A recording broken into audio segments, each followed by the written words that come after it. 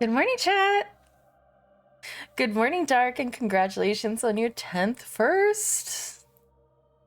Good morning, Pedro. Good morning, Vela. Hello, hello, Vela. It's good to see you again. Don't get to see you as often as we used to, so it's good to see you when we can. Hey, Last of.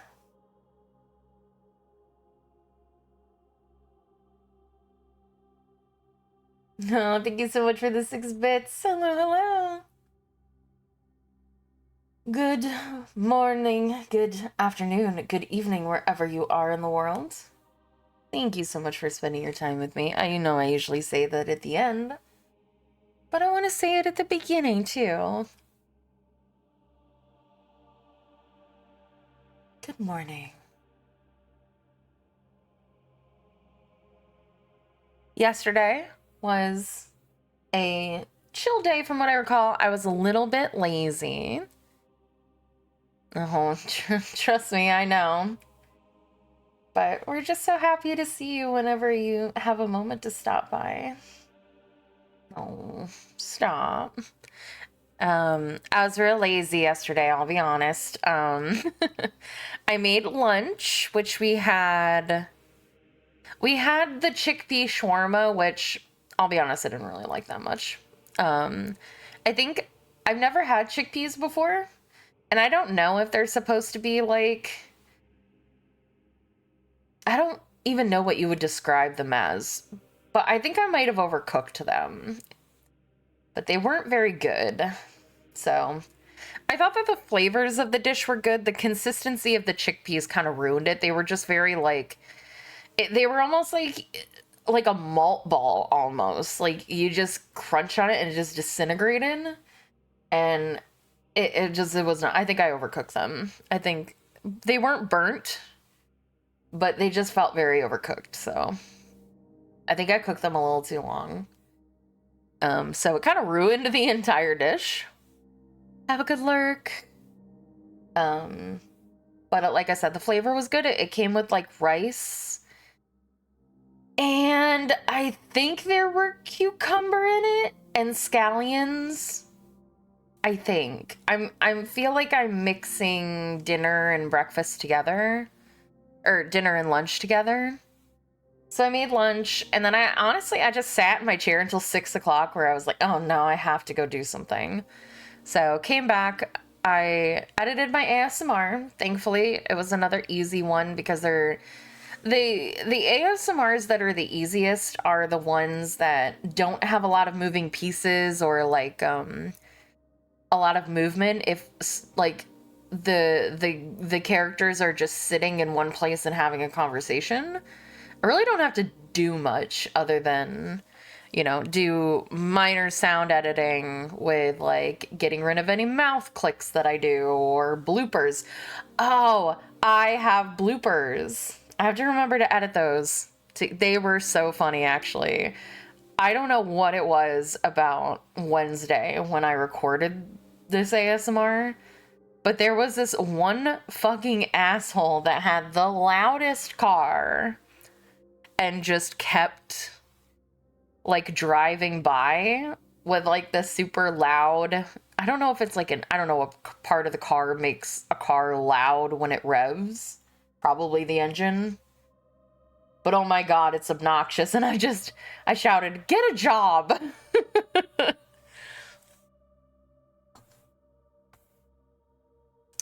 So I have to remember to put those, like, there was like just another blooper where it's another, oh, and I tweeted, what did I tweet on Wednesday? What came out on Wednesday? Was it another short? I tweeted out something on Wednesday. Oh, no. It was the other ASMRs coming out. I tweeted about the ASMRs. Speaking of tweeting, I started to tweet and then stopped, as I am off to do.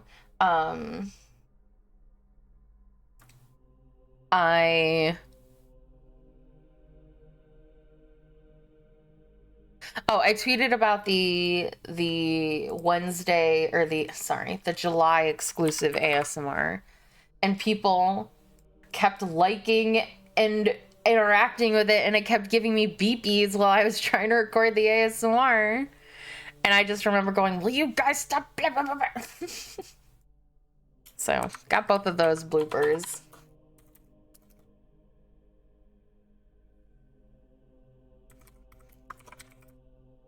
Lots of 40k rogue trader than Cobblemon with gold. The cactus.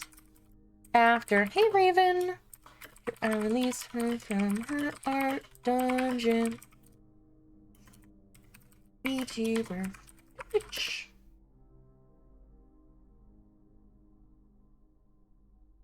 So yeah, I edited the ASMR, and like I said, really easy. Because it was just two people for the most part having a conversation. Took me about an hour and a half, and that includes like, well, no, I didn't post it, so I didn't include that part. But like, it included setting everything up to be rendered with the correct like names and things like that. So, oh, and of course I posted the short yesterday. I don't know how it did. I hope people liked it. It's probably my favorite of the three.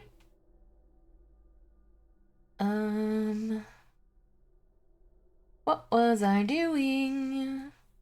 Going to my screenshots so I can post a picture of my cute VTuber model.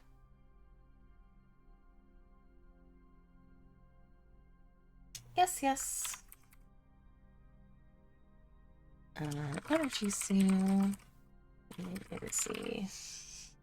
Post. Right, there you go. So did that. And then I wanted to do my script commission, but my Rux has gone about 48 hours without answering me. So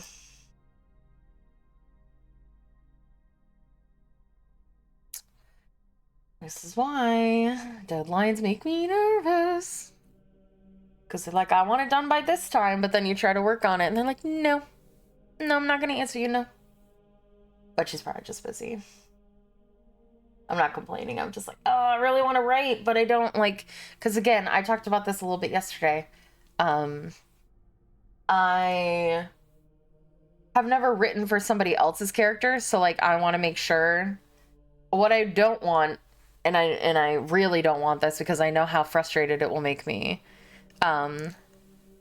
I don't want to start writing and write a whole bunch of things, and then for her to go, actually, this isn't what my OC is like. And then I'm like, fuck, but this is the idea I had and the idea I want to write. And then my brain will just go, no, you can't write anything else. You can't do any other concept or topic because this is what your brain has decided they want this to be. And it's like, but no, I need you to do what the client wants me to do, not what I want to do. And my brain's like, no, I'm sorry, no, we're just not going to do that. I'm like, but, and then I struggle because it happens with me a lot when I commission like art or other things. If I have a very specific vision, it doesn't happen when I don't have one and I'm just like, do whatever you want, it's fine, which is very rare. Most of the time I have opinions, a lot of opinions about things, especially when it comes to like my stuff, because you know I have a very specific idea of what I want. Some things I don't generally like. Graphic design, like with the stream schedule, which I got back yesterday, and it looks so good. I didn't have an opinion because I don't know what designs look good. So I was just like, you know, just, this is my theme.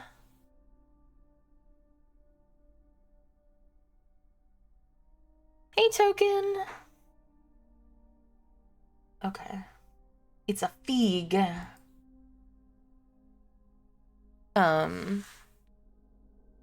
So when I commission art and an artist takes liberties when I, is like, oh. You need this? Yes. It was for I think it's expired, so I think I have to do another one. Resend. Yeah, it was only 5 minutes, so really want to protect your grocery store account. 127 617. Thank you. Mm-hmm. Yeah. Thank you. Mm-hmm. Oh, fancy. What? They've changed at least that. I think looks a little different. Maybe it's improved. More likely that it broke a bunch of stuff.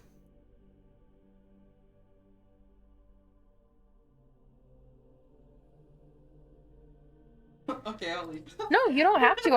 I didn't know if you were waiting for me. No, you're good. What's up? No, not. What's up, Token? Hi, Token. Hi. Nothing. We just had to sign into our, I swear I bought salt last week. Okay, so I don't have to buy salt this week. It's crazy how cheap salt is, though. It's $1 for 26 ounces. Okay, so, but yeah, if an artist, like, changes things and is like, It's in the cabinet above. Yeah. Mm-hmm. Sorry, I keep interrupting the same sentence. It's okay. They're used to it, me saying the same thing a billion times.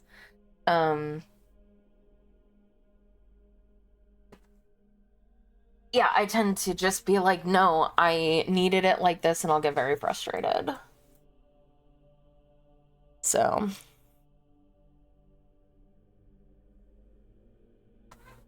But yeah, so I edited the ASMR, cooked dinner, which we had the Baja fish tacos, which, oh my God, they were so good. The only thing that I did wrong and would have made them, I think, 1,000 times even better than they were was it took like almost an hour, or it felt like it. It probably didn't actually take that long to get all of it done. So I was like, by the end, I was like, I'm just hungry and I don't want to bother with this. So I took them straight out of the frying pan and put them onto the taco. And fried fish and other stuff is deceptively oily. Like, it really just has a bunch of oil that you don't know. Hello, girl. Yeah, I didn't. I just slapped it right onto the taco, and so it was a bit oily.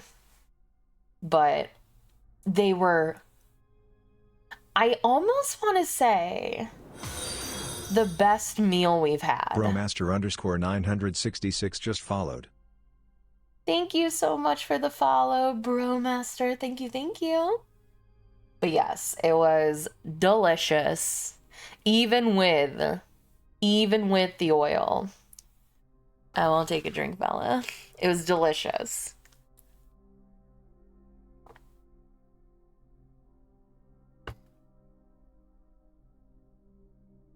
So, I think it's definitely in the top 5 of meals we had. The chilies are up there. And that one, I don't know which one it is, because we've had so many different variations of it.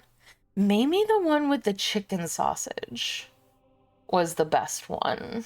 And that turkey pot pie also. Which made me think of something this morning when I was making it, because so that's basically all we did for the rest of the night. And then we watched this girl named Jada like do deep dives into catfish videos. That's what we watched yesterday. And this morning we made a crazy breakfast sandwich that was brioche buns with honey Dijon mustard, sour cream, and hot sauce. A little crazy. I don't know why it was sour cream and not mayo, and I don't know why it wasn't Dijon regular and not honey. Gull says it's because the honey was probably to cut through the bitterness of the arugula, maybe? And I didn't have a recipe because they kind of screwed up our order last week a little bit.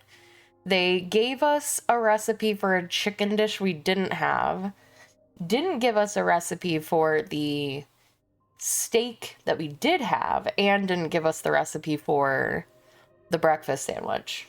So it wasn't a lot of ingredients, and I just kind of winged it. It was just like arugula, so I was like, I'll cook it like spinach. So I cooked the arugula with some butter, salt, and pepper. And then it probably wanted it to be a fried egg. Okay. Ooh. If you want, put your burger into... No. Put your boyga into the food porn channel. We love looking at burgers in there. Hey, Adora. So yeah, I don't know if they wanted it to be a fried egg, but I made it into an omelet with the arugula. It had crispy fried onion strings, Gouda cheese,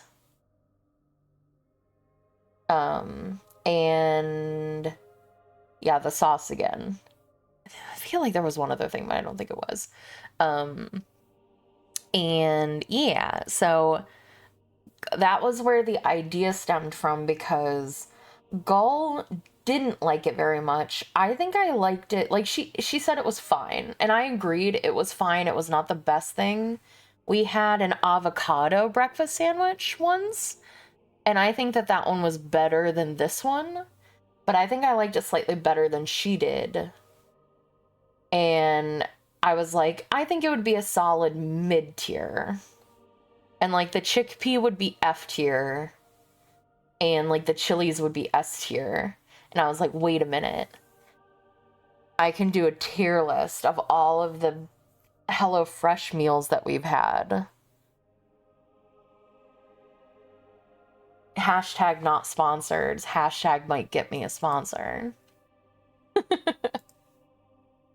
So, another food idea, or another video idea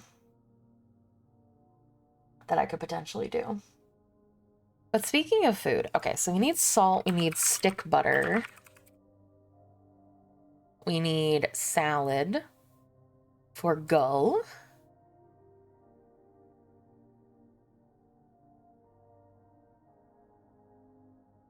Excuse me.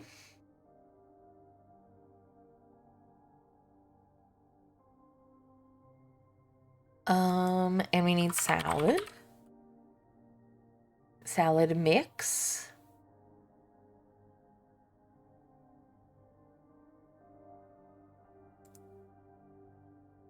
Ooh, $2.99 on a $4 say less.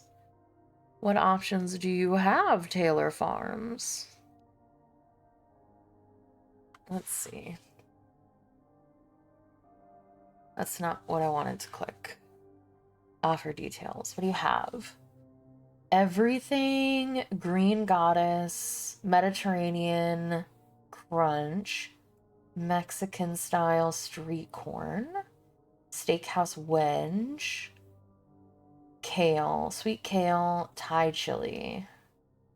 I think Gull would probably like the everything and either the steakhouse or the Mexican. She does like Mediterranean though.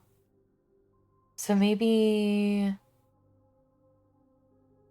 I'm assuming everything is like an everything bagel. Yeah, it's everything seasoned ranch dressing. Ooh. Okay. So yeah, we'll get Mediterranean and we'll get everything. I bet that'll be good. Okay. So anything else that we needed? I don't think so. Like super hardcore needed. other than ice cream, but I need to look at the weekly ad for that to see if there's...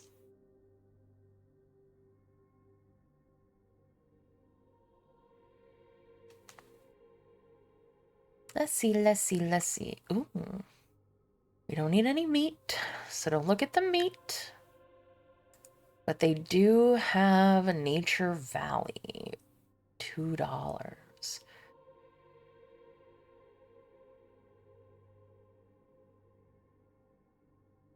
Oh my god, what? It says back to, and then there's an apple? Are kids going back to school already? It's August. I thought they didn't do that till September. Oh my god, gross. Okay. So we need a Cinnamon Toast Crunch, because that's Gull's favorite. Some go early. Insanity. Um...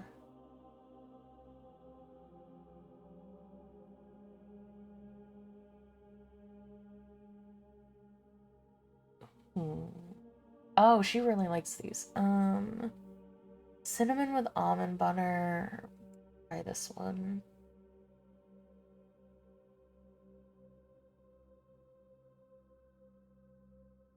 We don't like the crunchy granola.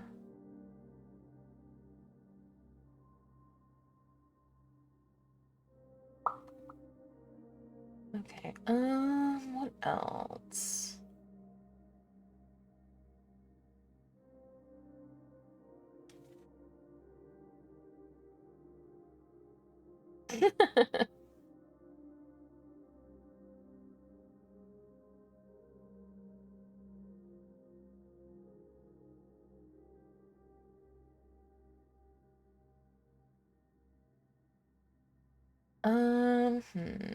God, what else do we get?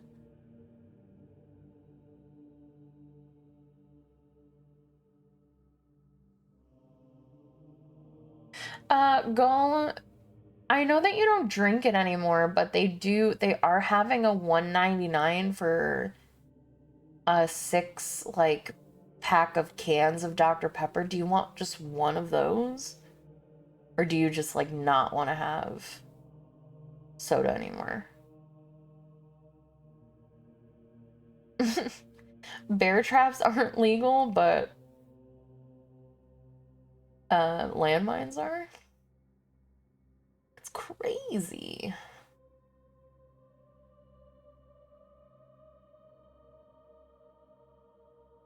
Ba ba ba ba da da da da da da. Ba da ba da ba da ba da ba. Ba da ba da ba da ba. I don't know if she's listening to me. She might not be listening. Okay. You didn't check? Alright, so look at that. And then I guess I saw fruit roll-ups. Oh, wait. Better crack fruit snacks. Yeah, they have like gushers and stuff in here. Why am I getting this crap? Get out of here.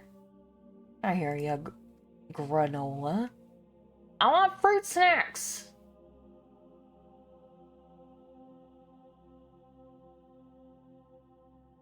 Betty Crocker fruit snacks. I love me my fruit snacks. Oh my god, Gull. Ugh.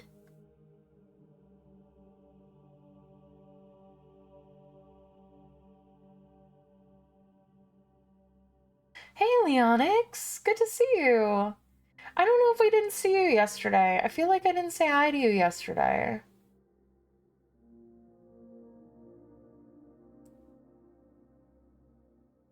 Wait, there's a Kit Kat?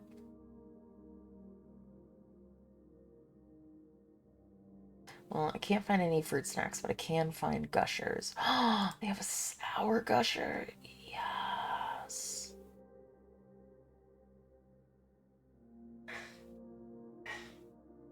Bless you.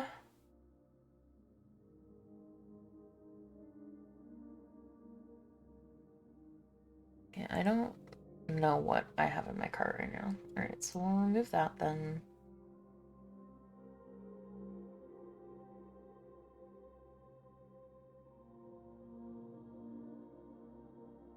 And then...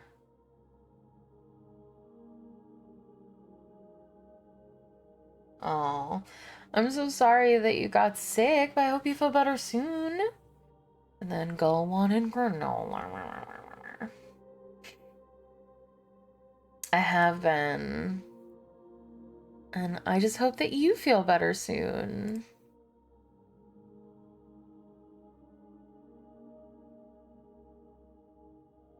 Let's see. What kind of granola bar would you like? There are many.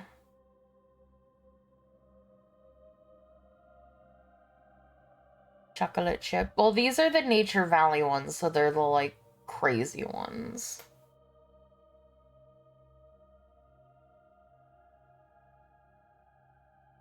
I have crunchy oats and dark chocolate.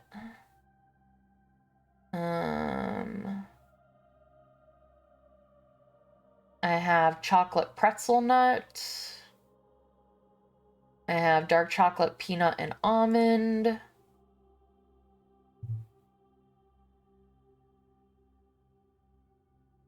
Something with chocolate. Okay.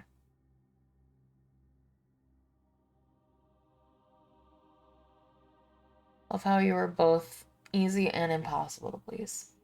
Yeah, I had a good time with it yesterday. All right, I'll get dark chocolate, peanut, and almond, I guess. Because that looks like it has chocolate chunks in it.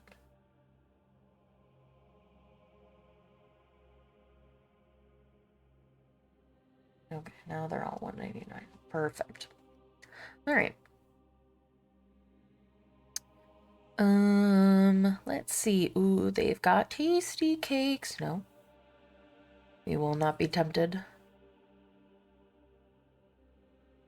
Ba-da-ba-da-ba-da-da. Ooh. DiGiorno, 2 for $10. I'm feeling a little lazy.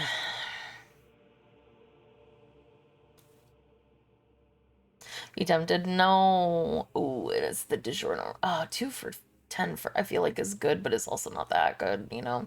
For DiGiorno, it's good. For everything else, it's actually not. But DiGiorno is good quality. Okay, let's see if I can be tempted. Tell me what flavors you have. And we'll see if I can be swayed. All right.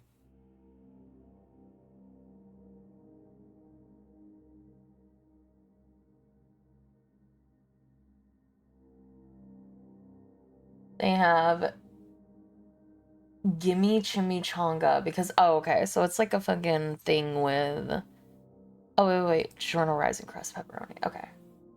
$1 off when you buy 2, $1 off when you buy 2, and 2 for $10. Okay. Yes, this is probably a decent deal. Okay, but my options are spicy meat, 3 meat, pepperoni, 4 cheese. Okay, rest well, Leonix. Thank you so much for coming and spending your time with us. Absolutely. They are available on the VOD channel or right here on Twitch.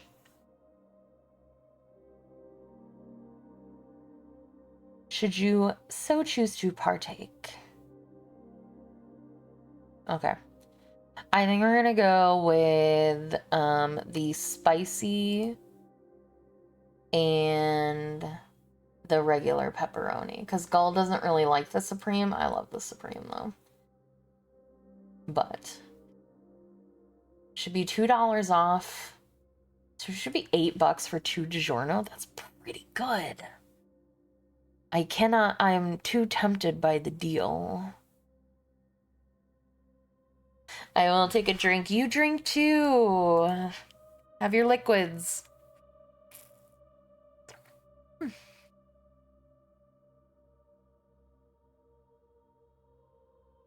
Oh my god, if I see more info one more time, I'm gonna lose it.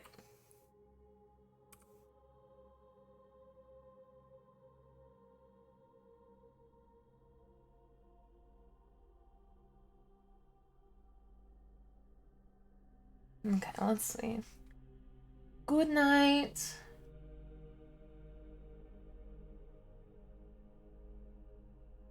Alright, let's see.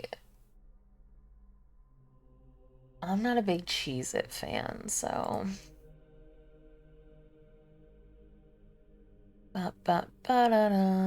Got some fruit.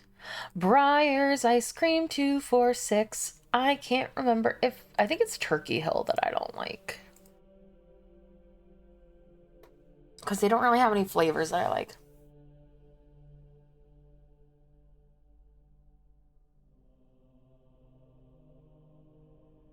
Let's see if I can manage to buy this without Gull eating it. No, I'm just kidding. Gull feels a lot worse about that than I do, and so I shouldn't make fun. Okay, so we need just regular ass vanilla. I'll get the Carb Smart vanilla. And then a chocolate. I'm just kidding. I'm just kidding. Like I said, you feel worse about it than I do. I don't feel that bad. I wanted ice cream once. And I was like, ugh, man. Wish I had some ice cream. New emotes when? I don't know. They should, like, within the next 13 days is when it's marked to be finished, so... Okay, so I got vanilla and Reese's because Breyers doesn't have any chocolate. Weirdly enough, like Moose Tracks. What is in the refrigerator right now? We don't need bacon, we don't need crab. Ooh, ready meal snackers or duos. If they have a tuna salad, I may be tempted. Again.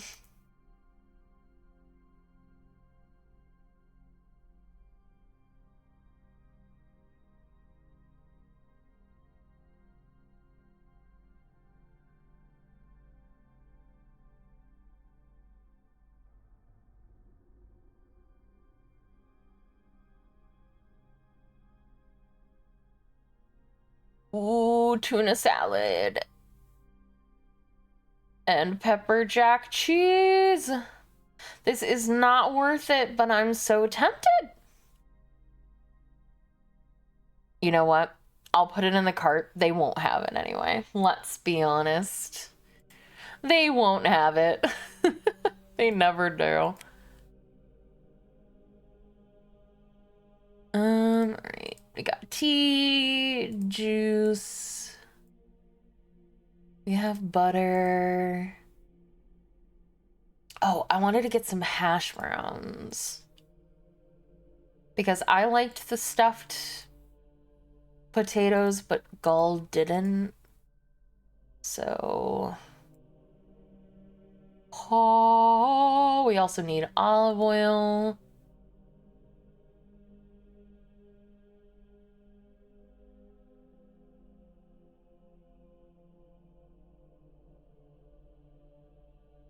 Ooh, fruit and grain cereal bars. Nope.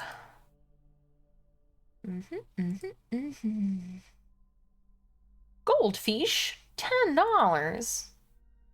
Jesus. What are they made out of? Gold?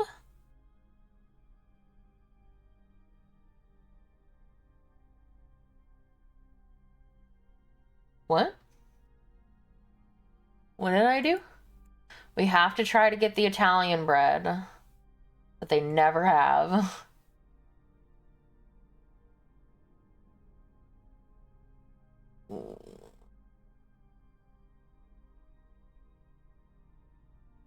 Oh, fudge cream cheese. Oh, I did.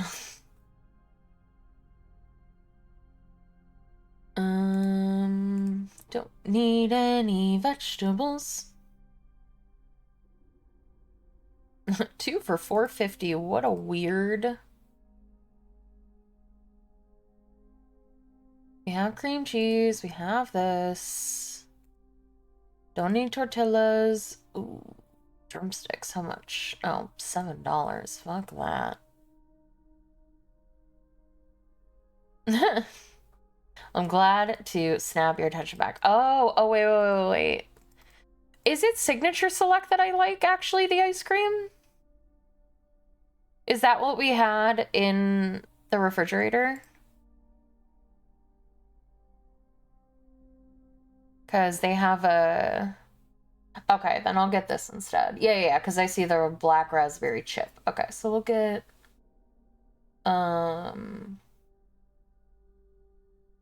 Let's see.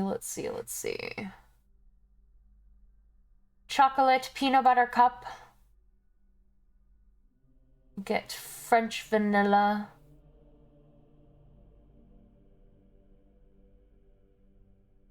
And the chocolate mousse tracks. Ooh, wait, they have mousse tracks mint. I'm getting it, you can't stop me. Yes. All right. Magma. All right, so let me get rid of that other, remove, and remove.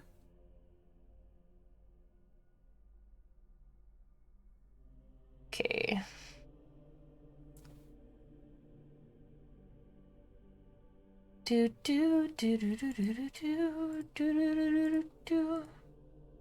Ain't nobody bringing us down.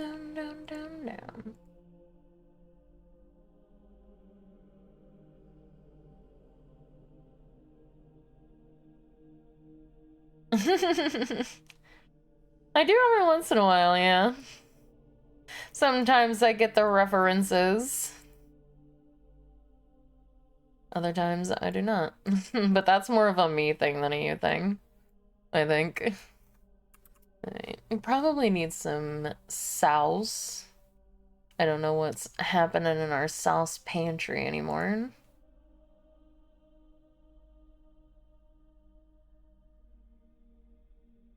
My memes are aging. I mean, mine too, honestly.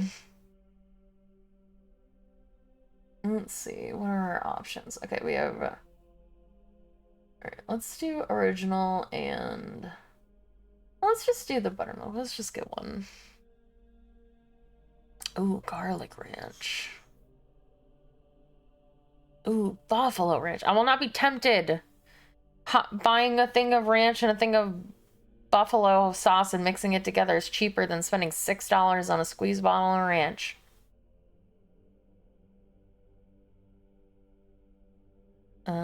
Got that already.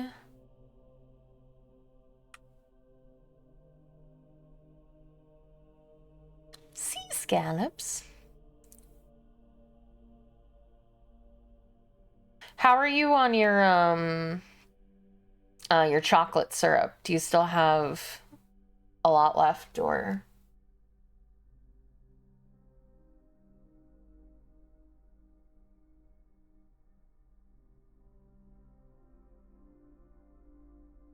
Okay. Then, oh, I have to do breakfast. I forgot. So, definitely gonna have to be kicking some things out of the cart because I think I'm at set 61 and I haven't even gotten breakfast yet. So, we need hash browns for breakfast. Ooh, $1 off when you buy one. Say less. Okay, and then frozen breakfast. We'll go load high. Okay, frozen food. Thank you. I said breakfast.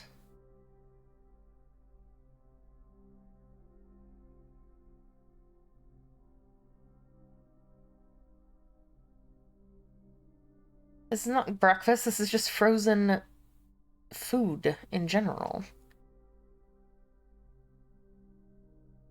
Would it be under frozen bread and bakery, or would it be under frozen meals? I mean, that's totally true. Gull and I literally had,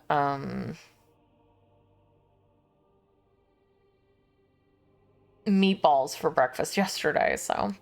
Okay, it's not under meals. Is it under frozen bread? It's under frozen bread. But all of it has been filtered out somehow. Okay.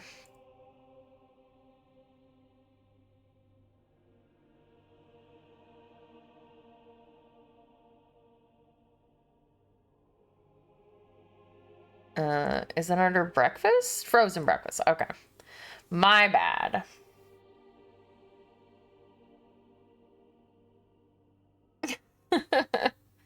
Oh boy. Okay. Let's see.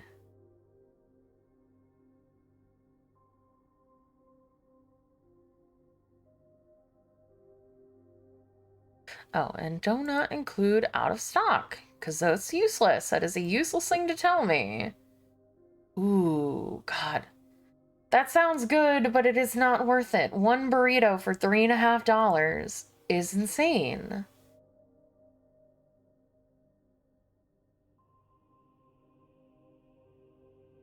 Is that a fellow Brit I hear? I'm not British.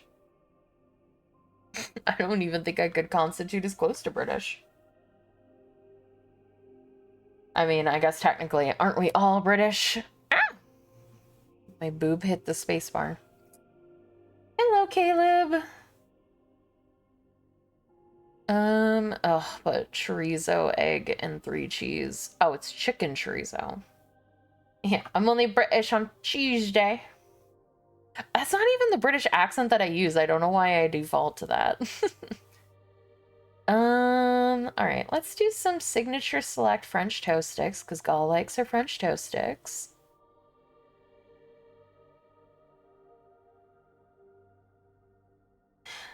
I don't even know how to do that accent anymore.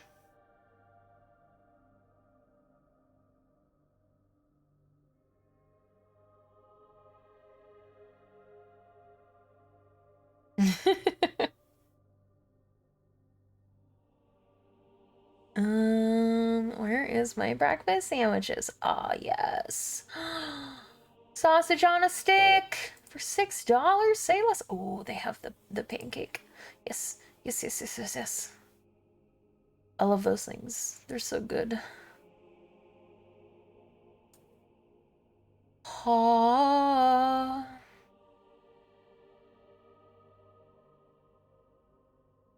Oh, I love sausage and pancakes on a stick. Gull does not, and I don't understand her as a person. I really don't.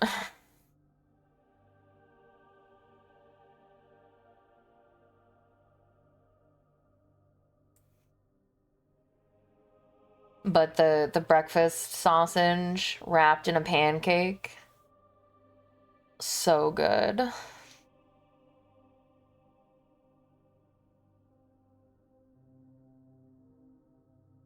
Oh, it was so good.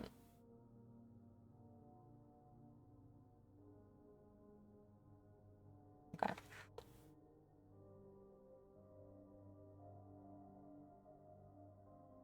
Okay. I think that's enough.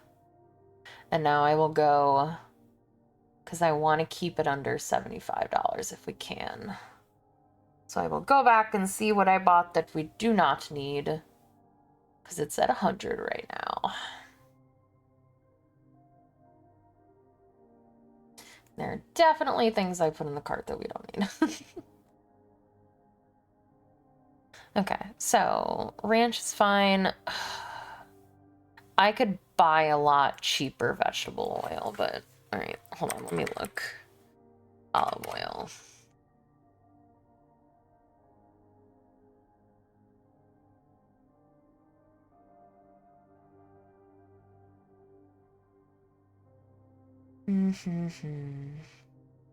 Give me actual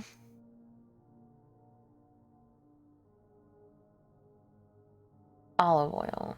Thank you. Oh, I guess I can't buy cheaper olive oil unless I want to get vegetable oil. Yeah, I know that's what Gull tells me, but I'm like, it's so expensive. It's like $8 for 16 ounces. It's so much. It's so much. Fine. But know that I do not agree. Fine, we'll keep the olive oil. Okay, we got that, blah, blah, blah. Okay, so we have one breakfast in there from the burritos, 2 breakfasts, because we haven't opened one of the packages. Gal, could you do me a favor? Could you run out into the kitchen, into the freezer, and tell me how many boxes of breakfast sandwiches that we have? I think we have 2.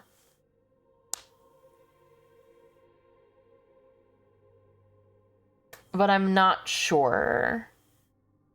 Thank you. I think we have 2 boxes of breakfast sandwiches, so that should be 4 breakfasts.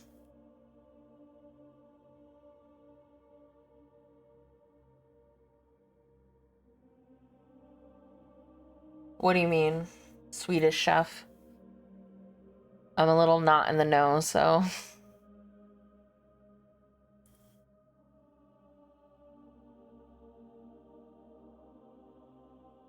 The Muppet? Oh. I don't know.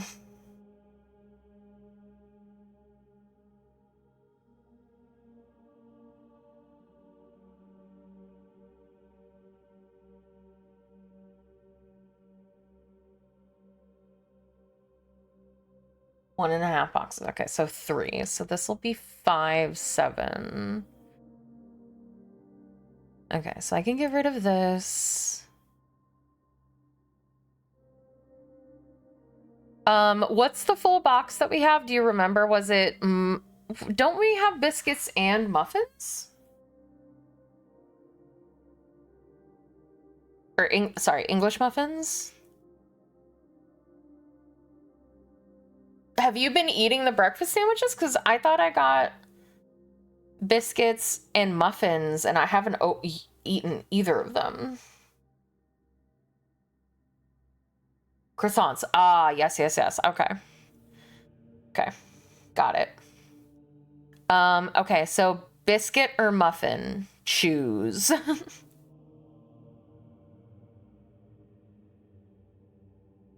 Make your choice. Okay. You've been voted off the island, English muffin. Okay, so I got some French toast sticks. I got the pancake and sausage on a stick for me. Which means that... Yeah, that'll count for both of us. Okay. Got the ice creams. Got the DiGiorno's, which are a really good deal, so I refuse to get rid of them. I got the butter. Okay, we can get rid of the brownies. We do not need those. And this thing. Is anything grosser than an uncooked English muffin? Technically, yes, but it doesn't feel like it. Okay, I got it down to 72. And we saved $40, so it's almost half. We love it.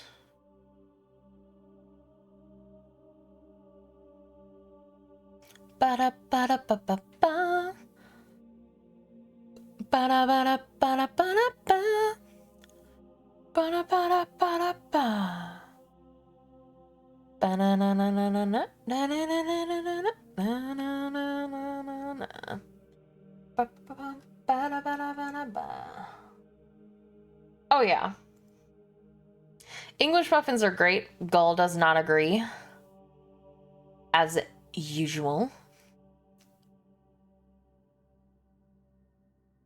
But she's wrong. And we should tell her that.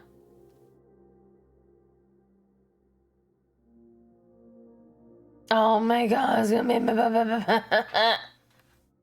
gonna make me put my stuff in. Oh, okay. It's like it forgot. Thank God it doesn't do the cooking. It doesn't, or not the cooking instruction, does that. Gal, could you message me what the passcode to get into the building is again?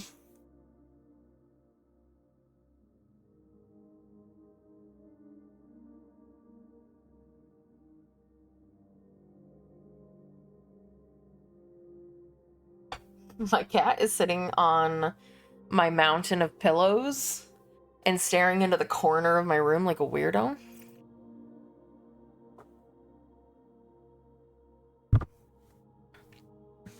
I'm so sorry I hit you, chat.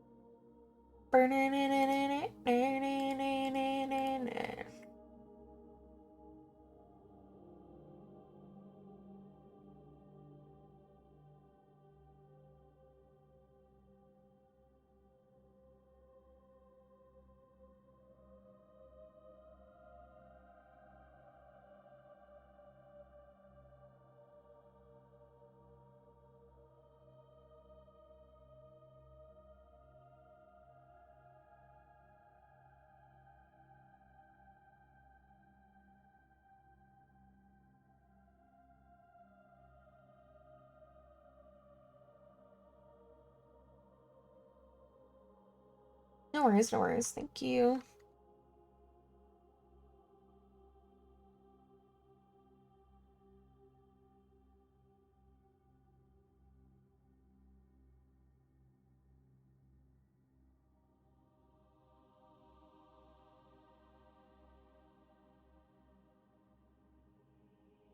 I'll just use that. It's fine. And you're good with your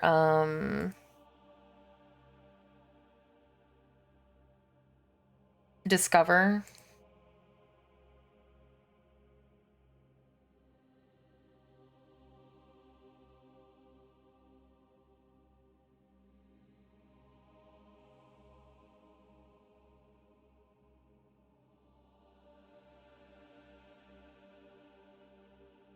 Okay. All right. Order placed.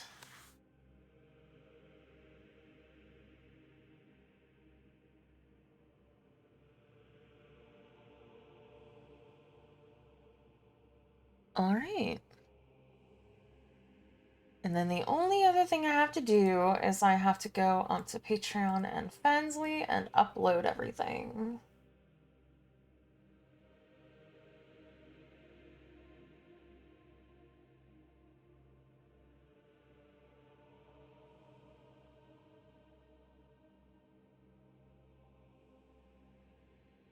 Okay, so audio. Into my videos, ASMR. Ice cream truck. NSFW audio. Email for the mail.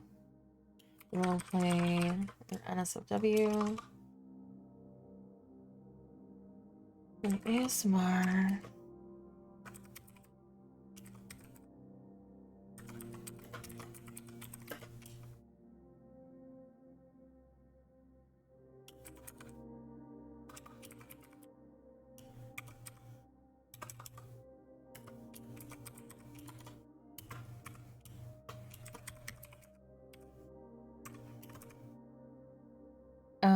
God, what would I even use for tags for this?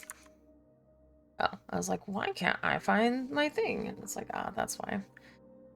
Flirty. Beach.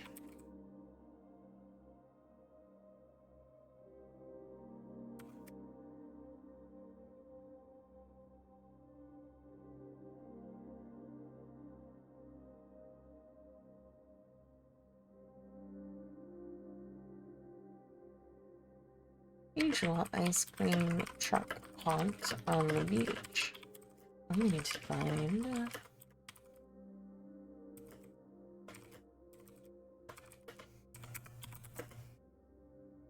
Is my NSFW was really only 18 minutes? Man, I'm slacking.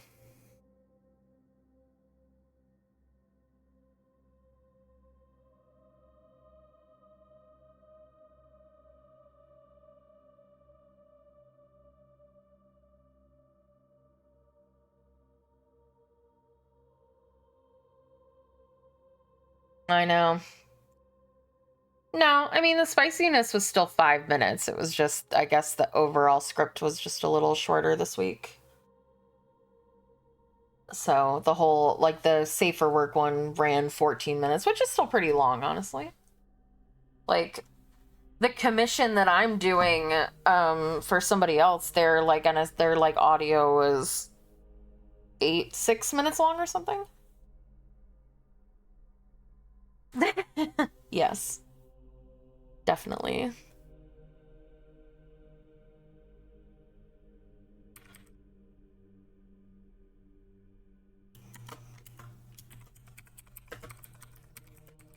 Nothing her fix any broken.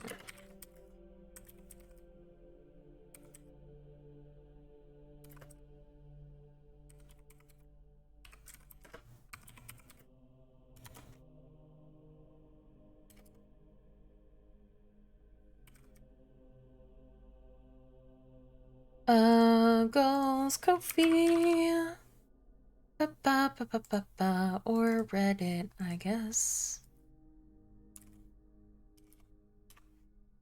And then links to everything. Excuse me.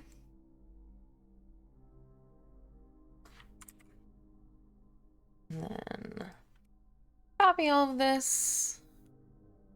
Put it on Fansly. With some hashtags. VTuber, ASMR, NSFW, ASMR.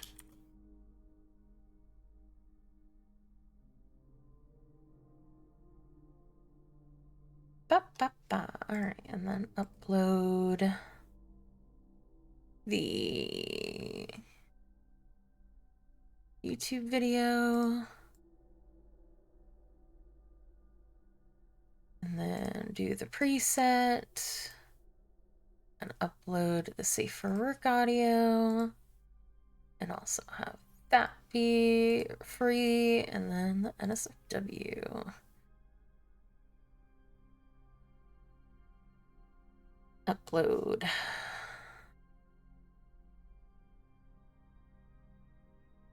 Oh.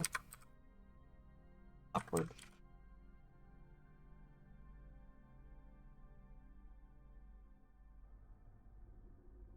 Yeah, it does that every time. And I just have it so that children don't come in here, but I don't really think it matters.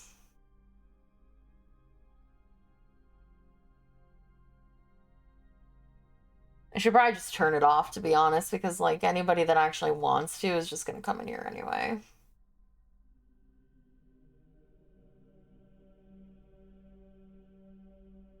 Even if it says that I'm required to, it's like, do people actually do that?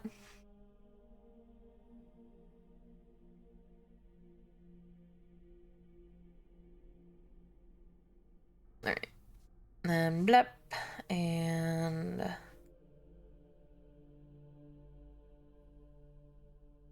yeah, the grocery shopping that I'm not even...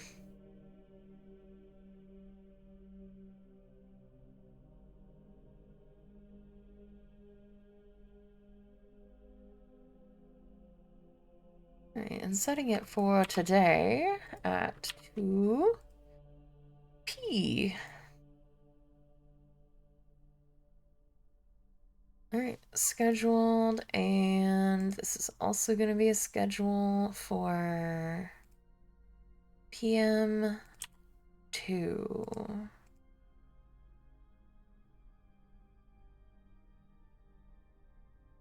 Alright. That's all done. The only thing I need to do is make the thumbnail when Gull gets me the art. Oh, well, that would mean that I would have to upload this to YouTube as well, you silly goose.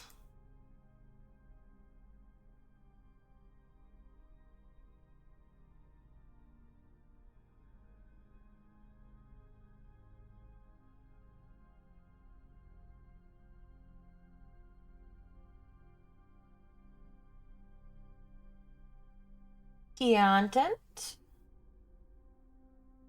Create. Yes, yes.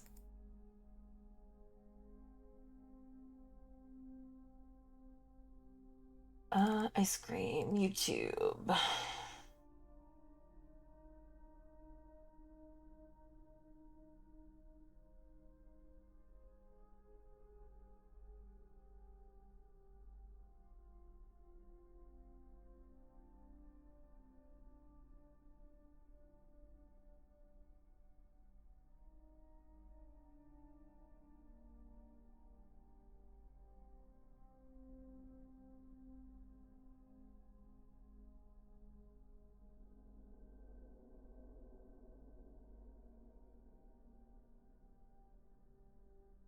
Okay. Then grab this.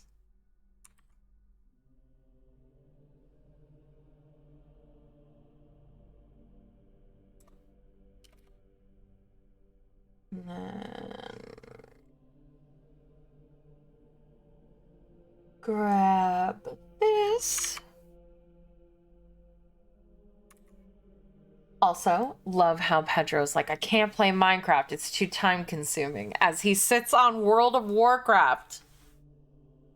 The most time sucking, soul sucking game that there is.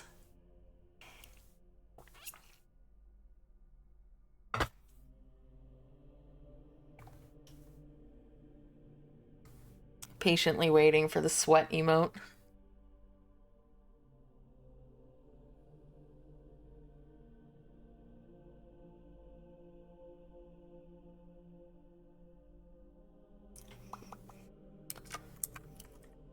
Warhammer? I said Warcraft.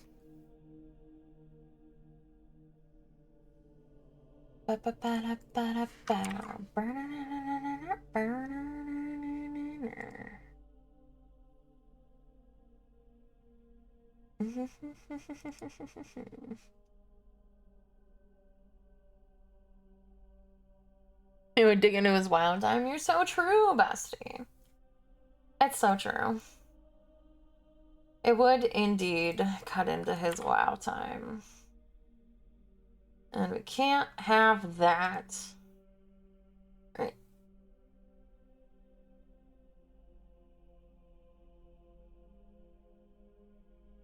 Alright, everything is loaded, so let's play some Warhammer Rogue Trader.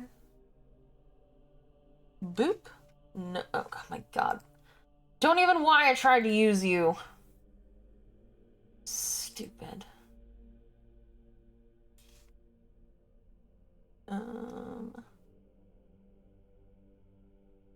Alright.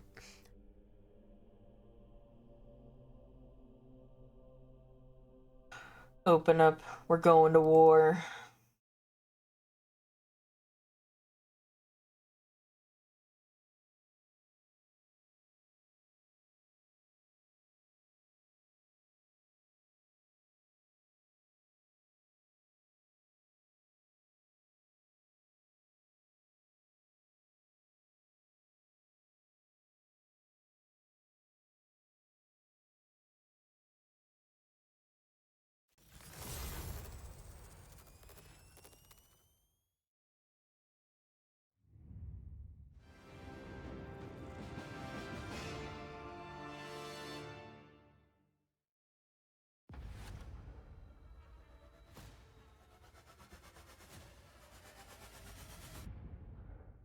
Okay. Have a good day at work. Thank you so much for spending your time with me.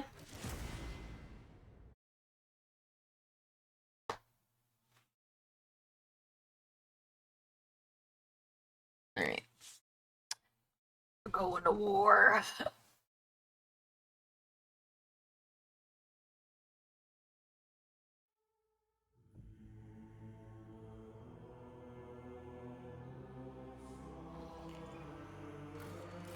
Continue.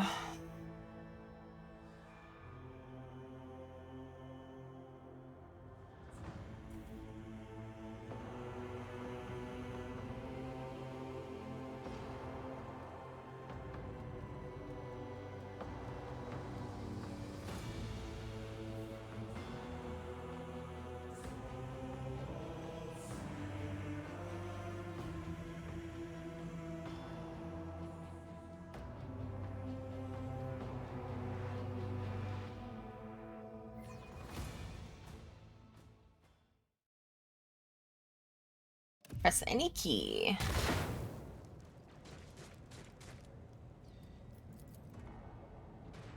Alright, everybody, I don't remember what we're doing, so...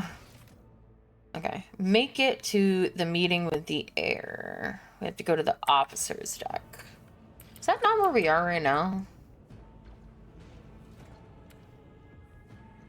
Where is the officer's deck? Loot! Say less! There's loot! No!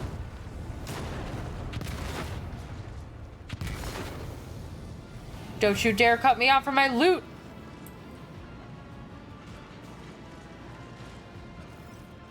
Oh, hello. The roar of the flames ring in your ears, and the choking smoke makes you cough and gasp for air. You instinctively recoil from the scorching heat, wiping your face. A moment later, a hazy silhouette forms in the raging wall of fire. You are surrounded by ear-splitting noise and screaming, yet you distinctly hear the sound of footsteps. And then you see the figure walk out of the fire toward you. It is Theodora von Valencius. Are you lost, my heir? Her expression is calm, terrifyingly for someone whose body is engulfed in an inferno. One of her hands is resting on the hilt of her power sword, the other raised in an inviting gesture. An apparition. A sorceress. Apparition. Trickery of the warp. Argenta goes as still as a statue, then slowly raises her weapon. Sister, you will lower your weapon. Threatening the Lord Captain is outrageous. Despite his commanding tone, Abelard does not sound too confident. He is staring at the rogue traitor, and you notice a muscle in his cheek twitching. Aren't you in pain? Pain is but a reflection of one's weakness. To renounce weakness of spirit in pursuit of greatness is the only path to heights worthy of a rogue trader. I can lead you out of these flames, show you a path, rid you of pain, and give you a weapon so that you may defeat your enemies. Decide. Theodora watches you without blinking. Her snake-like gaze almost makes you forget about the fire searing you, leaving burns on your skin. Do not listen to this abomination. If there is naught but his light in your heart, if you are resolute in your faith, then step into the flames. The Emperor protects. His faithful will not be deterred by either darkness or deceitful promises. Nor will the fire burn those who carry the torch of faith in their soul.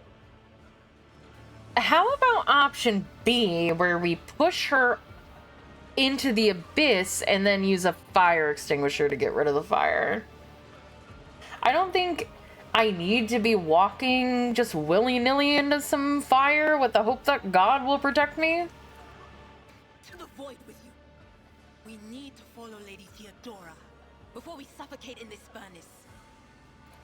The people! The survivors from the middle decks! We must help the crew! Lead them out! Find a way around! Abelard looks back at the coughing and confused people around you. Over the roaring flames you hear distant sounds, frightened voices, screams, muffled and distorted as if there were a body of water between you and them. Then we'll miss our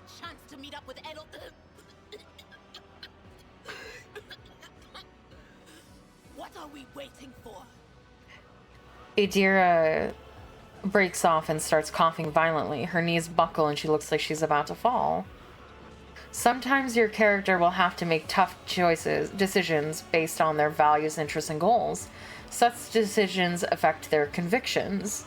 This can develop in 3 directions: dogmatic, iconoclast, heretical. Each includes 5 ranks. The higher the rank, the more zealously the character follows their convictions, and the more noticeably the world around them reacts to their actions and decisions. Promotion through the ranks of each of the 3 directions opens up access to new dialogue lines, events, unique abilities, and also changes the attitude of others towards your character. Also, some items can only be equipped by characters with certain convictions. When one of the conviction branches reaches rank 3, votary, it becomes the character's main focus. When that happens, the other 2 conviction branches cannot be raised above rank 2, adherent. Your character's allies have convictions of their own as well.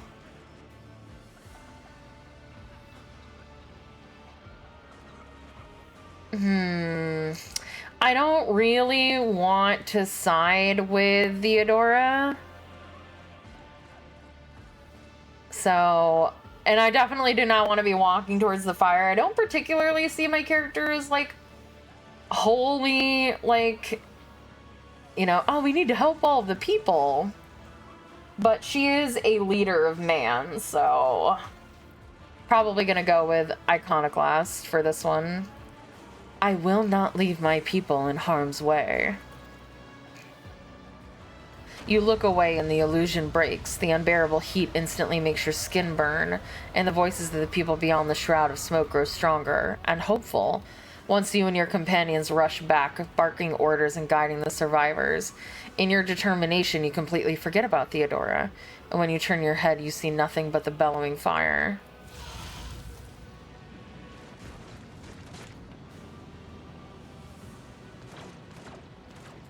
Alright, we go around, I guess. Where did it go? The thing that was standing in front of us in the fire? I could have sworn. Wait, why are we paused? To the same place all unholy visions go. Do you want to follow it, witch? Okay, fight nice, children. The benches and even the conjugator, torn from its proper place, are stacked in a rough semblance of a barricade.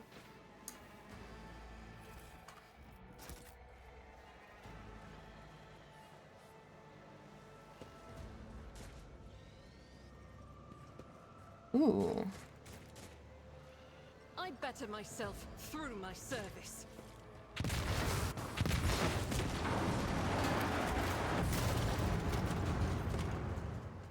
Well, that's convenient.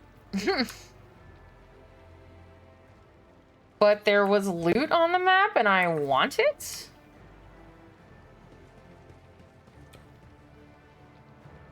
Oh, it's here. Okay.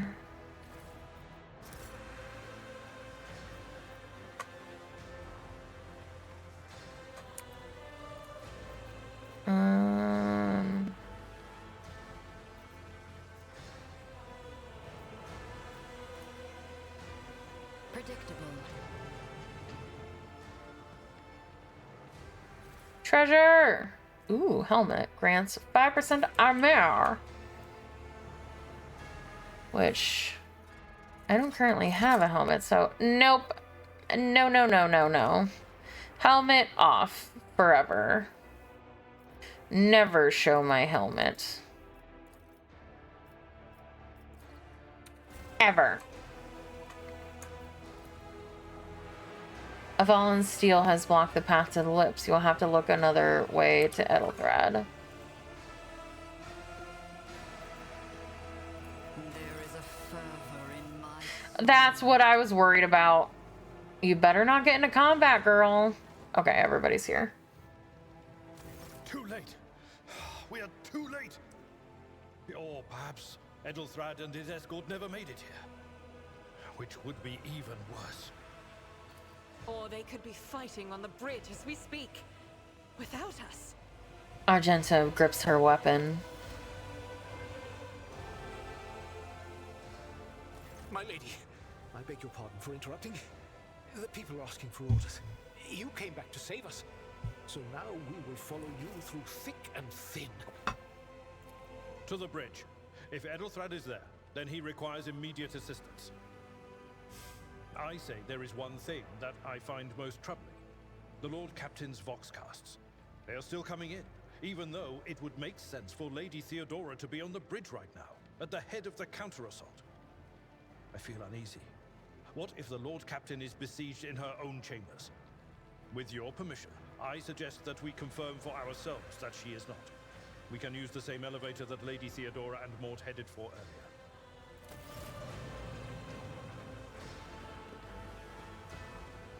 Okay, that's great and everything, but I wanted the loot. The world will bow.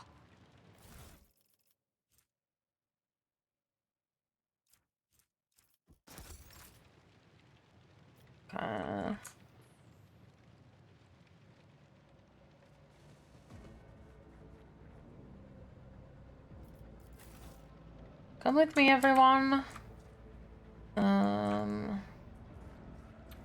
Let's see. There's a door to open. But I'm not ready to go through it yet. The generators hum softly. Your skin begins to tingle with a static discharge. What's going on over here? Oh, can I not go this way? Okay, there's a...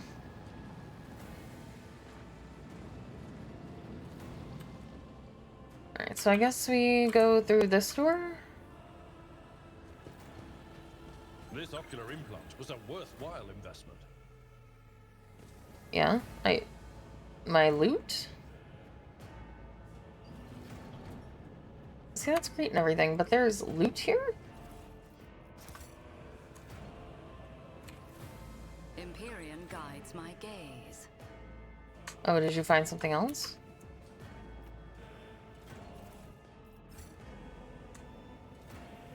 Or was it just the thing that I already knew was there?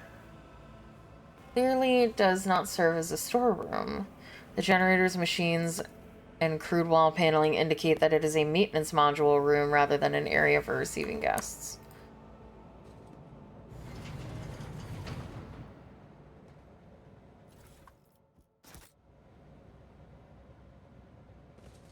Okay.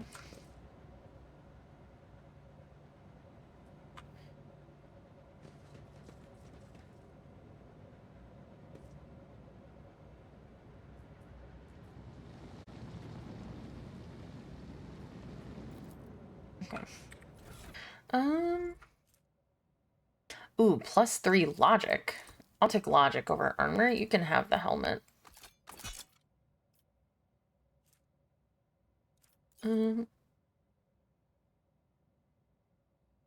Type, I guess, maybe?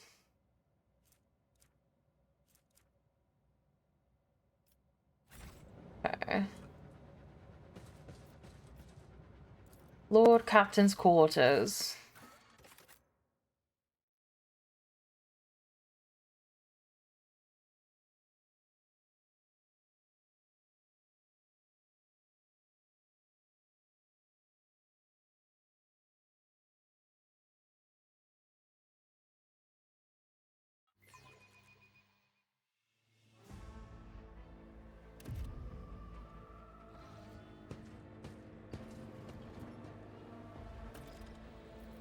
Find Theodora. I want to call her Isadora for some reason, even though I know that's not correct. Okay, is there anything in here? Literally a useless room. A useless room with no purpose. Embrace true power. Really? Another useless room? Sad? You can't even, like, get any loot? Depression.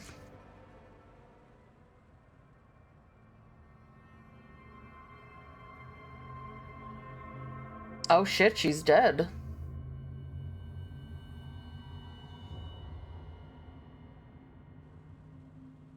And there's scary black tendrils everywhere.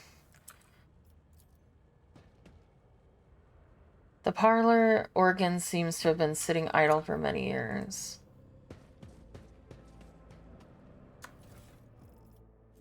Theodore's Rosary. The wearer of this amulet gains a +10 to commerce and lore Imperium. The murder scene looks like something caught... Okay. Theodora von Valencius's body is sprawled out on the large, blood-drenched desk. The arch-militant's corpse, still clutching a weapon, is slumped against one of the bulkheads. Emperor, accept thy faithful souls. The Sister of Battle surveys the scene, her gaze lingering on the arch-militant's body. Oh, so Mort is dead as well? Lord Captain, I didn't hear a thing. Not a whisper, not a breath. It was so loud. Why didn't I foresee this?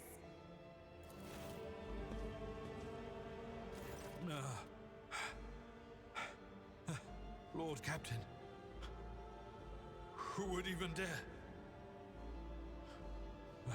Unless that rat, Voidsphere.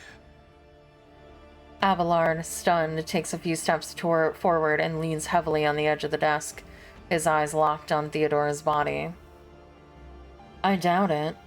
Voigtveer wished humiliation and suffering upon Theodora, not a swift death. It could have happened in the heat of battle. Not to mention that Mort was here, and he would have protected Lady Theodora to the last. How could Mort have failed her so terribly? The Arch-Militant was born on a death world. He had lightning-fast reflexes.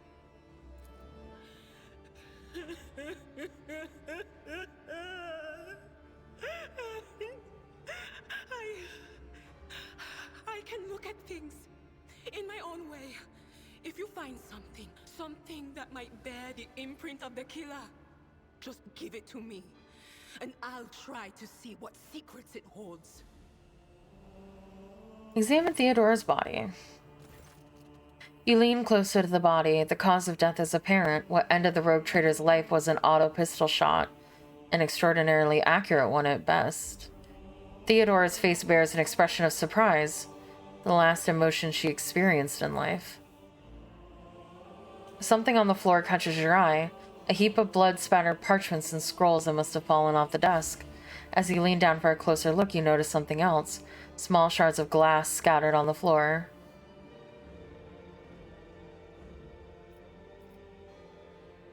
Inspect the papers. Reports, accounts, dispatches. You go over the scrolls until you stumble upon a document that is starkly different from the rest. It is a handwritten letter signed with the initials XC, and a seal with a symbol that is vaguely familiar to you, and sends a shiver down your spine. The author of this letter, addressed to Theodora von Valencius, signed it with the seal of one of the Holy Ordos of the Emperor's Inquisition, the secret organization tasked with hunting down the myriad threats to the stability of the Imperium and all mankind, the secret police of the Imperium that relentlessly hunts heretics, Xenos, and other enemies of humanity. Inspect the shards on the desk. It is difficult to say what exactly was broken. The object fell on the floor, and that is as much as you can ascertain. Upon closer examination, the shards appear iridescent rather than completely transparent, as if they had been submerged in promethium, a broad term for combustible fuel. Adira, what did these shards tell you? I see streaks of color, luminescence, blue lights, faces drawing closer. Lady Theodora and Conrad and what is that? Ah! Something dark, enormous. Oh, this glass thing was something foul, that's for sure.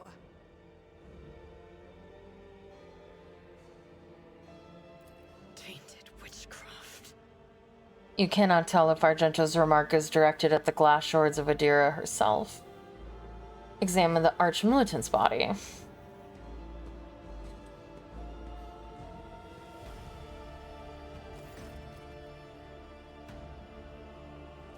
An auto pistol shot was sent straight through Mort's forehead, spraying the floor and the furniture around with blood, brain matter, and shards of his skull. The safety on the Arch-Militant's weapon is off. The killer must have been a split second quicker than he was. Adira, would you try touching Theodora? You might be able to see the killer through her eyes. It doesn't work like that. I can try to read the memories of objects, but dead bodies are a different story.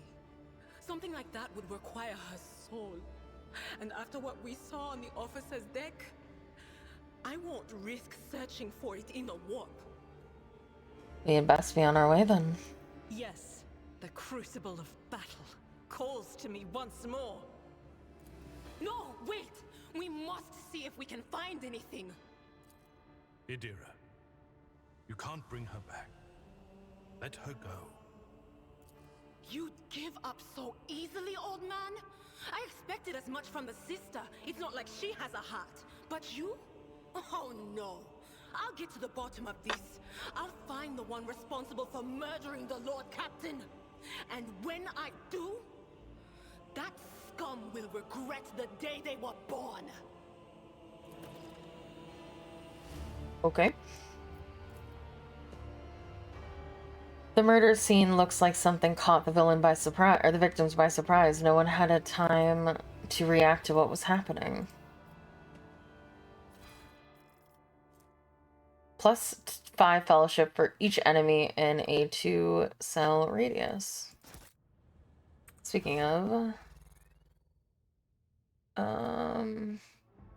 what is commerce? Again. It represents business sense. Okay. What is my commerce? It's 45 right now.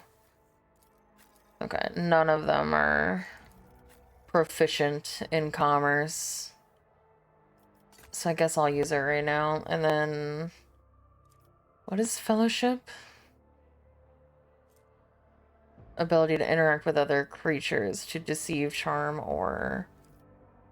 But why would this matter unless you, like, use it for something? I guess I'll put it on for right now. Even though I don't really know why I would need that in combat.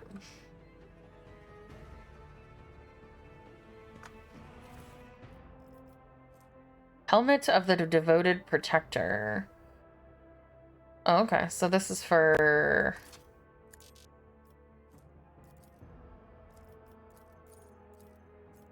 Oh, okay.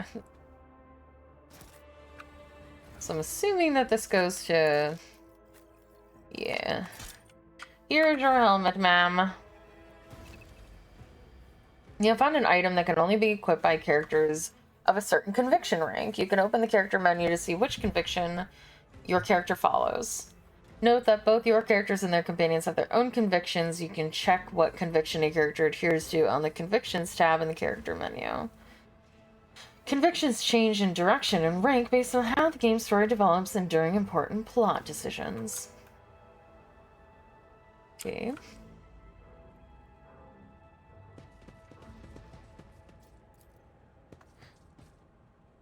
A bizarre fragment hung on a trophy board. The light, smooth surface of the object is dotted with dark spots and crumbling holes.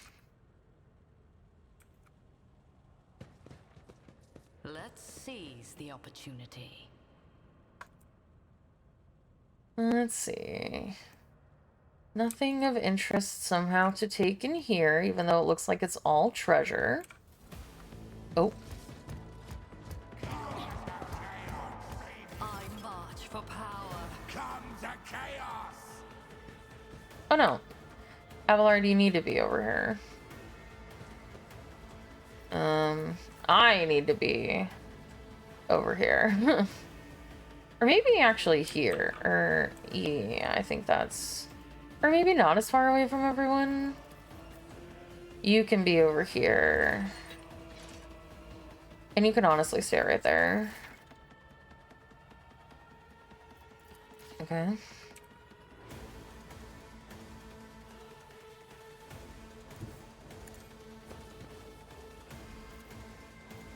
Oh, I for some reason thought I would be able to cleave both of them, but they're...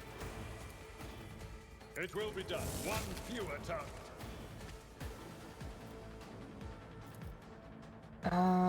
At your beck and call. Reduced to dust. Indeed.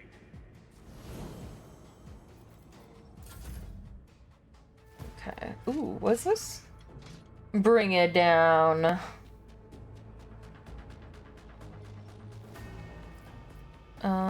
So we'll do One step closer. Ruin beckons. I need no guidance. okay.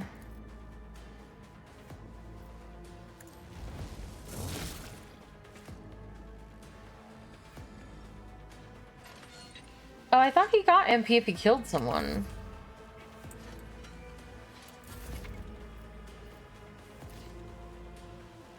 Okay.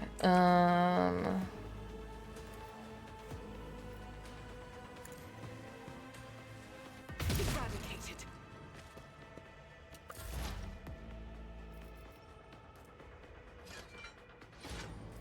Okay, and then...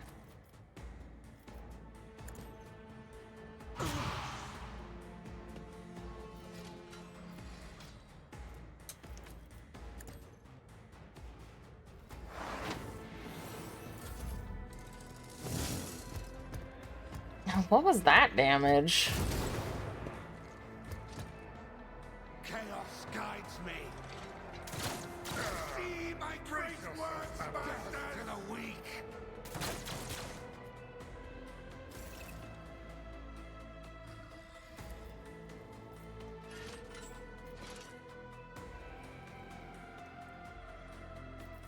It will be done. One fewer target. I will do my duty.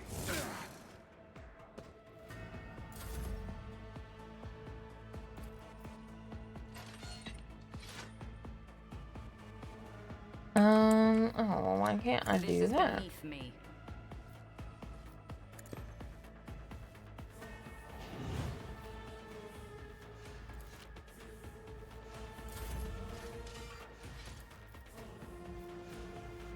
Faith without deeds is worthless. Oh, okay.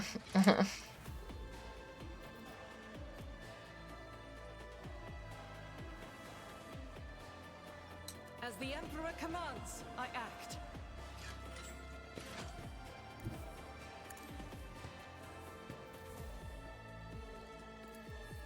Doubt is Try again, I guess?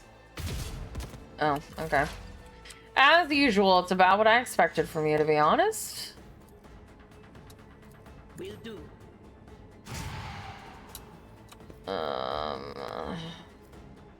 But of course.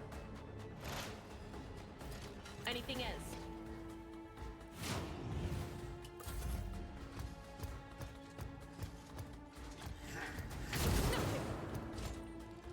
Out of my way.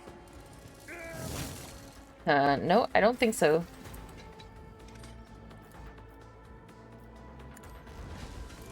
An exemplary strike.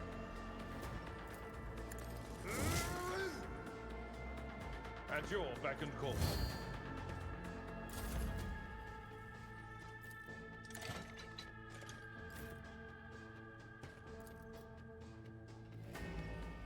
Victory is imminent.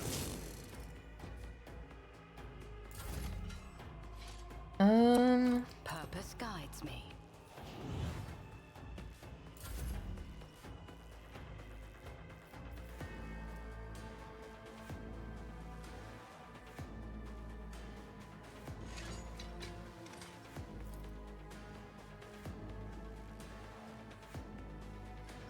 As the Emperor commands, I act.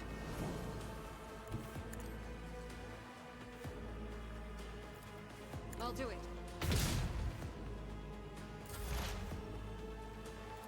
On it. What an Hey, Lone unfortunate Wolf. turn of fate. Ooh, level up.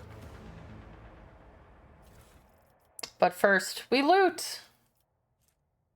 Toughness if their intelligence is less than 35.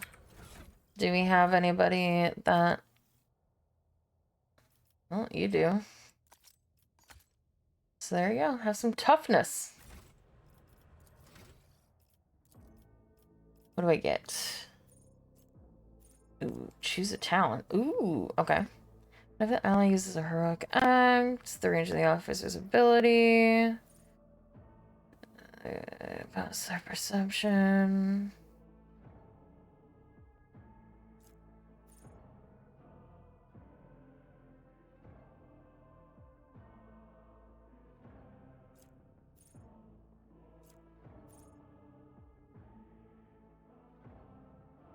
Okay, we'll do Armor of the Contempt. It's about 9:30 in the morning.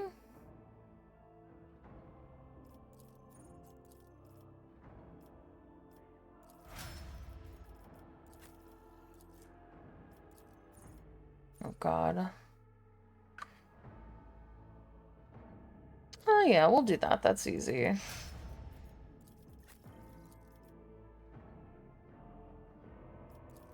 Um...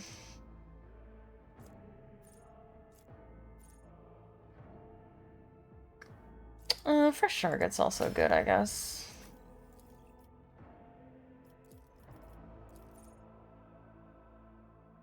I usually spread people out. Cover efficiency. Yeah, I usually give her cover, so.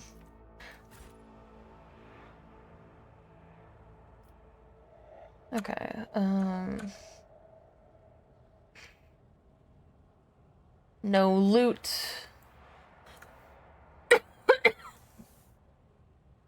I mean, I'm having a good time with it. It reminds me a lot of Wrath of the Righteous and stuff like that. So if you've ever played like any of the D&D RPGs like Wrath of the Righteous or Kingmaker, you'll like this game. It plays basically identical to those kind of games. Excuse me, I'm so sorry.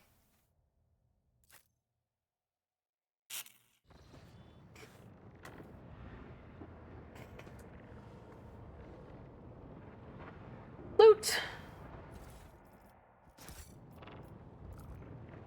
Ruinous favor prevails.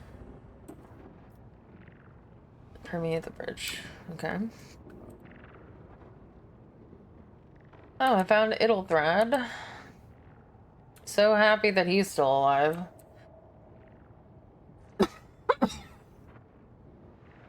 I guess I can't go that way. Have to go this way and talk to him. The first sacrifice opens the Is Idelthrad killing people? second sacrifice draws its gaze. Okay, he's crazy. Or wait, no, that's Idelthrad. Who's that? Then. Help has arrived. Too late to change the tide, I'm afraid. But if there is any honor in you, we can at least die with dignity and give our lives for the rogue trader. The Lord Captain will not be joining us. Oh, the rogue trader is dead? Idelthrad gives you a confused look, then as realization dawns on him, his eyes fill with disbelief. No matter what ritual Kunrad is performing there, the warp is too strong. I cannot withstand it. Oh, that's I Conrad. feel my body changing with every second. The warp is ringing in the air. This is the end. We will perish in the warp, along with the warrant and all the dynasty's heirs. The enemy of humanity has triumphed. I've seen it before. We'd better get away from him. The changes are already accelerating. The ship can still be steered out of the warp, but we must first restore communication between the bridge and the Navigator's Sanctum. Then we have no right to bow our heads. Edelthrad stares at you, and his eyes harden with cold resolve once more.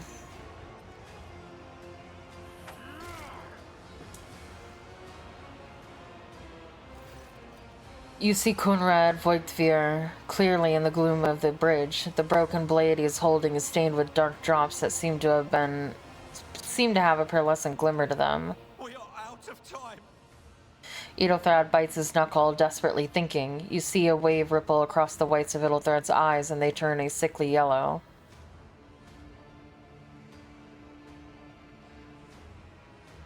That complicates things. The ritual will not be completed. I'll take care of it. And you, see to it that the void ship breaks free from the warp. Watch over our realm. And farewell.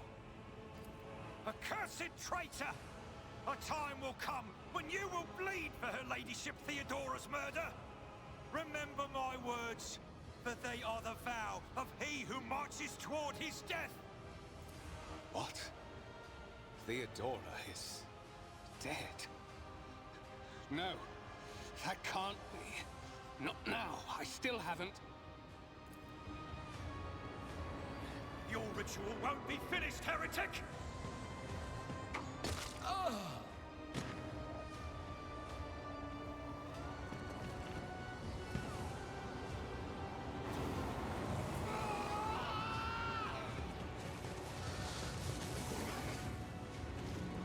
Oh, it's a monster!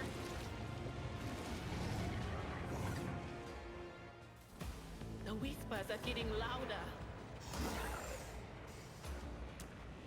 Okay, let's put me over here. And you up here. And you over here.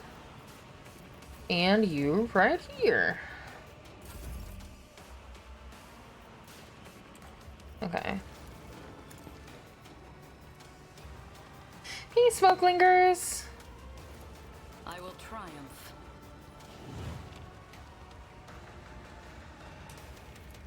Purpose guides me.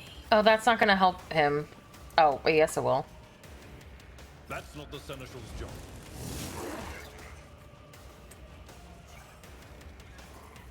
At your beck and call.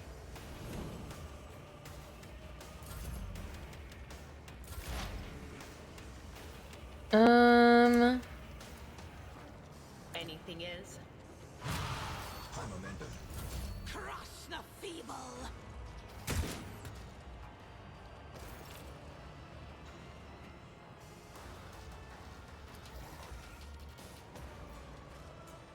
Faith without deeds is worthless. None can escape the Nice. Emperor's judgment. Okay, the other ones are... As the Emperor commands, I act.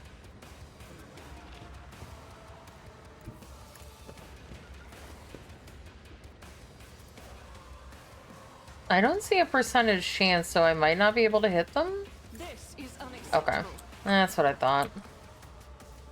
Alright, well, we did our best. Death to unbelievers!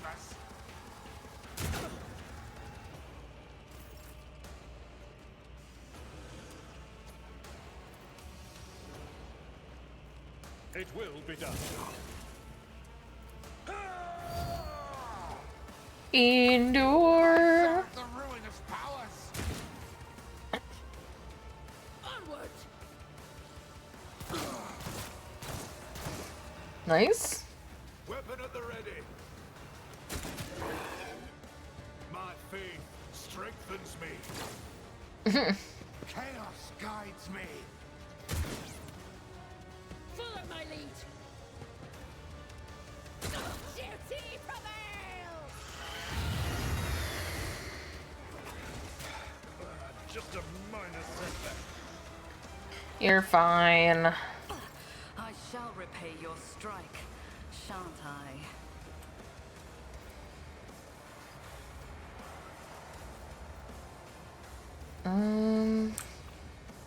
So I guess I should give it to her.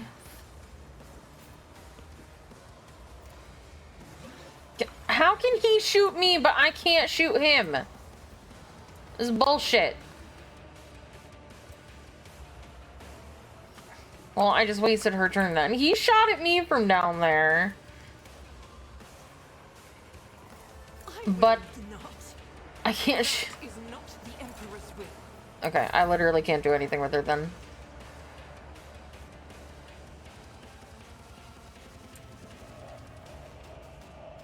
Okay. I can't do that with him, I guess. Alright, this is what I wanted to do then. Because she needs to move. Honestly, I think I'll let the NPCs handle.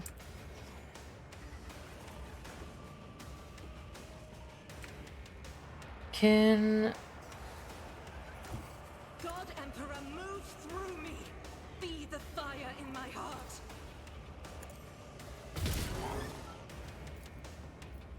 Doubt is for the weak. As the Emperor commands, I act. I'll do it. I refuse.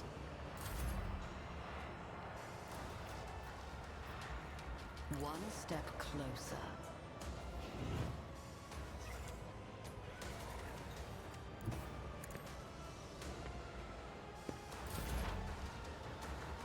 Okay, lose all exploits and decreases dodge and armor. Okay. But of course.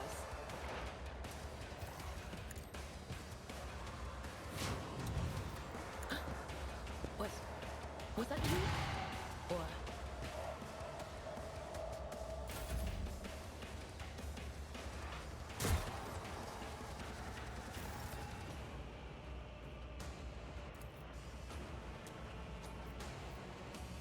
Guess I can't reach either of them.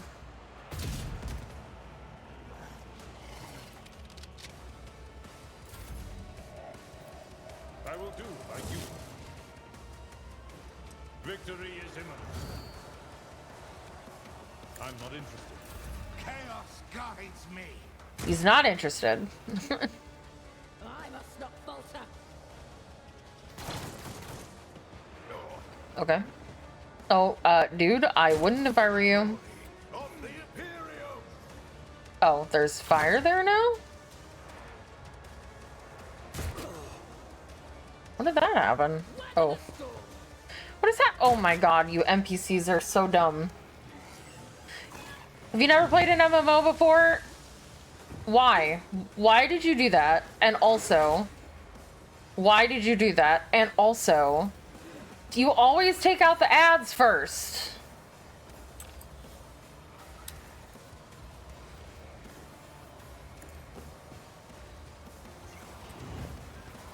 I reject the very idea. Amidst the carnage, I find purpose. I need no guidance.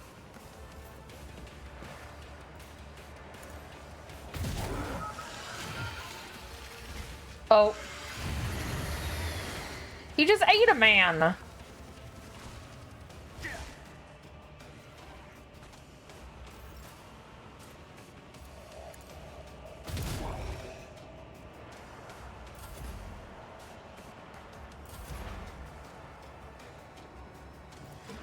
On it.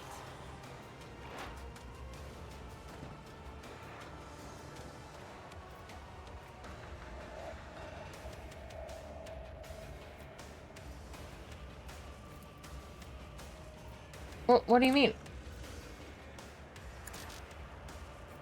I'm not so sure. Oh, the target is too far. Okay. It doesn't look like analyze weakness happened, though. So, I guess she... What is this? No, okay. But of course. Nice. As the Emperor commands, I act.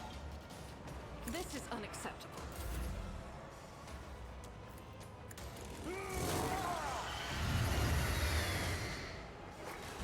Stop that.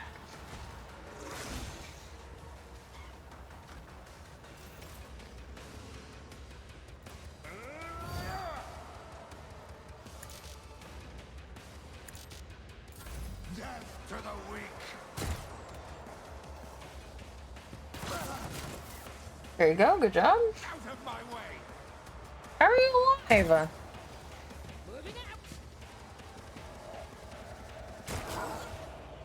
Again, I don't understand you.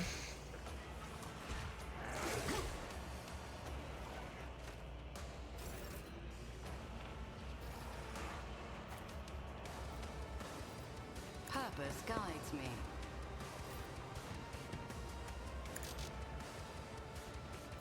I'll do it.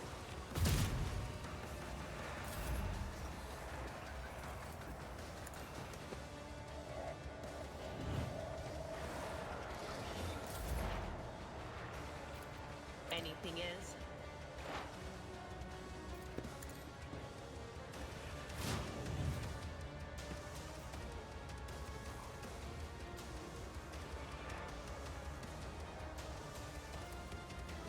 On it.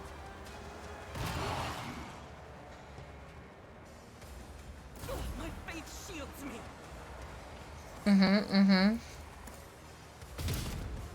Okay. Doubt is for the weak. Rejoice in battle.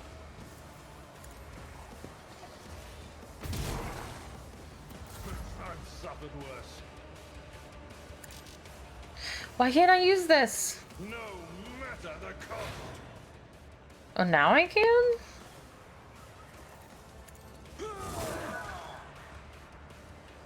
Indeed.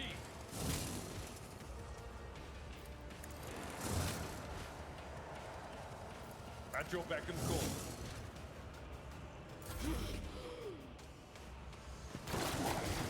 Oh, nice. Death to non-believers. Ow. Oh, good job. You got eaten, idiot.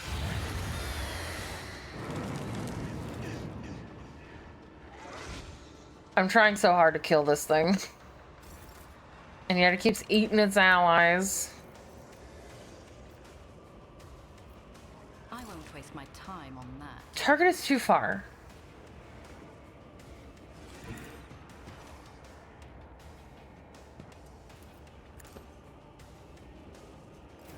Hey there, C.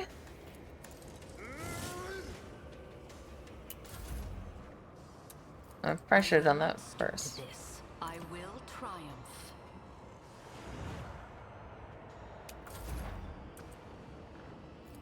Will do. Anything else? Was that you? Or I'll do it.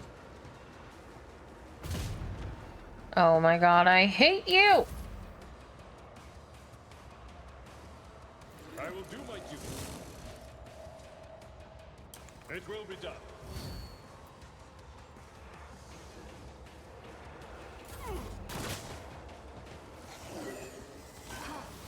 How? I got spat on for you. Pain and duty go hand in hand.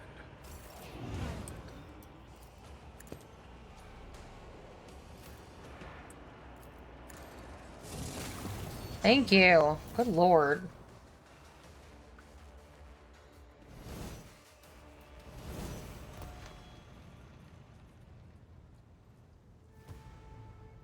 Oh, that's me. I thought My it was. ascension has only just begun.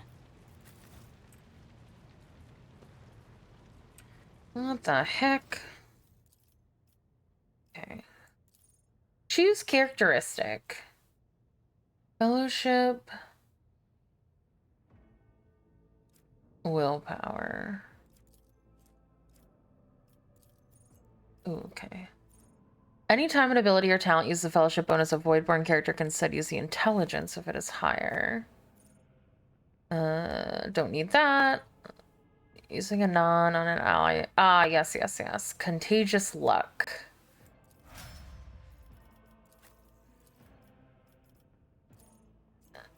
Okay, so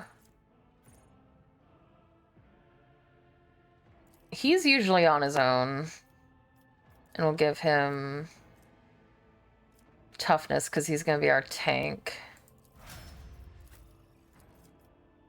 We'll give her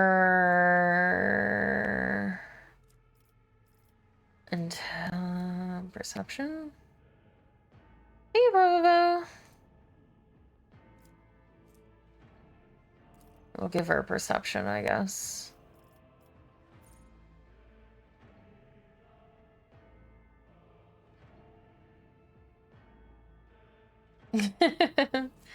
Thank you, Anguished. Every 9th successful dodge.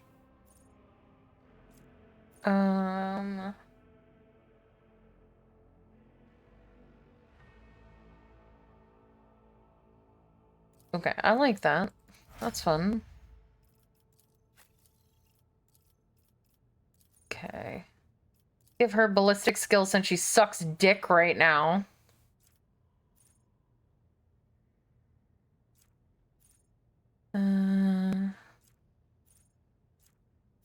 I think we'll do fired up. If she could only deal damage. And they're not horns, they're antlers. I'm a deer. We don't have horns, we have antlers. I don't even get it. Okay, I was about to say, I better get some loot from that. What did we get? We got gloves. Gloves of endurance. Whenever the wearer of these gloves gets an injury. I guess we give those to Adel. Did I finish the tutorial? I'm assuming I did just now because we did our first boss. Each heroic act used in battle increases the wearer's dodge. Okay, I feel like I usually use, so I can actually get rid of that. And I feel like this is useless. And then a shield. Ooh, we should give this to, what's his face? I'd rather not. What do you mean? Oh, can you not use a shield? Oh, shard. I can read for sure. Reading is something I am capable of. It looked like a shield, so I was like, a shield? I can read, I swear. Congratulations to all of you that lived. You are superior to your non-alive comrades. Uncover my path. And you will be commended. Right, so, where do we go now?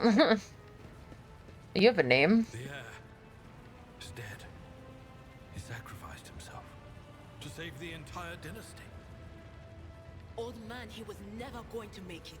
Who cares? He was mutating right in front of us. You just ended his suffering sooner. Rivor, Master Helmsman, systems status report. By the Emperor, it's the Seneschal, living and breathing. Oh, well, there's a tricky question. The old place is so overgrown with foul wickedry, we'll be scrubbing it off the vid screens for throne knows how long. We need to re-establish contact with the Navigator's Sanctum. It is our only chance of escaping from the warp. Your words seem to knock the officers out of their stupor, and the air around you fills with voices and commands being issued. You hear someone sobbing, one of the survivors buckling under the stress. Abelard cuffs the crying officer without even looking. Restore the Vox channel to the Navigator's Sanctum. Ready the crew. Prepare for translation to real space. You may call me superstitious, but translation is not a good time to disregard rules. You are the only one who speaks for House von Valancius. You may not be the Lord Captain, but you, more than anyone else, deserve to take her place in the ritual that is about to commence. What must I do? Take the Lord Captain's seat. Order the final preparations. Wait for the officers to report. Oh, blast it all to the void. Translation is a craft, Not something to be explained in a tick. Just go up to the throne, mistress. These people are about to do the impossible. The least they deserve is the solace of seeing a figure sitting in the usual spot. And please hurry. Every second we waste is a terrible risk. All right, let's go. I was just asking to make sure I didn't screw it up. Jeez.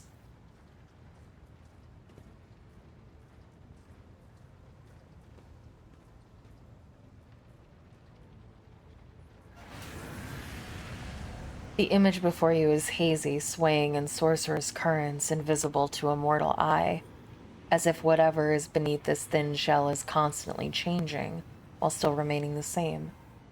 It has taken on the guise of Theodora, but the false rogue trader's eyes reveal the entity's true surreal nature. One of Theodora's eyes is engulfed in otherworldly fire, the other a vessel of ancient evil bores into you. A voice seeps directly into your brain without ever reaching your ears, and this voice booms with all the horrors of the warp. Who are you to oppose destiny itself for the sake of lives that are not your own? So many threads stretch between you and other creatures of your world. Pitiful, worthless links, ready to shatter at the slightest touch. A muddled, erratic, pointless tangle. Begone, Phantom. The aspirant vowed to return with a trophy, a relic that could serve the edge of daybreak. That fate was assured, and the steps chosen. And yet, you broke the unbreakable when you took the aspirant's place. I see you. On the day when the final dawn rises over the Iron World, I see you by my side on that day. The day of my resurrection. Your head begins to spin, and vicious drops slither down your cheeks. You blink, and you are no longer looking at Theodora. It is the traitor Voigtvir, just as fluid and ephemeral as the previous apparition. The same terrifying voice seethes from his lips. Your image is woven into the tapestry of things to come. I am the will of the weaver of destinies, and today I will weave a new thread of elusive possibilities and fickle chances. The thread that will lead you out of the maw of irreversibility. The thread that will help you find the keys to salvation. The thread that will guide you, and the weapon of our return to me. You're using too many big words here, dude. The path is set, child of the dawn. The thread is woven. Follow it, servant of mine. Seneschal, the navigator's sanctum is silent. The Vox signal is stable, which means... The navigator gave his life battling the storm that nearly claimed the Von Valancius flagship. We will honor his memory, along with that of all who died this day. Seneschal, will you tell us now? Who is that? Where's the Lord Captain? As First Officer, it is my duty to inform you with the greatest regret and indelible sorrow that Lord Captain Theodora von Valancius is dead. May her memory never fade from the annals of the dynasty. By right of blood succession, and with the absence of other kin who could challenge this decision, it is hereby declared that the successor to Theodora von Valancius is her heir, the rightful inheritor of the warrant of trade, and the title of Rogue Trader. The official ascension ceremony will be held at a later time. In the interim, have you lost your tongues? Hail your lady. It is because of her toils that we all still live. The deed is done, mistress. My apologies. I meant to say, Lord Captain. Yes! I'm in charge now. The treachery of the Master of Whispers was fruitless, but victory came at a great cost. Lord Captain Theodora von Valencius perished along with her heir, Edelthrad, and thousands of crew members.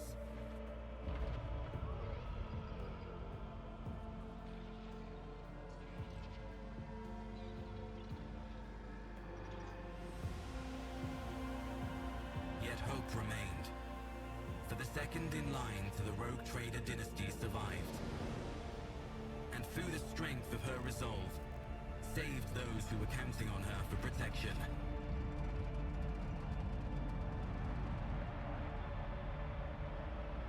Happy Friday, Absolute Virtue. Hello, hello.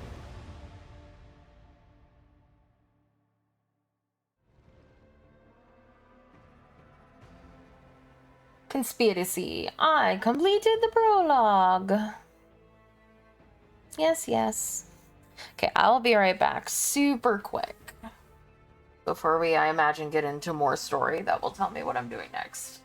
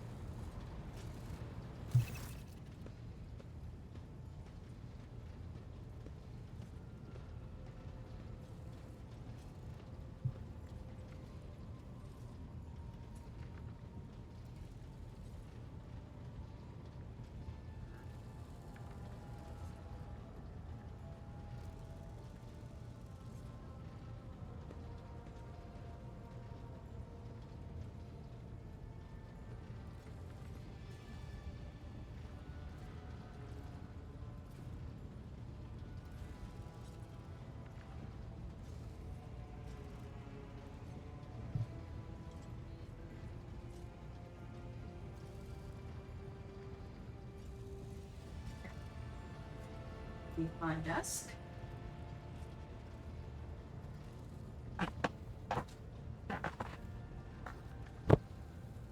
I'm back.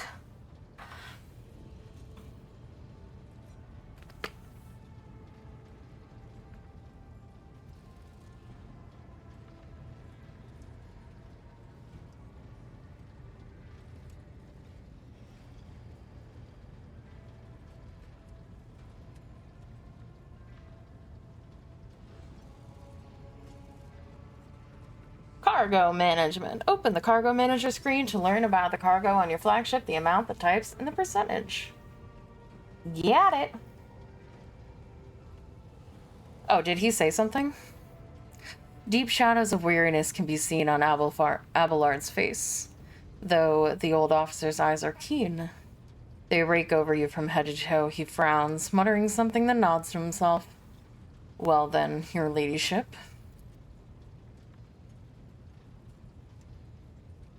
They're not gonna fucking voice them anymore? What happened? The whole prologue was voiced.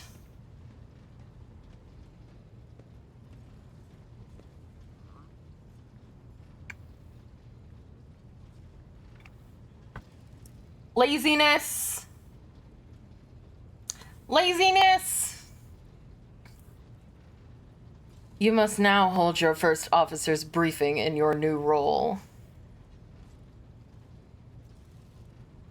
That was a recent update. Oh, the voice in the prologue? It didn't come out voiced? Laziness. Laziness. Ugh. I thought I wouldn't have to read for once.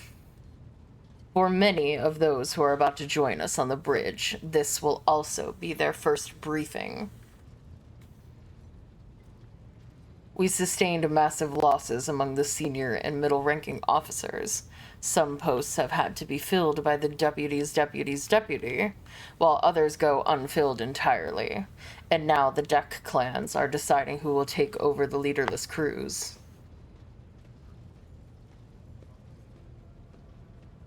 You misspoke, surely. I am the lady captain, am I not? There is no mistake, your ladyship. Lady Theodora before you was also the Lord Captain. Do not take your title literally. Think of it as a sacred rank that remains unchanging, no matter who bears the warrant.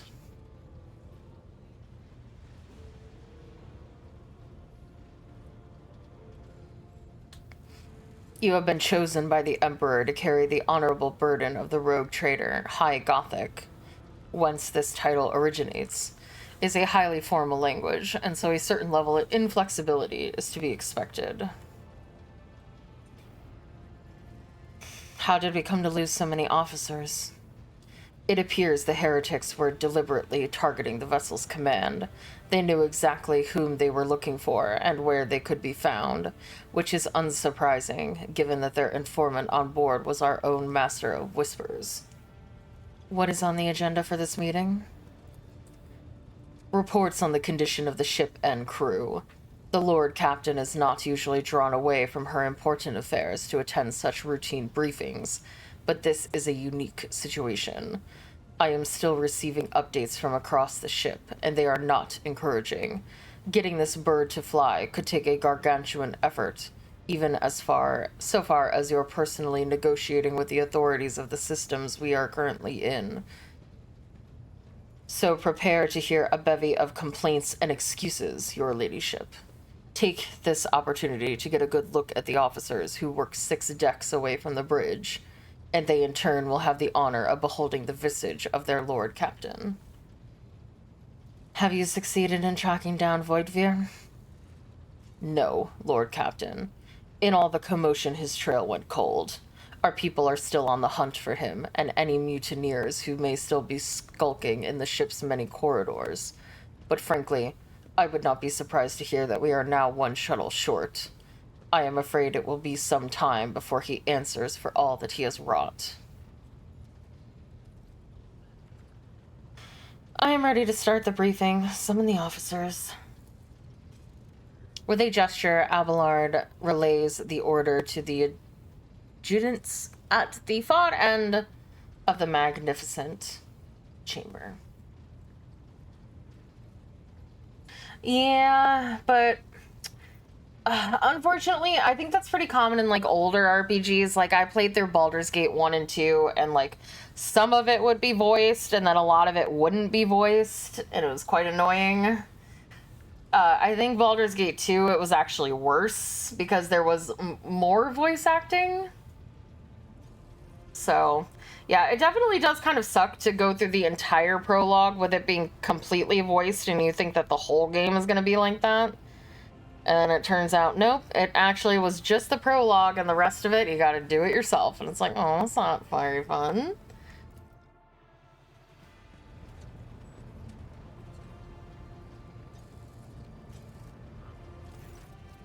A dozen pairs of eyes bore into you, the expression revealing restraint, joy, curiosity, and weariness.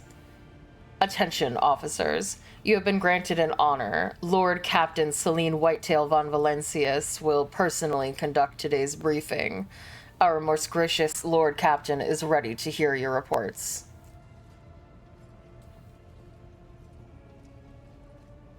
Perhaps you would introduce those present, Abelard? As you wish, your ladyship. Abelard points to a tall, slender woman whose body seems to contain as many implants as it does flesh. Vigdis Suri Oda of the Cobblemon line, our next Voxmaster. A piece of... Okay. So, she mans the walkie-talkies. It is an honor to serve your ladyship. The Voxmaster offers a deep bow. Aboard this vessel, you have at your command thousands of crew members and hundreds of officers and section chiefs. I am responsible for receiving, processing, and sending all communications between you and them, as well as external sources. I am your eyes and mouth, Lord Captain. Costs a lot of money to do entire voice acting. Oh, I totally understand. But this is also not a small indie company. I feel like they could afford it. Beside her is Ravor, the master helmsman. He steers our ship along the course set by the Lord Captain and monitors the void around us to ensure that we do not stray into an asteroid field or a pirate trap. Owlcat isn't that big.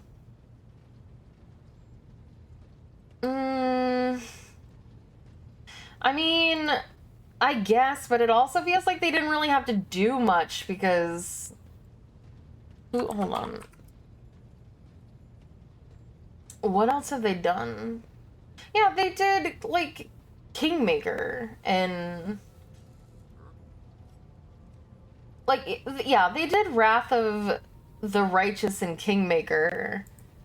I would say that they have probably made a lot of money off of those games and could have fully voiced this game.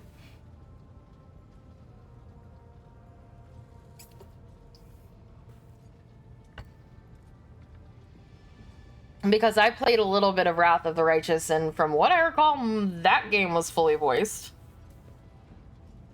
And that was 5 years before this game came out. And both of those games did very well. The bearded man with pale, almost transparent skin, large dark circles under his eyes, and a dour expression that seems hardwired into his face gives a sullen nod. Hail, Lord Captain. This here ship's as good as a home to me, so rest assured she's in safe hands. I'll die before I let her come to any grief. And lastly, our high factotum, Janris Danrock, who oversees supplies, procurement. Okay, I see I'm gonna be argued with about it, so never mind. I would rather have either no voice acting at all or all voice acting. Having it go from voiced to not voiced halfway through is just kind of weird. And a little immersion breaking. Like, if you're gonna pay a voice actor to do the thing, then have them do the whole thing. That's just my opinion. Because I feel like that could make people not want to play the game if you have a fully voiced prologue for everything, and then you suddenly go from fully voiced everything prologue to either sporadically voiced or just straight, right now there's no voice. Some people really don't like non-voiced games, so they might be like, okay, well, I'm canceling this and refunding it because I thought that the game was going to be fully voiced and it turns out that it's not. Like, that's a huge turnoff for some people, so... I feel like the prologue in the first hour of the game is supposed to kind of, like, indicate how the rest of the game is going to go. And I know that it's a little bit different for RPGs because there are a lot of RPGs that do stuff like this. Like I said, like Baldur's Gate 1 and 2, and a lot of, like, older RPGs did this kind of thing where they had a little bit of voice acting for the super important cutscenes a lot of the time, but then the rest of, like, this stuff here wasn't voiced. And that's, like, the vibe that they're going for, but this is a game that's released in 2023, so it's like, I feel like it would really turn someone off to pay premium for this game, go through an hour of fully voiced prologue, everybody's got voices, everything is voice acted, and then you get out of the prologue and then suddenly nothing is voiced, or that's how it feels right now. I feel like that is enough for people to be like, oh, well, fuck this. And just turn it off and not play it anymore. And maybe even refund it, so... That's all I think about. Yeah, Oh god, how the fuck do I voice this guy? Dressed in an embroidered jacket, the heavyset man with oiled hair offers an sequious smile and bows. It is an honor, your ladyship. You may trust me with all matters concerning your comfort. Everything will be done to the highest standard. In the second row, we have the 3 officers charged with overseeing the ship's vital functions. The Master of Ordnance is responsible for the artillery aboard, the Infernus Master, whose crew work to prevent and extinguish fires on the ship, and lastly, the Drives Master, servant of the Omnissiah. The 3 officers salute you. The Infernus Master does so with confidence, while the Master of Ordnance betrays nervousness. The Drives Master offers a salute resembling a dance involving the complicated manipulations of all the tech priests' mechandrites? Is that everyone? Unfortunately, our choir... Mechadendrites. Got it. I will take a drink, thank you.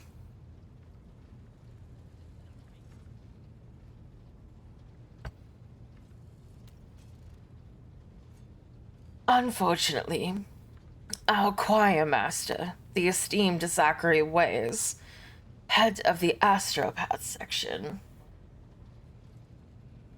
is unable to join us. He is in charge of communications with distant star systems. Master Ways has been in a trance for some time now, attempting to contact other planets in the Von Valencia's protectorate and inform them of Lady Theodora's passing and Conrad Voigtvir's treachery. I will deliver a report to your ladyship on the Astropath's progress as soon as it is possible to do so. It is equally regrettable that the 2 more individuals worthy of mention could not do the briefing, the Master-at-Arms and Reverend Adalbert. The eminent Adalbert, ship's confessor, must see to the funeral services being held for the fallen officers, of whom there are too many for the Reverend to take leave from the chapel, and Mistress... Oh, wait. Adalbert? As in... father? Son?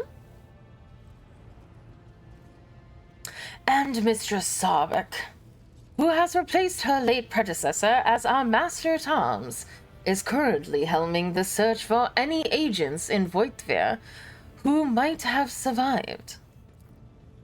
Oh, Abelard. Not the same.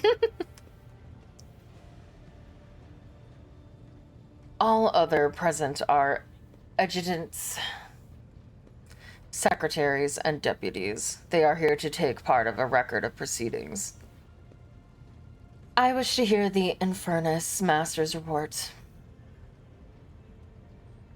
Yes, Lord Captain. The tall man bows his head in deference. I can report that all fires across all decks have now been extinguished. The preliminary damage assessment in terms of material losses and crew casualties have been calculated. The results have been submitted to the Seneschal and the High Factotum. The post passed to him after the previous Infernus Master and his next 3 deputies expired in the line of duty. Abelard remarks in a low voice pitched for your ears only. The lad is managing well so far. He can take the heat, so to speak. High Factotum, what have you to report? We are toiling day and night to compile a full account of the losses. The task will require next to no involvement from your ladyship. I will personally ensure that all damaged components are given into the tech priest's hands for attention, and that all lost supplies are replaced. There is only one resource that I cannot replenish single-handedly, and that is people. We have lost more than 2,000 crew members, and unfortunately, this number is not confined to the scum from the lower decks, which are easily replaced, but also includes trained professionals. We will be able to make up our losses on the nearest planet, Reich and Minoris. However, the planet, the whole system in fact, belongs to the Winterscale rogue trader dynasty. We cannot simply begin recruiting on the planet without first coming to an understanding with the governor.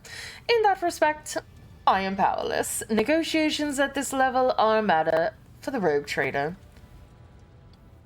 Especially true given Why must they have blah, blah, blah. Caligos? Caligos went to scale. Yeah, sounds like a dragon. Caligos went to Scales' penchant for attacking first and asking questions later. Like the dragon? Yeah. And the kind of thick-skulled thugs he usually installs as governors on his planet, rumbles Abelard, frowning. Drives Master, I will hear from you now. A voice distorted by a Vox tree translator emerges from under the tech priest's scarlet hood. Oh god, robot voice. Lord Captain, the foes that set upon this noble void ship destroyed the repositories of hundreds of machine spirits. The great warp engine entrusted into my charge is unharmed, thank the Omnissiah. But its spirit mourns its dead brethren. We have not yet identified a prayer protocol capable of assuaging its sorrow and anger. With sorrow great, I must also report that the Engine Seer, Prime, Overseer, and spiritual authority of all tech priests on board fall in battle. The Magos was betrayed by the little flesh that remained part of him, a most terrible loss. There is no one among my comrades aboard whose experience and comprehension of the sacred protocols equals that of the fallen Magos. We require a replacement as soon as possible. I see. Thank you. The tech priest bows her head. Master Helmsman, deliver your status report. Oh, thank you. Right, you are, Lord Captain. To cut a long story short, the outlook is bleak. The ships sound more or less, but without our Engine Seer Prime and Navigator who fell in battle, we have no way out of the system. If we try to set so much of a toe inside the warp, I don't know what'll happen first. Our warp drive being torn to pieces, or all of us melting into the bulkheads. Your ladyship, if you will allow me to interject. When we arrived in this system, my crew followed standard protocols and conducted a count of all the available communication channels in the region. One of them was a Navis Nobilite station, which is an ancient organization of noble mutant families whose genes allow them to safely guide warp-capable void ships through the immaterium. The station maintains complete Vex silence as I spit onto my microphone. But even its presence here inspires hope. To have located a navigator in the same system is an incredible stroke of luck, a true blessing from the God Emperor. If I were you, I'd grab this chance with both hands, or else you'll soon be eyeing up asteroids to use as your new residence. His voice is hard for me to do. I've heard it, but I really can't do it. In slightly less shitty news, we can go round and round this system till our heads are swimming, as long as the promethium and supplies last. As if any thick as Grok's shit lowlifes come sniffing around, we'll be able to take them out, so don't worry on that score. Master of Ordnance, do you have anything to report? No. My job's simple. Maintain the arsenal and fire when I'm told. But just ask anyone. We've got no able crew. No Lord Captain. Bitch! I am the Lord Captain! Master of Ordnance, you forget yourself. So what? Comes the officer's hostile and bitter reply. It is as if a dam has burst inside and all his pent-up emotions are rushing out of him. The ship's in ruins, every second officer's dead, and now we've got a green Lord Captain who's supposed to lead us to void knows where. Silence. The bridge's magnificent glass panes seem to tremble under the force of Abelard's roar. Enforcers, seize this mutineer.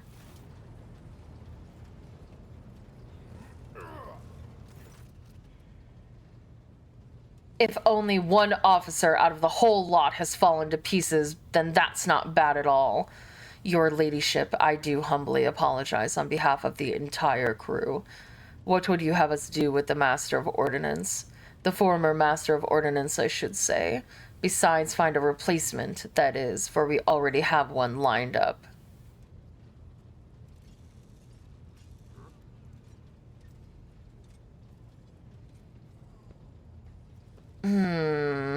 I kinda wanna execute him for being a bitch. And for saying that I'm not fit to rule. Rule with an iron fist. Execute him. Consider it done. Take him away.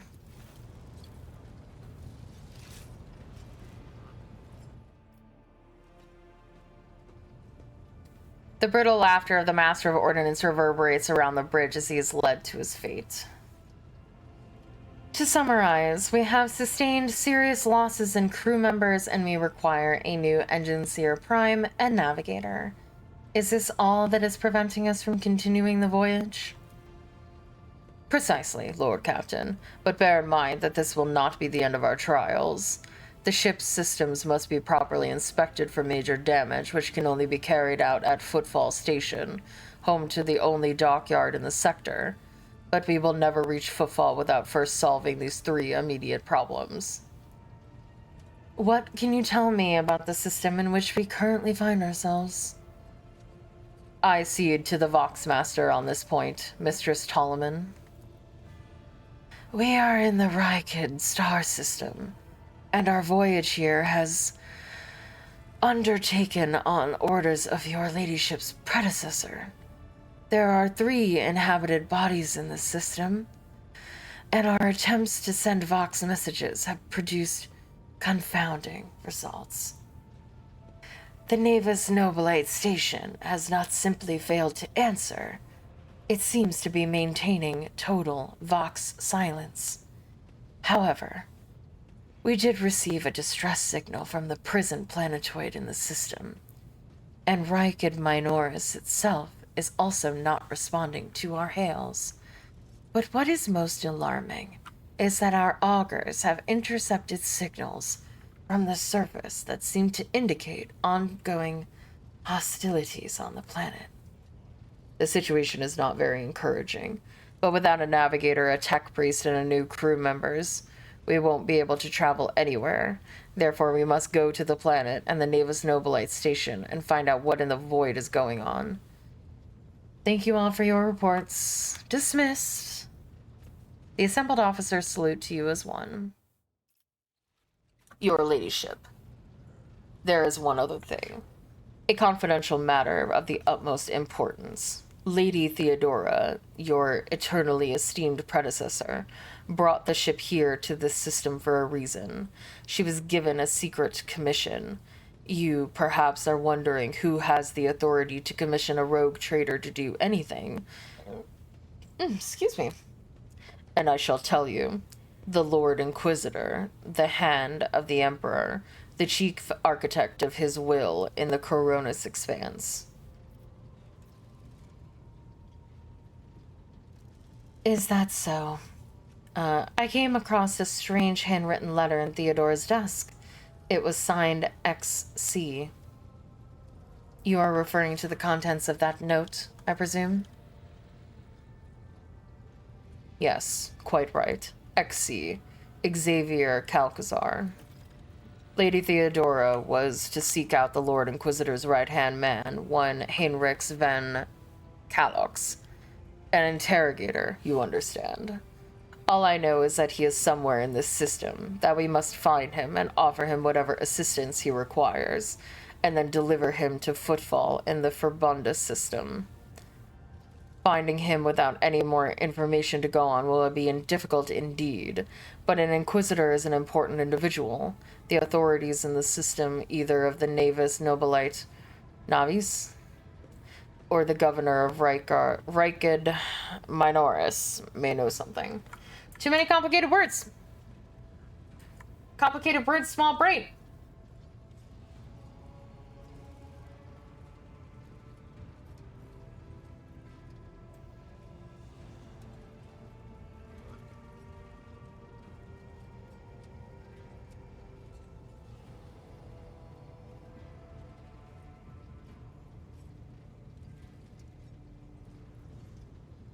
That is all of it, your ladyship. You have a great deal of work ahead of you, but it is a mere taste of the daily burden of a rogue trader. Soon you must take up the reins of the Von Valencius Protectorate. Abelard gives you another scrutinizing look as if trying to gauge how long you will hold out under this mountain of problems. His face softens slightly, and it seems he is about to offer some words of encouragement. Adira, Sister Argenta, explain yourselves. My character is absolutely lounging side saddle in this throne and does not look worried at all. I was a space noble. This is fucking cake. Find a guy, find another guy, find some other guys. Easy. The Sister of Battle grimly nods towards Adira. The Psyker is suffering some ailment or dark madness. She insisted on seeing the rogue trader. I judged it would be unwise to leave her unsupervised. For a brief moment, Sister Argenta's voice sounds hesitant. I was also hoping to approach you with a personal request, but it can wait. Speak with me when you have time, rogue trader. Oh, don't worry, Argenta. I'll never have time for you. Adira's glazed eyes rove over those assembled. One word burst from her lips. Daybreak.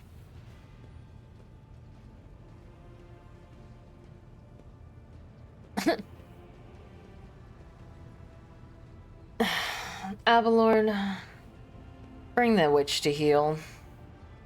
Slass, cease your buffoonery immediately and report the reason for your intrusion. Damn it. Your ladyship. Here's the thing. I was trying to see the immediate future, and it hit me so hard my head is still spinning. Something very strange is heading our way, and I can't make out what it is, no matter how hard I try. A single word is all I can make out. Daybreak. Or maybe it's dawn? And it's ringing and ringing like an echo, like a bell. But if it's daybreak, then why is it so dark? We cannot extract any information of value from a single word. Can you tell us anything else, Mistress Celeste? No, not yet. The voices are going berserk, all shouting at once. I can't make sense of any of it. As long as I know or sense anything, as soon as, I'll report it. All right? Lord Captain, if you want me to take a closer look into your future, find me on the bridge and we can talk. Lady Theodora was well served by my whispers on many occasions, and I'm sure you would benefit from them as well. The Psyker's bitten lips stretched into a wry smile. If there's nothing else of value to report, I declare this briefing concluded. It's time to get to work. Yep. Yes, very well served. Yes. Don't think I have forgotten that she died.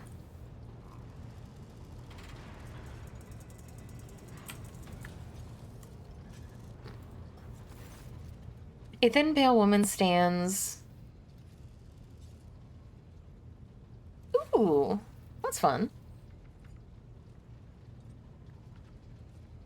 A thin, pale woman stands out amongst the rest of the crew. There is a thick bundle of cables coming out of the back of her skull and disappears under her ceremonial garment, and you see the grate of a quietly humming vox where her mouth should be.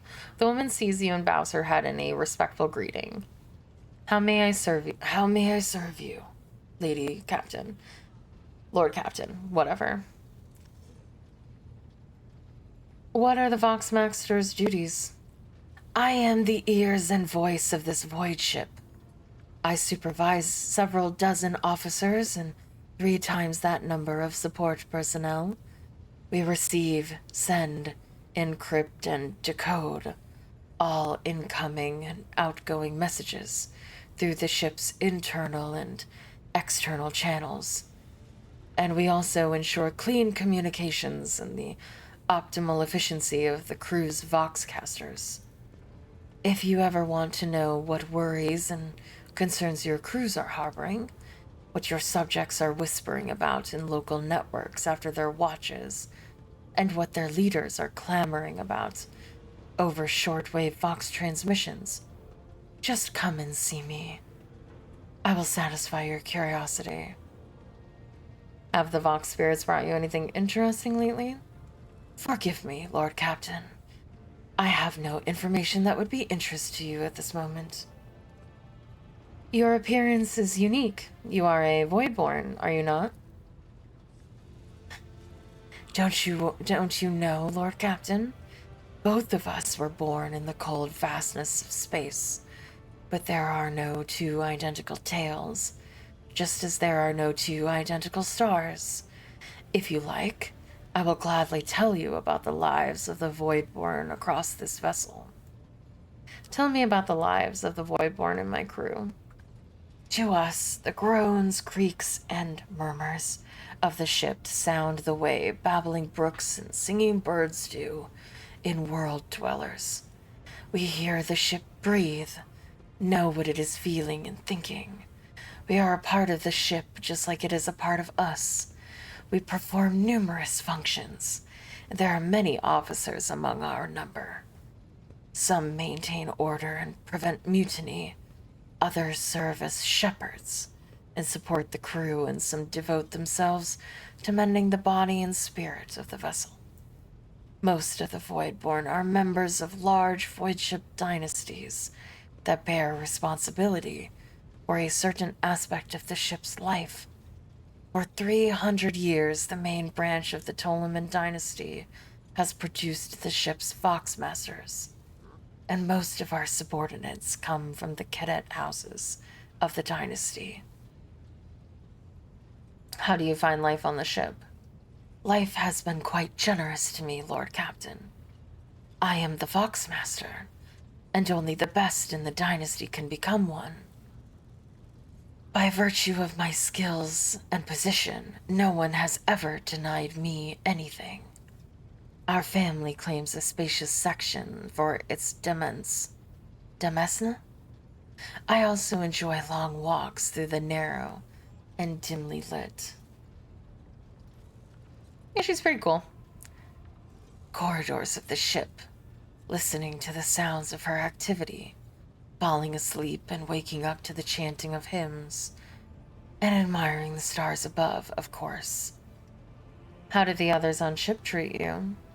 We look, speak, and move differently from the inhabitants of the planetary worlds. Our way of life, traditions, and quirks frighten these people, just like the darkness of the cosmos. Many believe us to be the bringers of ill fortune, and alas, it is the Voidborn who get the blame for terrible warp phenomena during longer voyages. Several years ago, an unfortunate warp jump caused all the food on board to spoil. 15 days later, a hungry and furious crew nearly massacred everyone on the lower decks, blaming us for the misfortune and hoping to restock the larders with our flesh. I would have been killed during the mutiny had Adira Talas not shown up at the right place at the right time.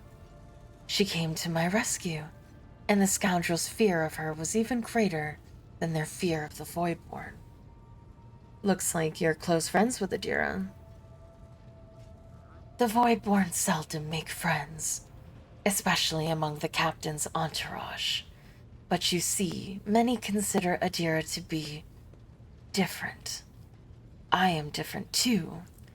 We have spent plenty of time in each other's company, discussing regicide over a glass of amasec. Except Adira changed after one incident, and we drifted apart. The death of Lord Captain Theodora made her withdraw even more. I do not know if Adira considers me her friend now, but we used to be very, very close. It is good I can still look after her, in my own way. Interpreting the Voxmaster's emotions based on half a face and a Vox-modulated voice is no easy task, but you manage to catch the undercurrent in Vigdis's words. The Voxmaster is not merely saddened by her rift with Adira. She is devastated by it. Have you ever left the ship? Oh, I did once, and it was dreadful. It felt like a massive blue dome overhead could shatter at any moment and fall, and my bones would be crushed by the gravity. The ship is my home, Lord Captain, and I would not trade it even for the bounty of 100 worlds. Connect me to the vessel's main channel. I wish to bolster the morale of my crew. I did the wrong thing. The Voxmaster nods obediently and presses several switches on the device. It is done, Lord Captain. You address the crew with a rousing speech.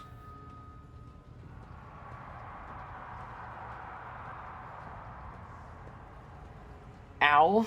That little screech, not necessary. You address the crew with a rousing speech and hear your voice roll through the ship, reaching even the normally quiet corners of the vessel. When the broadcast ends, you hear distant shouts of approval. And I'm just gonna do remind me of who you are, even though I know who she is. I did ship-wide ASMR. I live to serve, Lord Captain. Yes, you do, as does everyone else. Everyone serves me. Alright, Abelard, I guess it's time to talk to... Oh, can I not speak to you? All I can see is... Oh, okay, there we go. And now you're talking? Let's talk about things that may be useful to me as the rogue trader. A noble aspiration, Lord Captain. I am ready to acquaint you with all the particulars that interest you. Why is he being voiced now? Okay. Outline the situation in the Cronus Expanse for me. What do I need to know and keep in mind? This is a topic for an official briefing, not a casual conversation. But I will try to answer succinctly. And if you permit, in my own words, the Cronus Expanse is considerably removed from the heart of the Imperium. This means that local warp routes become useless within months. Established pathways are regularly subject to attacks from all kinds of rabble. And in the only major port, the Imperium's frigates find themselves moored alongside pirate vessels. Until recently, the Cronus Expanse could hardly have been called a region of the Imperium. The situation has changed with the arrival of the Lord Inquisitor, but not by much. This place operates under its own rules, you see. More radical, so to speak. But ones that allow for a non-standard approach where there is a promise of victory. The Cronus Expanse is considered rogue trader territory for a reason. Only rogue traders have sufficient military might, audacity, and the rights granted them by the warrant to survive the leap into the unexplored part of the Expanse. And in the event of a successful outcome, to hold on to whatever they manage to capture on the frontier. Thank fucking God I didn't have to voice this because goddamn, that was a lot of fucking yapping. Who are the main players I need to be aware of in the Cronus Expanse? In the first instance, you should treat official representatives of the Imperium with respect. The Expanse may be on the fringes, but it still numbers among the territories of the Golden Throne. The arrival of the Lord Inquisitor has turned the Cronus Expanse into a less wild and uncontrolled region, to the regret of some individuals who had grown inured to the local lawlessness. Rogue traders such as yourself are also servants of the Imperium. They have been accorded special rights and powers. They wield immense authority within their territory, and they enjoy absolute respect in other parts of the Expanse. The most powerful of them are Caligos Winterscale and Incendia Bastal Chorda. Tread carefully when dealing with either of them. If we are to speak of unclaimed territory, which is what Footfall is, among the scum that dwells on that handful of asteroids, there are 3 factions that wield considerable influence in the sector. The first is the Kazbala Commission, organized crime in its most primitive form. It holds sway over the Liege of Footfall, and has links to rogue trader Winterscale. The second faction is an offshoot of our shining ecclesiarchy, followers of St. Drusus. They are actively building their forces, and hold influence over rogue trader Chorda. And finally, the third faction, the Explorators, a wing of the Adeptus Mechanicus. They are willing to die and kill for the secrets of the ancient technological heresies that are hidden among the stars of the Coronis expanse.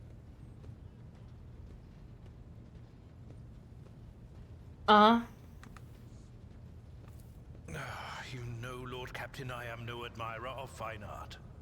But when we next find ourselves in a civilized port, with time to spare, I will promptly find an artist and commission a portrait of the individual to whom you refer, with a hole between the eyes. Conrad Voigtveer. That he committed his treachery and escaped with his life was an unforgivable oversight.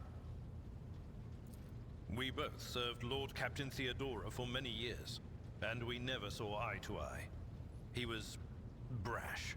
He was never afraid of assuming responsibility, and he willingly took on difficult tasks.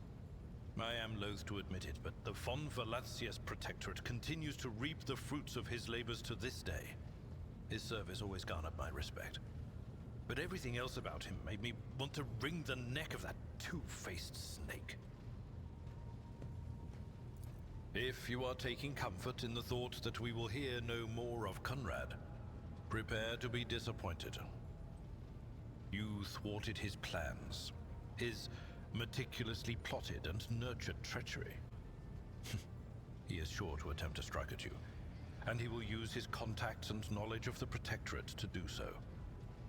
The only question, Lord Captain, is whether you will be able to anticipate his next steps. As you wish, Lord Captain. Oh my fucking god. That was just one. As you wish, Lord Captain. Oh, please tell me about yourself. I used to be an officer in the Navis Imperialis. No, a used to be is not quite right. It was not simply a job. It was my calling, the essence of my life. I was proud to serve Lord Captain Theodora, but in my heart and mind, I'm still an officer of the Imperium. I met Lord Captain Theodora on a mission where the Imperial Navy was providing reinforcement to the rogue traders' army on one of the frontier worlds. Our acquaintance was not easy. Working with people outside the Navy hierarchy has never been my strong suit. It was to my great surprise then, that after the mission's completion, I received a referral to leave my service in the Navy and join the rogue traders' personal council. It was a difficult choice for me, but I saw in the offer a chance to serve the interests of humanity even more effectively than in the Navis Imperialis.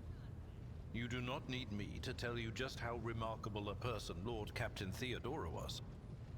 I recognized her at once as a true leader and formidable creative force, one who had built a protectorate amidst the dangers and wildness of the Expanse. You could say there was no one among the Oh my god, he never stops talking! To do so would be to risk their own position and their relationship with Theodora. The Lord Captain possessed certain contacts in the Imperial Navy. Contacts which she used to request help during the conflict on the border world. And which enabled her to make me an offer that resulted in my joining her retinue. The Navis Imperialis is an ancient institution with its own mandates and muster lists. On occasion, in the heat of an official briefing, or an informal discussion, I violated those rules, determined to press my point. It is challenging to choose the words to accurately express my opinion on a situation or the actions of others that do not sound overly scathing or confrontational. Many in command were inclined to view my manner of speaking as unbefitting a person of my rank. What? Lord Captain, any allegations of improper feelings or unsanctioned relations are utterly baseless and bordering on the insulting. Utterly baseless. Uh-huh. Yeah, sure, dude. You're in love with her. It's fine. I'm not gonna tell anyone. Besides, if I did, we would have to go to a fucking, like, court-martial meeting, and I'd have to hear you talk some more. And I just can't be asked with any of it, so it's fine. You're fine. You could, honestly, You could literally do anything, and I would be fine with it just to avoid having to talk to you. So... I am a widower. I am a father of 4. Oh, well, and that's if my sad. information is not outdated, a grandfather of 11. Wow. My family lives How on old are Darkonos. you? None of my children expressed any eagerness or aptitude for serving aboard ship, and I would hardly have insisted that they follow in my footsteps. I mean, it sounds like he fucked. And that's sad. Of course. Oh my god, there's still more. You cannot call me by my first name. Lord Captain. Although, I guess technically it would be shorter. Oh my god. Abelard, you're fucking boring. I'm sorry. Just, I thought officers and, like, soldiers was supposed to be short of words. You are long of words. Oh my god. I'm leaving.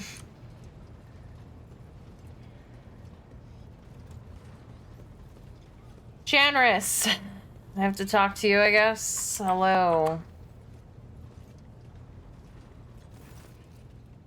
Oh, it's this guy, okay. The corpulent man in lavish clothes bows before you, not without difficulty. A servo skull whirs over his shoulder while the fingers... Yeah, but I will. 'Cause it's the game. You know. I have to go talk to all the named NPCs. Even if I don't want to fucking talk to what's-his-name, Abelard. 'Cause, my god. He just yaps and says nothing at all. At least when I was talking to the Voxmaster, like, what she was saying was interesting. He just would not shut the fuck up. Over his shoulder while the fingers of his augmented hand drum against the sheaf of papers he is holding, and he regards you with attentive interest through the lens of his magnifying implement. Greetings, your ladyship. Janris Danrock, at your service. Yes, I know what you do. How did you come to serve the Von Valencius dynasty? I come from Dragonis, your ladyship. I have been a subject of your dynasty since birth, and have always strived to be of use to the great rogue trader. Alas, it was not my fate to be the primary heir of my own family, due to my being 15th in line for the title. So I decided not to stand in the way of those behind me in case they attempted to shorten the waiting list at my expense. While my brothers and sisters schemed against one another, I studied the exact sciences and mastered bookkeeping, the greatest art of the Adeptus Administratum. I must admit that the accumulation of wealth, something one can control, is far more exciting than hunting, carousing, and the other traditional amusements of my noble peers. What was it like working with Theodora? Oh, now that's a tricky question, your ladyship. Do you ask it of everyone, knowing they risk losing their heads should they let slip a careless remark about your predecessor? I shall put it thus. Working with Lady Theodora was never boring and always profitable. The Imperium has billions of subjects, but very few do what they love and what they are best suited for. I would say Lady Theodora was one of the fortunate ones. She was a model rogue trader, and she surrounded herself with those who excelled at and loved their work. Hers was a rare talent indeed. I wish to know what you think of your fellow crew members. Keeping tabs on your subordinates, a wise move. Tell me who interests you, and I'll endeavor to be as honest as possible. Tell me what you think about Seneschal Abelard Wissarion. Lady Theodora managed to do what even the Imperial Navy could not. Teach Master Wissarion to carry out orders that he fundamentally disagrees with. I do not know what methods she used, but the result is impressive. Having said that, there is something else you need to know, Lord Captain. Your Seneschal is capable of being something far greater than a mere conduit for your will. He possesses the cunning and experience to run the Protectorate passably whenever Lady Theodora was away, and that really is saying something. Keep an eye on that old officer, I say, or alternatively, turn him into a faithful ally. I'd like to hear your opinion of Conrad Voigtvier, the former Master of Whispers. I hope I never see him set foot aboard this vessel again, not even as a servitor, although he would be able to do at least some good that way. Someone has to clean the latrines, after all. He gave us all quite a fright on that ill-fated day, Lord Captain, and still, to speak candidly, I never enjoyed Master Voigtvier's company, but I believed him to be a man who knew how to do his job. Regretfully, I was mistaken. It turned out Conrad lacked the most important quality of a Master of Whispers, unwavering loyalty to the rogue trader, and his failing came to light in the most deplorable manner. What do you have to say about Wachtmaster Victus Talman? Ah, yes, the Voidborn. You know, in my family, we used such creatures as quarry whenever we weren't hunting. Mutants are the bane of humanity, an unseen tumor that threatens to end us all. But I digress. In the brief time Talman has spent in the post as Voxmaster, I have not noticed any significant flaws in her character, or anything that would make me question her professional qualities. Needless to say, she is very diligent, as is any Voidborn seeking to earn their master's affection. I believe you can trust her in her skills and loyalty. I want to know more about the people who buy our plunder. Of course, Lady Captain. Who interests you exactly? We most often deal with the followers of St. Drusus, the Explorators, the Kabbalika Mission, or, Emperor forgive us, the Fellowship of the Void. What do the followers of St. Drusus acquire from us?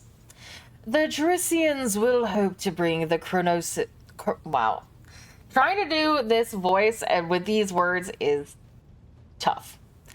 Coronis Expanse into the warm embrace of the faith, just as their flock hopes to receive the aid of the Drusian missionaries. Each crate of food, shipment of clothes, or box of medicine marked with your seal is a sign the rogue trader herself believes in the sect's future success. Reverend Hieronymus is the first among the Jerusians and is most often seen in Footfall's grand atrium. A gloomy fellow, but some almost believe him to be a saint. Tell me about the Explorators. Member of the Explorator Cognizance Fleet, which has been roaming the Coronis Expanse for a good while now. Omnissiah knows what they're hoping to find, but their acolytes regularly show up on inhabited worlds, seeking bits of sacred knowledge, tracking down mechanical relics, and sniffing out Xeno artifacts. If truth be told, supposedly, they want to save the ignorant rabble from corruption. A tech priest named Opticon 22 does business with us on the fleet's behalf. He can be found at the docks in Footfall. I'm interested in the Kasbalika mission. Masters of the coal trade, immoral criminals, and notorious crooks to the last man. The mission is but one branch of this mafia gang that has taken root in the Calix's sector. You can do business with them as long as you take the necessary precautions. They are led by Vladimir Takara, who recently appointed himself Liege of Footfall. Of course, he is a trusted ally of the rogue trader Winterscale, but he will not refuse you, another of the Emperor's anointed. If you wish to talk with Vladimir, I'm going to fuck that so hard. Look for him in the Liege's palace on Footfall. What is this Fellowship of the Void? A pompous name, is it not? In truth, they are a gang of pirates who are forever squabbling over loot and territory. However, some of their little flotillas need supplies, or can take awkward cargo off our hands without asking questions. Of course, there's always a risk that these scoundrels will change their mind and attempt to board us instead, but so far our macro cannons have managed to keep them in line. They say Riza Calvaria speaks on the Fellowship's behalf. The Adeptus Amazicus on footfall is rumored to be her favorite haunt. Why are we giving our spoils to these people in the first place? To profit from them, of course. Most of the things you will find during expeditions are complete junk to one such as yourself, but the less fortunate and affluent servants of the Emperor think them treasures, especially when they are bestowed by the great road trader herself. Drusians, fanatics, and pirate cutthroats, Caspelica dealers and explorators, none will refuse our help in these dark and trying times. And there may come a time when we shall be the ones requiring aid, and it will be beneficial to have allies willing to provide it. I wish to bolster my retinue with skilled fighters. Rest assured, there are people of the most outstanding talents among the thousands of your crew. I will contact the overseers at once.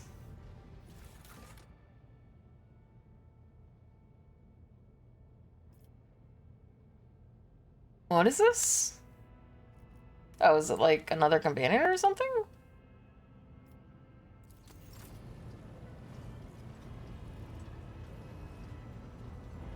Okay. My retinue and I are in need of training.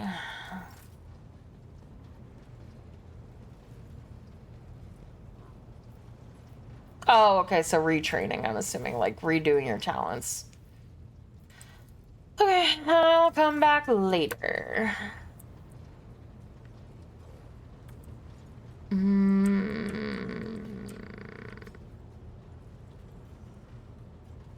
Yes, my ladyship. What is this door? And why am I not allowed through it? This is my ship. Fine.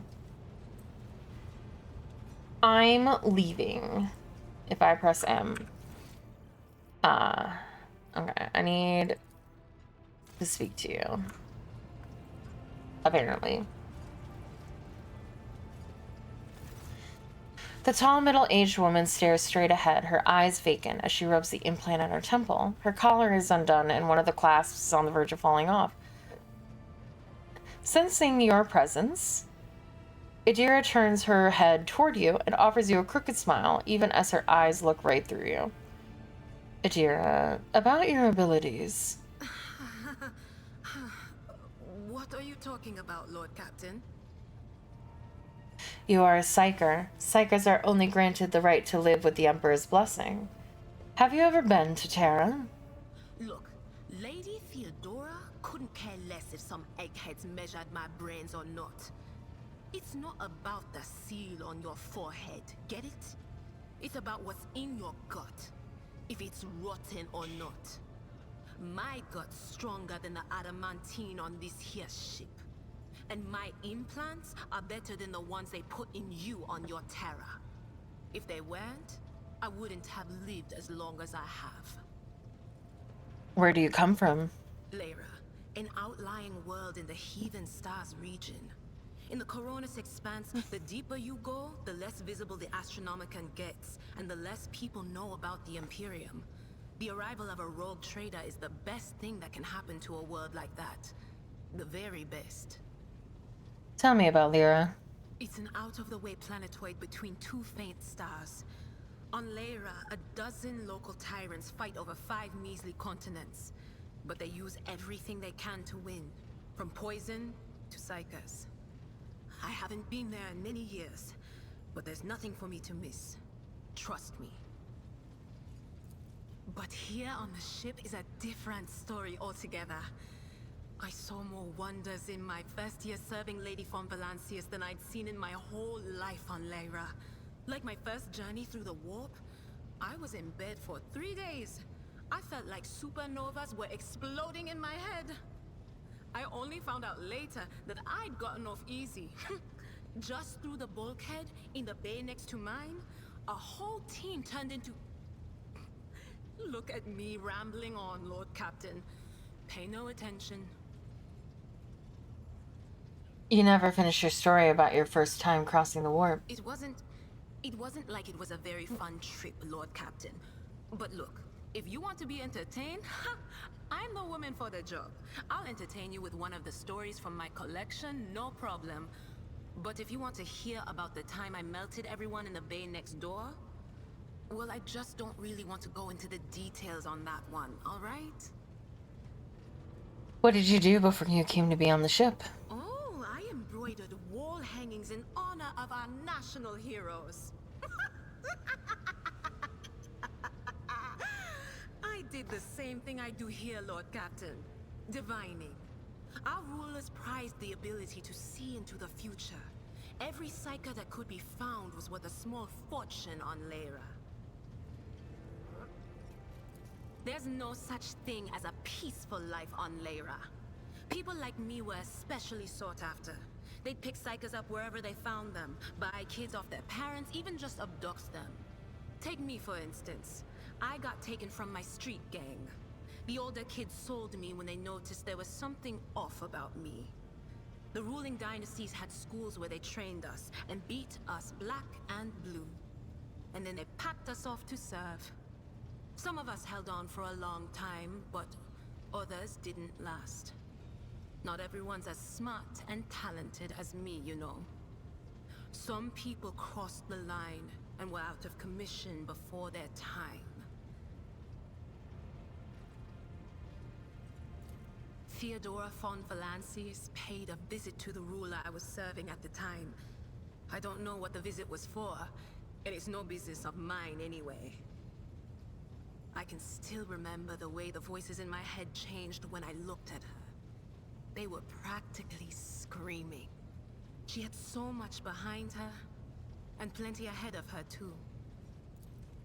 As I gawped at her, all of a sudden I heard a whisper. A hint, a suggestion, nothing more. But I know the difference between idle chatter and a real threat. I seized my chance and approached Theodora. I managed to whisper a couple of words in her ear before the wardens dragged me away. They beat me and locked me up. No wonder. It wasn't my place to converse with outsiders. And then Theodora's people came for me. They broke down the wall, butchered the guards. Also, I could tell them my warning in full. So I said the rest, but I didn't want to go back to my old life. And so I entered the service of the von Valancius dynasty. Have you ever been off the ship? A few times. Not many. And if I think about it, why would I want to? I've got everything I need here. All the whispers I hear are familiar ones. They almost feel like family. And if I want to hear about the nightmares off the ship, I can, after some Amisec. But don't go getting the wrong idea. If I have to, I'll follow you to the edge of the galaxy. Of course, Lord Captain. Got any story for me? You bet I do, Lord Captain. Okay, so we went to Footfall once. Well, I mean, Lord Captain Theodora went to Footfall a lot. But on that occasion, she took me with her for some reason. My day had gotten off to a bad start. My head had been yammering since I woke up, but there was nothing else for it. I had to go. We arrived at the place, and what a place! All the gentlemen and ladies dressed to kill, showing off their encrusted implants, all clustered around little tables. Well, turned out it was a gaming den. And not just any gaming den, but one run by somebody with deep pockets for people with just as much cash to splash. You should have seen it. People gambling away planets in a game of regicide. Anyway, so the Lord Captain wanted me to help her beat some guy. So I tell her, the chips won't land in your favor. You'll get a bad hand. Don't sit down at that table, your ladyship. But did she listen? Of course she didn't. If there's one thing she never lacked, it's stubbornness. So they sat down and the cards were dealt.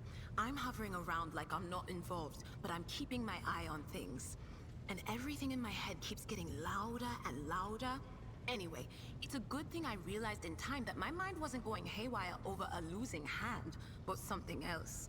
I made some excuse to drag the Lord Captain up from the table and took her away from that place. And a few minutes later, the room where we'd been...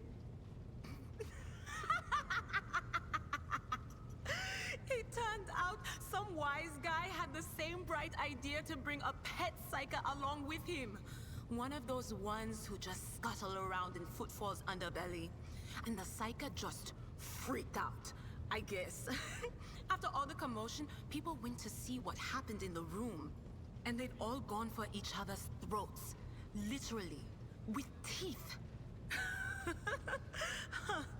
And I think they completely detached that asteroid from Footfall and pushed it off into open space so it would head off toward the local star. You have the best stories. What's it like being a psyker? Lord Captain, forgive me, but it would be like talking to a person born blind about colors. I could spend hours explaining, but it wouldn't make any sense to you. That's fair. Every psyker feels their connection with the warp in their own way. One person might see spots and shadows out of the corner of their eye. Another feels fingers running down their spine. As for me, I've got a door in my head. One that's open just a crack. There's no way to close it, no matter how hard I try. I've just had to get used to the whispers from the other side. When I need to use it for work, I listen in more closely. But I usually just try not to notice it. How do you live with this whispering in your head? Training, habit, and a little amasec and a couple other things you can get on the lower decks. If you put all those together, it makes things bearable. Sometimes I even wonder if I'm imagining half the voices I hear. You know, when life on board gets a little boring. Better than listening to the living, anyhow. I'd much rather be listening to voices 24/7 than fucking Abelard talking anymore, so I get it. What would happen if your door burst open? Well, if the door opens, that means somebody's planning to come in, right? But screw them. They're not coming through. Trust me. I know how to keep my valuable head locked up tight. Aren't you afraid of losing control? Only losers who are afraid of their own gift lose control. Or idiots who never figure out what they are before it's too late. Or little kids who want to play around with their shiny new toy. If you don't know the limits of your abilities, or you're always bouncing around in your own head, that's a recipe for disaster. Can you see my future? All right. That's what I'm here for, after all. So, I'm just going to lean on that door in my head a little more, prick up my ears, and listen to what the warp's got to say about you. If you'll allow it, I can listen right now. Sure. All right. Let's hear what they're whispering about you. Adira laughs, rubs her hands together, and suddenly freezes with a vacant smile on her face, her head slightly tilted. You feel goosebumps appear on your skin, and your collar begins to waver ever so slightly, as if moved by a breeze from a half-open door. Seek not on firm ground, but in a golden hall suspended in the void. There waits a child without kin, but with a name blind to truth. She draws the brush across the canvas and does not notice that her palette is full not of paint, but of blood. And with each smear, this well does not deplete, but fills and fills up to the brim. One thing is clear. When this vessel overflows, none will remain unstained. Among the blind men and false prophets, a red-robed sage seeks the answer to a question. He does not know that it is not the answer he must seek, but the question that will draw everything into focus. Will you help him, Rogue Trader? But mark that sometimes ignorance is sweeter than oblivion. A chained hound chases after glimmers of the aurora, but sparks in the scent of oil confound his nose. A chain trails after him. What will happen if you pick it up? Will you become his mistress? Or merely another beast in the pack of his true lord? Is this a literal dog, or? Burst forth from its prison. Dungeon walls cannot contain the dark essence wallowing in the dust. A naive cub pushes his nose into a familiar hand. Yeah. One that holds death in twisted glass. No, I had dreams about a guy yapping at me the whole time. Already been raised. What is one more life to it? It made my sleep restless.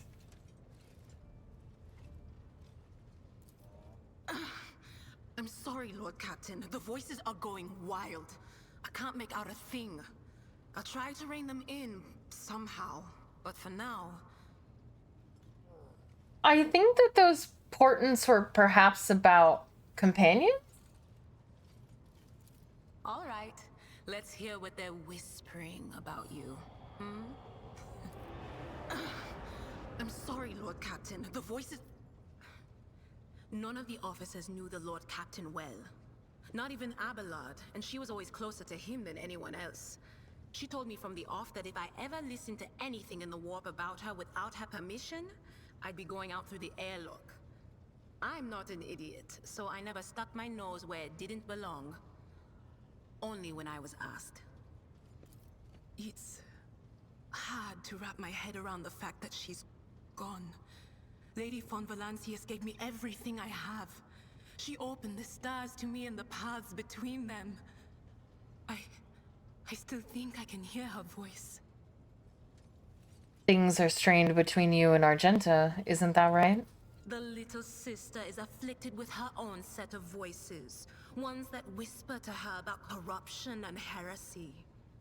The silly girl doesn't realize that if she wants to find the source, she needs to start by looking in her own head. Of course. Always at your service. Whenever you need me. Didn't you say you needed to talk to me about something? Oh no, that was Argenta. Argenta said that. Okay, I've spoken to Abelard.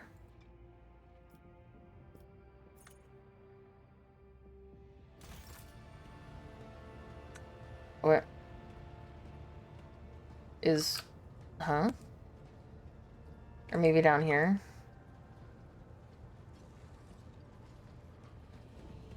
Okay, yeah, she's over there. Helms Master! Did I run by anybody important? No. Oh god, I have to voice you. Lord Captain, Master Helmsman Rever, at your service. I can't do his voice. I'm so bad at it. I know you are. Do you control the ship in real space? I wish that was my only job. I have to steer her through the warp, too. But most of the credit for that... I feel like I just want to give him a southern accent. I know that's not his accent, but I can't do his accent. Hey, ultimate cutie. I wish that was my only job. I have to steer her through the warp, too. But most of the credit for that goes to the navigator. The warp's a nightmare, always tossing up something new. All my years at the helm, they count for nothing in here. My part's small enough. I just monitor our systems, follow the charted route, and I don't pick up a fuss when new orders come in from the navigator's sanctum. Real space, now that's where I keep my eyes peeled. Gravitational anomalies, void currents, hard radiation, that kind of shit shows up everywhere. Think the Emperor, the augurs on the vessel are holding up. And as far as we've been able to spot if anything bad's coming our way. Who are these idiots you're in charge of? There are too many to list them all. Tech priests from the Enginarium, voidsmen from the auger decks, the work-shy fools on the bridge. I'd have every last one of them flogged. They all need a wake-up call. They need to be whipped into shape, or else its ship will be going nowhere. Or even worse, it'll go somewhere we won't want it to go. I'm doing fantastic. How are you? You are Voidborn, are you not? That I am. Born into a helmsman clan in the bowels of the Chartist's vessel. Studied the family trade until I was 15, then my entire clan was butchered in a mutiny by lower hold scum. They spared the youngins, of course they did. Kids with implanted connectors make great navigational servitors. But I was having none of it. They weren't going to make a servitor out of me, so I escaped into the crawlways. And then I spent months picking them off, one after the other. You got me talking up a storm. Anyways, yes, I'm a Voidborn. Finish your story, Raver. Yeah. Not much to tell. Because I'm pretty sure he was, like, mildly Scottish, kind of, and I can't really do that. Closest I can do is, like, Irish. Not much to tell. I gutted everyone I could get to, and then I fled upward to the middle decks. That's where the auger operators took me under their wing. They have apprentice helmsmen in their own up there, you see? Nobody asked me any questions, so I stayed. I grew up, trained, got smarter, then ended up a junior helmsman. 12 years later, Dan Rock spotted me and lured me away. The cheeky blatter. I can see you're not a gregarious sort. Have I done something to displease the Lord Captain?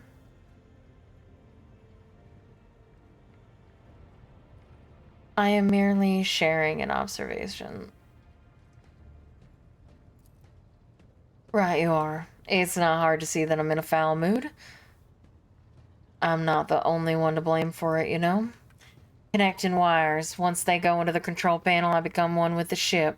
Except the bloody cogs messed up the wires as stimulus ejectors and connectors when they implanted them. They twisted the wires the wrong way or burned something in my noggin. Anyway, I can't sleep. It just doesn't happen anymore. It's been 30 years of non-stop stimulants and a splitting headache. So you'll forgive me if I'm not all smiles, Lord Captain. Tell me about the Voidborn. Lord Captain, I mean no disrespect, but you do better to find someone with a knack for conversation like the Cobblemon. The new Vox Master? I ain't the talking type. I just get the ship where she needs to go. Best let folks stick to what they do best. What can you tell me about the other officers? Good-for-nothing wasters, that's what they are, each and every one. Take Janus Danrick, the highborn weasel. He frowns over the officers, but some of the deals he makes would get him burned alive. He drags other people into his schemes so they can't take the fall for him, too. One of my junior helmsmen was ferrying goods from Footfall for him, got caught by the Seneschal and ended up in the Void Hatch. Danrock couldn't care less. The Vox Master, another Cobblemon like the last one, Void rest him, is no better. She cut off half the Vox channels the day she took up her post, so the Vox systems were damaged and the Enginarium had no contact with other modules. But how am I supposed to steer the ship? Collect the Cogs' reports with the power of my mind? First officer was Sarian. I can't stand him. Like every Navy officer I ever met, he doesn't know a thing about controlling a vessel in the void, but he puffs himself up all the same and throws his weight around. Me and him have had a few words a few times before he left me alone. Think the Emperor, Lady Theodora, trusted me more than the Seneschal when it came to helmet a void ship. Then there's that woman, what's her name? Plass. Lady Theodora brought her along wherever she went, and look what happened to her. I wouldn't be surprised if it turns out it was that witch that delivered her to an early grave, just like countless souls before her. I don't see why anyone would want that walking calamity on their ship, but some would disagree. They say she's friends with young Cobblemon, you know, or at least she used to be. Tell me, do you like anyone at all? What kind of a question is that? I like you, and Lady Theodora before you. Where would I be if I was making cracks about the rogue trader? I don't want to die just yet. I must take my leave. Lord Captain. That's sad that they fucked up his surgery and now he can't sleep, but that's depressing. Alright, Argenta, ye who I wish not to speak to, but will. Rogue trader. You said you have a personal request for me? I indeed have a request, Rogue trader. What is it? What? Okay, I guess she's not voiced. The accursed servants of chaos who assaulted this ship took the lives of your loyal crew members, and they orphaned many children, including the progeny of the brave officers who defended their posts until the bitter end. I don't know what customary practices there are for cases like this in Von Valencia's territory, but in the world I'm familiar with, the children of such brave souls could expect to receive some special consideration. Perhaps the rogue trader could meet with the orphans. No? Nope.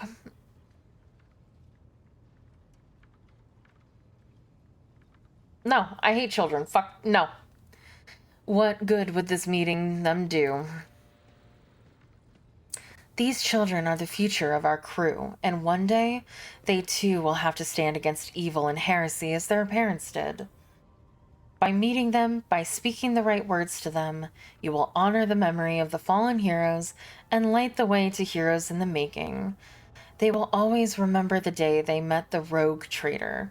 Besides, it will bolster the orphans' spirits, help them recover from their losses, which can be hard for someone so young.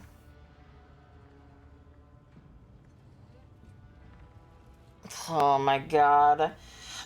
I want it to be made clear to everyone upon my ship, I do not want to do this, but I understand the logic behind it, and it makes sense, and it will bolster their loyalty for when they become adults, and it is the only reason why I'm doing it.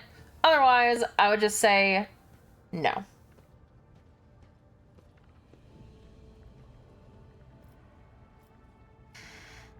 I will meet with them. No formalities needed. These are the children of people who gave their lives for the Von Valencius dynasty, and my consideration is the least that they deserve.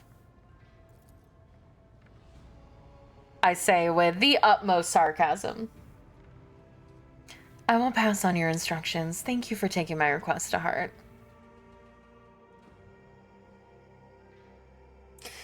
I will speak to them. They better not speak to me. For I wish not.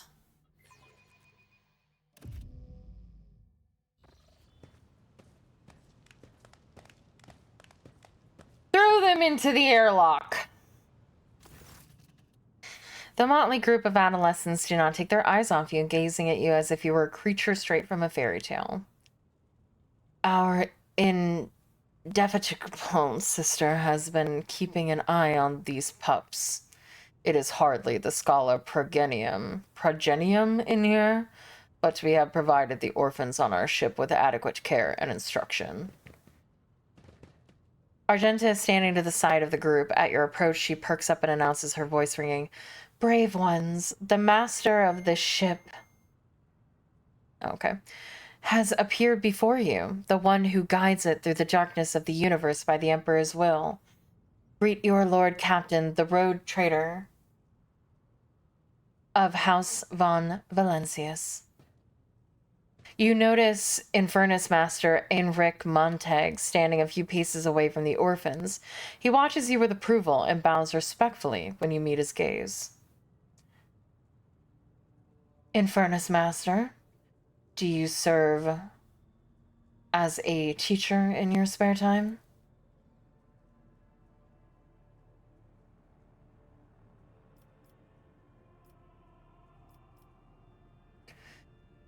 I don't remember if I gave him a special voice. He doesn't have a picture. He doesn't get a voice. Not at all, your ladyship. I'm just looking out for them. It's the Infernus way to help folks in trouble. It's our job, after all. So we chip in rations here and there and make sure nobody gives them a hard time. We take the older ones into the clan's care if they want. Many in the guild are not our family by blood, but by circumstance. Forced smile. Your Lord Captain greets you, brave ones. The teenagers keep staring at you. A girl who has remained close to Argenta smiles uncertainly. A skinny, pale lad tries to throw his shoulder back and stand at attention like a soldier. Only a few teenagers at the far end of the row seem sullen and not particularly impressed. One of the scowling visitors with a thin scar across his face tosses his head back and says bitterly, So what? Why should we care? Our friends and parents died in their dozens for you noble lot, and you just give us speeches. Yeah, well, I can give you space.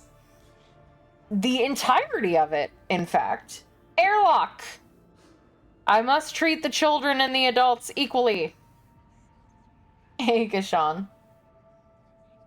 They're not even worth a bullet. Just throw them out into the advance of space.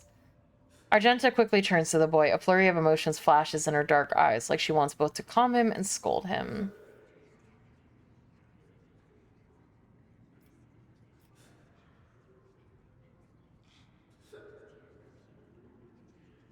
If you have things to say them without fear.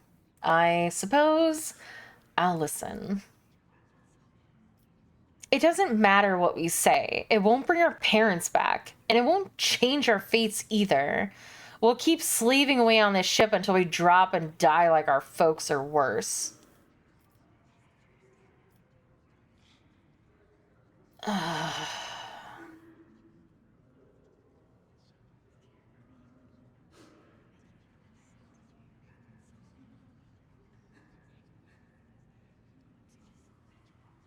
Hmm.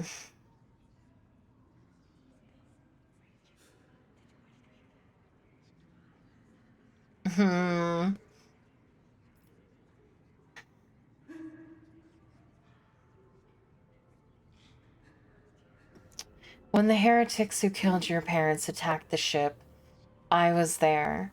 I took command, I fought, and I repelled the assault as quickly as I could. But no war can be won without losses. You can only strive to do what is within your power. You heard the rogue traitor. Her words carry the wisdom of the Imperium. It's hard to say whether or not your words have left an impression on the boy, but he nods slowly. Then he catches himself and gives you an awkward bow. Abelord gives a sign, and servants immediately emerge carrying packages, treats with Von Valencia's emblazoned on the wrappers. It appears the Seneschal came prepared for any contingency. Here, have chocolate. Get out of my face!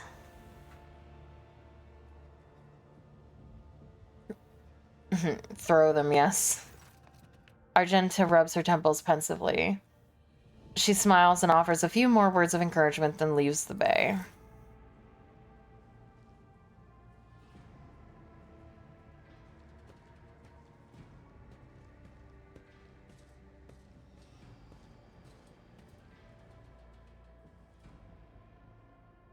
I'm so glad that I did that instead of just throwing them into the sea.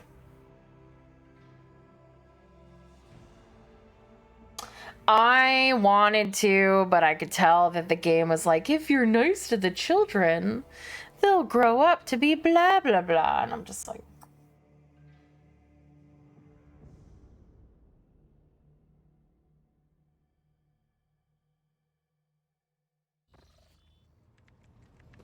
I thought about it.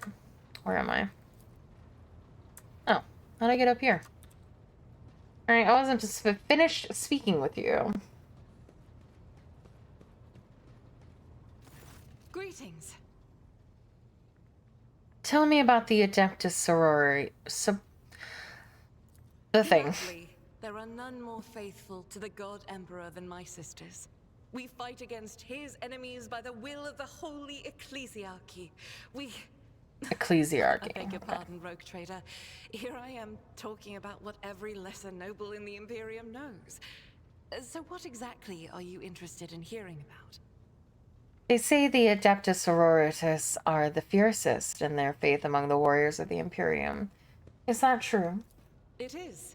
The Sisters of Battle are a fire lit by the God Emperor. They are the echo of his voice that travels through the dark expanses of the universe. We bring his wrath to heretics, mutants, and other enemies of humanity. We protect the faithful from the unholy and unhallowed. Sometimes with words, more often than not with a bolter. Are all sisters truly as faultless as you say? Even the novices of the Adeptus Sororitas are drawn from among the most worthy. Those who have taken the vows and become a full-fledged sister are the best of the best. tested by trials of body and spirit. Yes, there have been cases when a sister stumbled or showed weakness, but do not expect to hear a story of depravity or downfall from me. Each such occurrence is a great tragedy for us all. Light cannot bear the smallest speck of darkness within. And thus those who have trespassed or shown weakness of spirit are given a chance at redemption. They are called Sisters Repentia, and may the enemy tremble before her, for nothing can stop a sister of battle who yearns to be cleansed of faults and weakness. Wearing nothing but robes, no armor, eviscerator in hand, those sisters who have once faltered find repentance on the battlefield. Their lives are seldom long, but a death in the name of purgation is a better fate than to live with a shadow in one's soul. Once I had completed my novitiate, I was sent to the Calixian branch of the Order of Our Martyred Lady, assigned to the Order's Pronatus. The Order's mission is vital and noble. The Sisters Pronatus protect great relics of the Imperium. We guard them, preserve them, escort them when they are brought onto the battlefield or presented for pilgrims to venerate. My god, you talk as much as what's his name? And we seek out the relics that have been lost. Neither a coven of heretics nor the most wicked death world can deter Sisters Pronatus when their goal is to return a piece of the great legacy of the Imperium into the hands of the faithful. The Order Pronatus is not one of the Order's militants, and yet you are a trained fighter. Don't let the name deceive you. The Order's militant trains sisters to march onto the battlefield as an army. That does not make sisters who belong to the non-militant orders timid and helpless.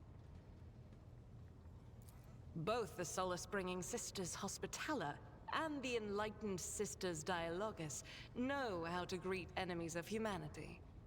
Their dialogue with heretics is usually quite short, with the last word being a bolter discharge.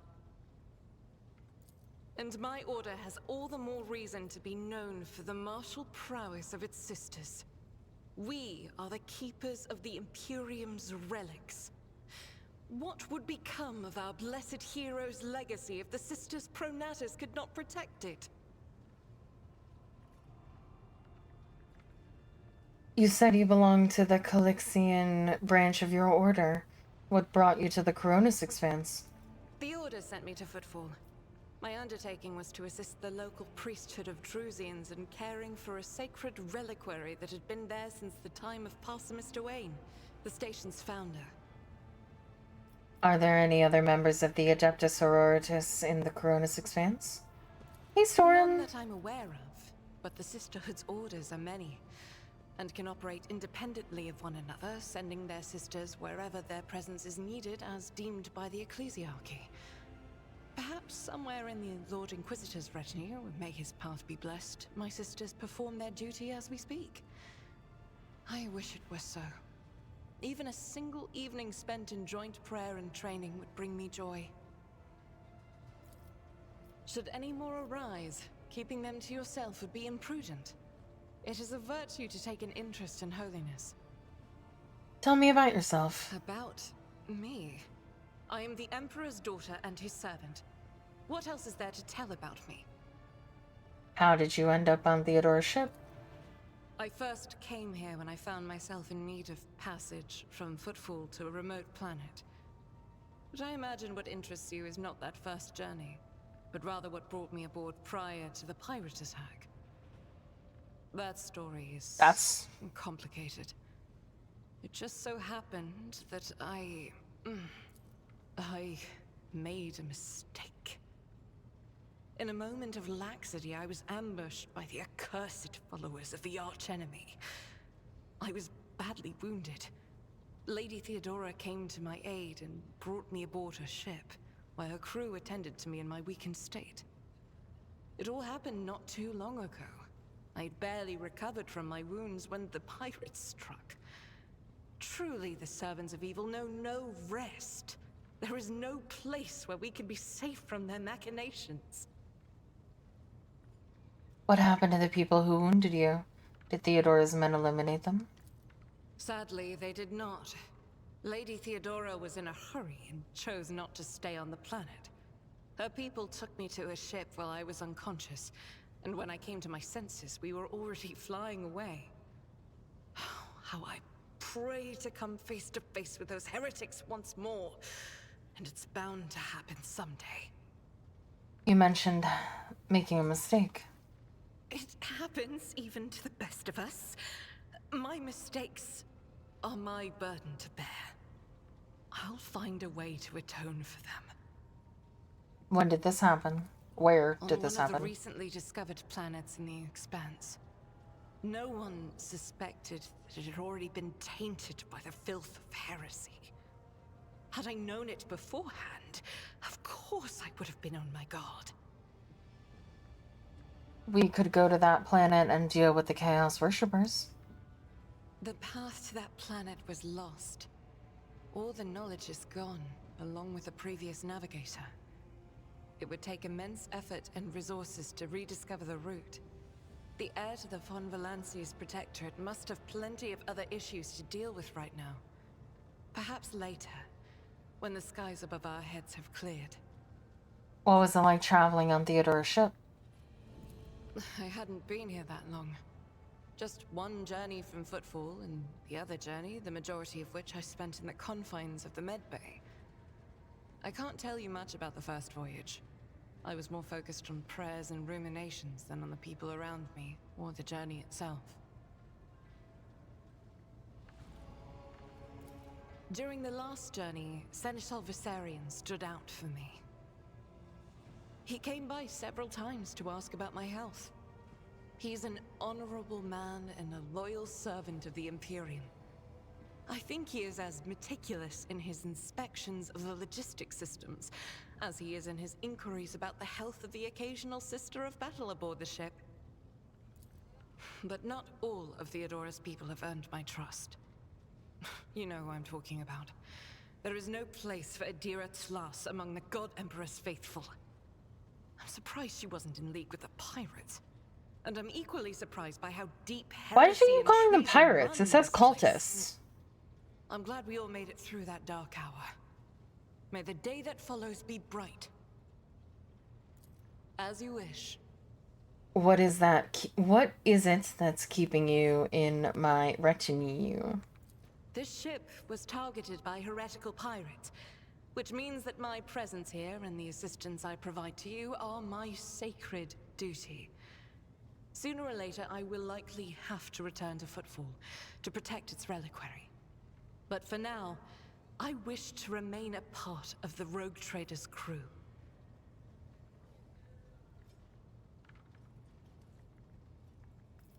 You might be of use to me, so I have no problem with your presence for now. Okay, bye. Like, what? We're not friends? It's like, no. I hate you, actually.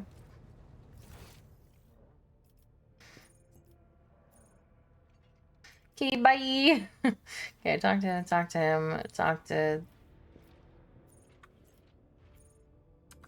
Lord Captain's quarters. Is there a thing? Oh, I was supposed to look at the cargo. It was like, hey, look at this thing, idiot. I was like, alright. And then I never did. What is this? Oh, okay. I'm a lexicon.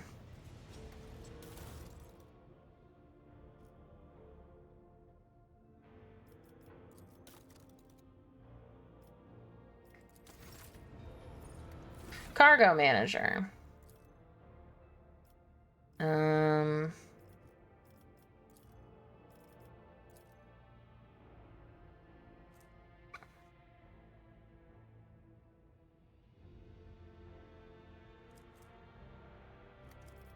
Okay.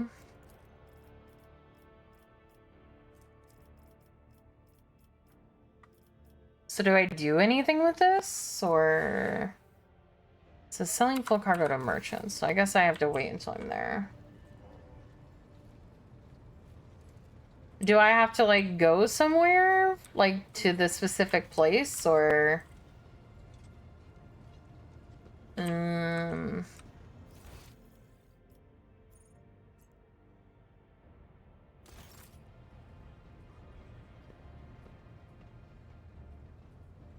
Hello? Gotcha.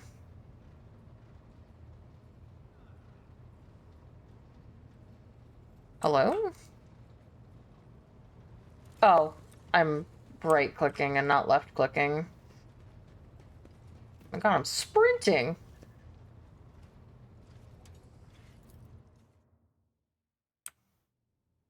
It's my room!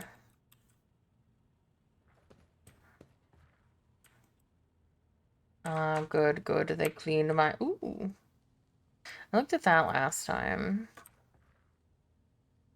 The churches of the faithful to his word and name. Blah, blah, blah.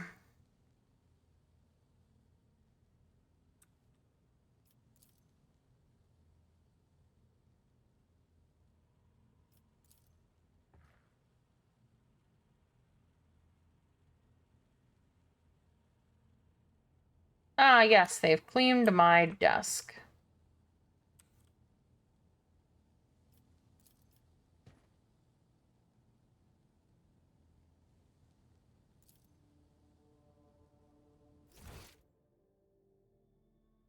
Oh my god. Shrine of Remembrance. I'm assuming these are the,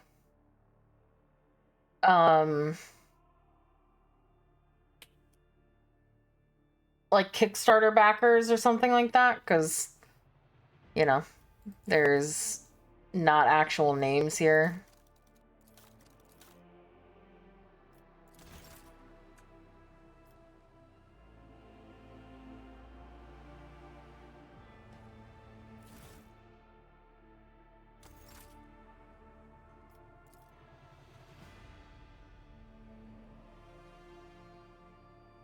Oh great, I got a mort that's mocking me.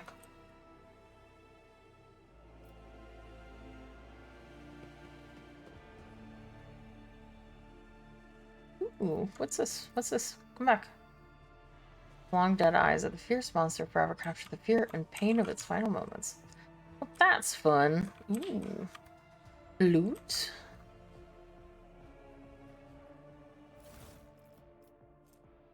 Cracked data slate. Okay. Unfinished letter. His chagrin is irrelevant. Voigtvere's mistake cost me too much. Years of work, tremendous resources, all wasted. He's failed at what he was supposed to be irreproachable at, uncovering spies, and this one was a senior officer. I'm not about to discard him. Conrad has served me for too long for his removal to go painless for the Protectorate. Besides, he is no fool. He could not have seriously expected to become the next in the von Valencius line when his skill and talents as Master of Whispers are so valuable. Let his disinheritance serve as a humiliating but instructive lesson from which he may yet learn.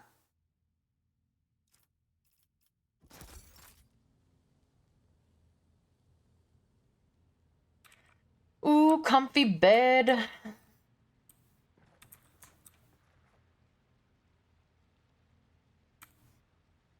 And there was this useless room.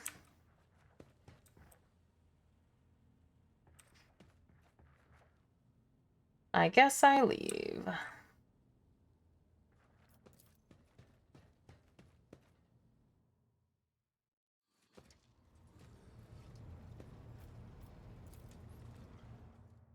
Alright, where are we going? Oh, is that a bath? I didn't realize that was a bathroom. In the van, blah, blah, blah, blah, blah. Alright, we're going everywhere. Unidentifiable, where are we right now? Is there like a icon that, okay, we're here. So I guess let's go to, we'll go clockwise. We'll go here first. Make contact with the Nevis. Yellow markers are quest markers. Lord Captain, reporting. The heralds of the Navis Nobilite continue to maintain Bach's silence, perhaps due to Uric 5 being off limits to visitors. We intercepted signals from the beacons drifting in the station's orbit. The demands are clear. We are told to turn the ship around immediately. We have also detected an accumulation of space debris near the station's docks. Presumably, it is the remains of interplanetary shuttles. Perhaps the esteemed Novice Nobilite House requires aid, and therefore cannot respond to our Vox transmission. Contact the station again. I will negotiate personally. I am sorry, Lord Captain. The station does not reply even after an official greeting by a rogue traitor, and the declaration of your intent to negotiate in person. Order the auger crew to scan the station. Yes, Lord Captain. The officers from the auger crew performed a full scan of the station, but the information is imprecise. They note wave distortions of unclear genesis that are throwing off most of the readings. We are able to ascertain that the reactor core of the station is still active, but many compartments are unpowered and some fully depressurized. The signs of biological activity are largely present in the central module, which means the station has not been abandoned. So the question remains, why are the esteemed Navigator Heralds ignoring us? Or turn back, no one dares to give me orders. No, Lord Captain, of course not. Order the crew to commence docking with the station. Affirmative, Lord Captain. We do not know what is happening at the station, so you will have to look for the esteemed Navigator's blind. Dock safely, and may the God Emperor light your path. Alright, we're going in blind. Or maybe that might be where we stop. Ooh.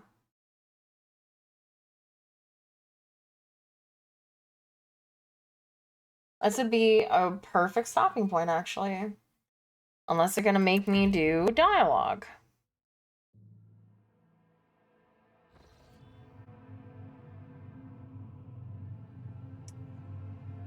Substitutions!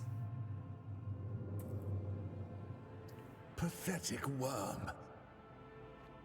You dare to argue with your master?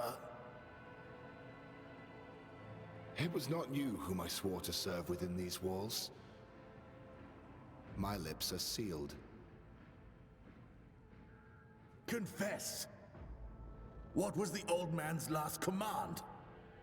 What are you planning? Give up, Keeper. You have lost this battle. Again. We're getting nowhere with these ones, sir. Permission to execute them. That acting.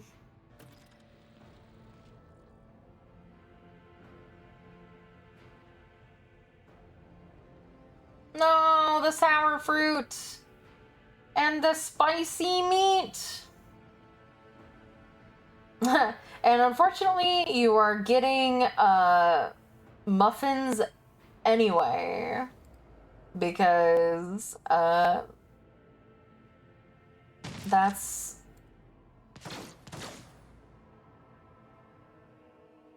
we're probably gonna be done with Rogue Trader for a little bit. Because Gull, I think, is ready. Oh god, what happened?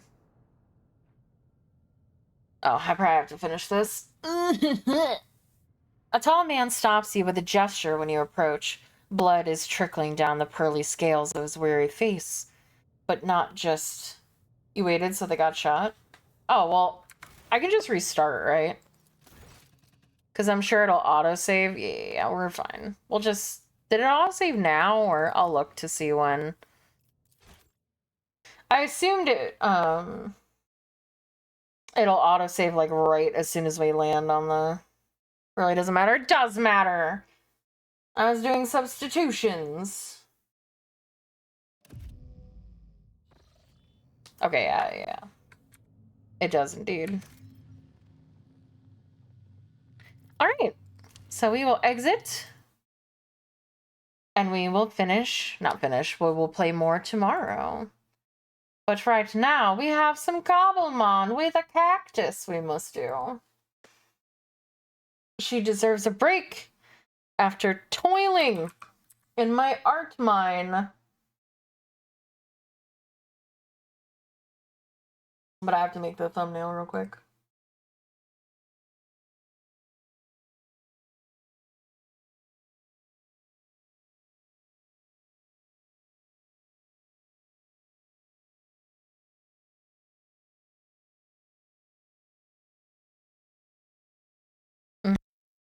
I appreciate you toiling.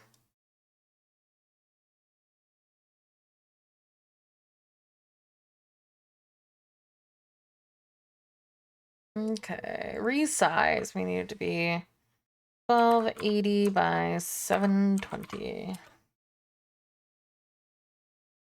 Idiot, it's so cute.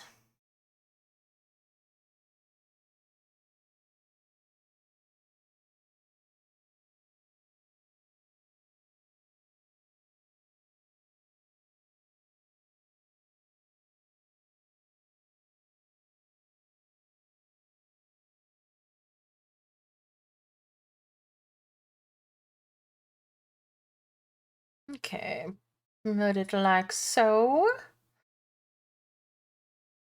And then grab a color. Grab that color. New.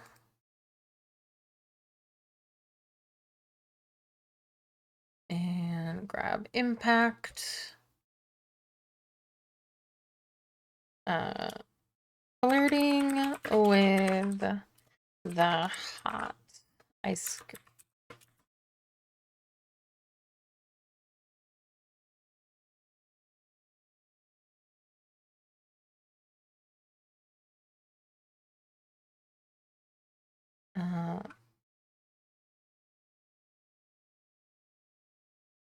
We'll play some more.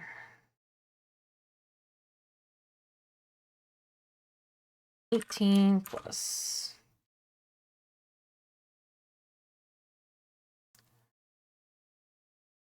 Okay, and then outline.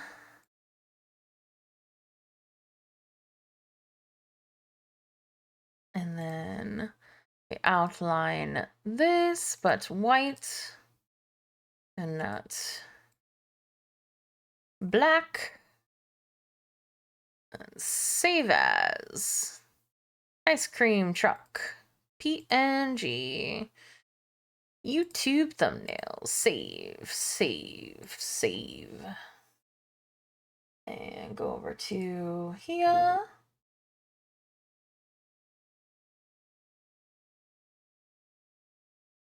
Here. YouTube thumbnails. Ice cream truck. Save. Alright. All done. Are you available for call? Miss Cactus?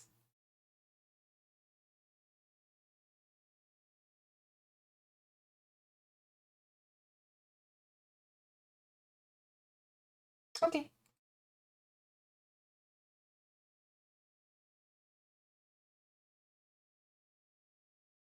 Hello! Hello! I am the cactus. You are the cactus. Hey, guess what? What? I just checked my credit score. Oh? And it went up 126 points.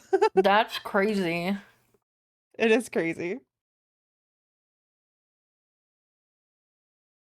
So what's it at now? If you want to say that, I don't know if you do. I feel like I don't want to say that online, but like, okay. It's good. Good. Mm-hmm. Mhm, mhm, mhm, mhm.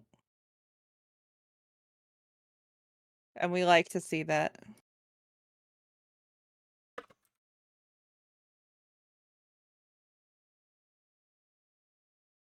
We do indeed.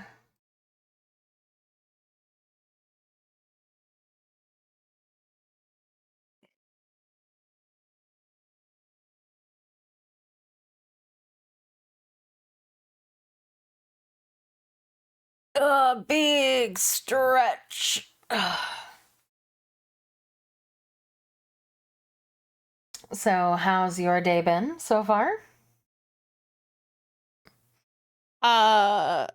Pretty good. What am I hearing? Is this in Minecraft? I hope it's not me. I don't know why it would be me. It sounds like a warden, to be honest, but I'm not near a warden. Aren't you? Because I'm hearing like what sounds like reverb footsteps. I kind of forgot that we ended in the deep dark.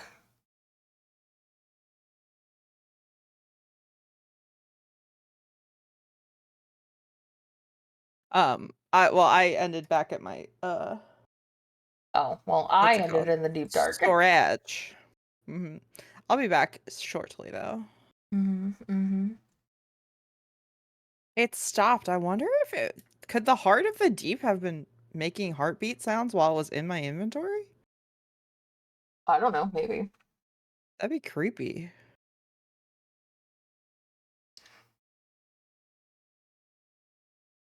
But yeah, good day. Got my meeting done How was this it? morning. It was fine. And then I got another thing done that I needed to get done today, which is good. So I sent that out. And then I worked on the thumbnail, even though, and I feel bad saying this, I didn't really want to. I was just like, I don't feel like it. But I was like, I'm doing it. And I'm I sorry, did it. but I needed it. No, I know. And like, I know you needed it. And like, I promised it. So like, I needed to do it. I don't know. I'm just having like I don't feel like it kind of day. Because it's Friday, I think. So, and it's not like I didn't enjoy myself when I was drawing it. And I thought it came out cute. I get it. It was just like, I don't feel like doing anything. Yeah, I know. I don't want to be responsible. I understand. And I wish I didn't have to ask it of you. And I guess technically I didn't. I could have just, I can just take screenshots of my character and it'd be fine. But yeah, but I liked it. And I like having one that's sort of specific to what Me too. your thing is about. I think it's cute. And I think as proven, they do better. But I don't know if they do. Well, last week didn't, but oh my god, Gull. I went from getting 50 views a week to almost 500. Almost 1,000 every week. It's doing well. I'll fight you. Telling her that it flopped last week because it didn't. It makes me sad when you say that. I'm saying that I flopped, not you. You didn't though, because like the script was really good. The scripts are always good. So if it flopped, it's because of me. No, it's not. That's not true. Then stop saying it flopped. Honestly, and you're gonna not like this either, it could have been the thumbnail, because as I was looking at the one from last week, it was like I could have made it more brightly colored, and I did that. I upped the saturation and stuff this time, so I did do that. So it could have been the thumbnail. Maybe. It was a little too brown last week, but that's okay. We learn. Bucket we ball. Bucket we pokeball. I have so many diamond pickaxes in my shit now, because I didn't want to not take them because they're valuable. So if anybody needs a diamond pickaxe in this server, let me know, because I have like 8 of them.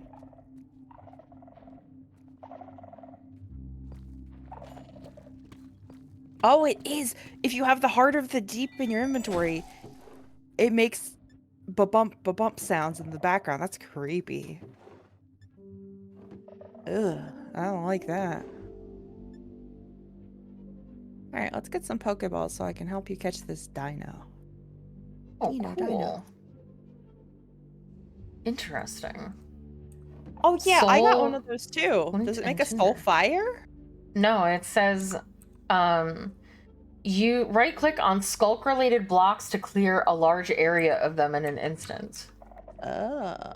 So I think maybe you can use them on, like, the things that make the annoying noise and, like, spawn shit. The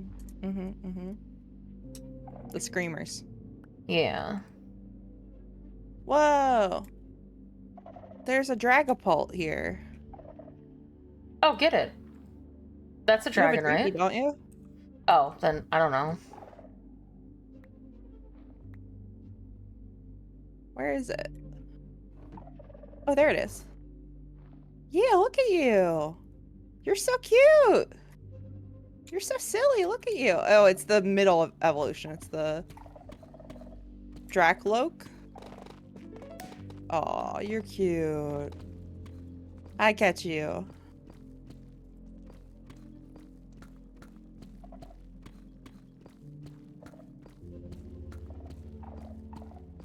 Well, maybe I don't catch you.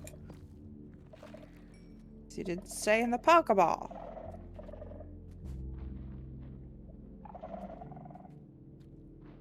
My god, help. Didn't no. need a double jump.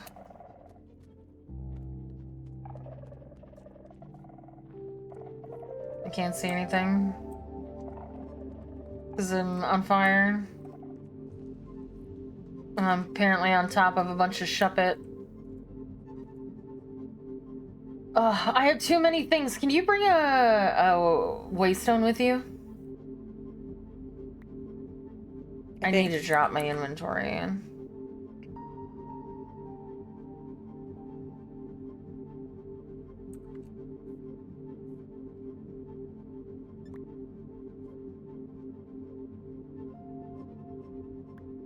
I want to catch the dragon. No, oh, fuck. But he won't let me. Oh, please go away.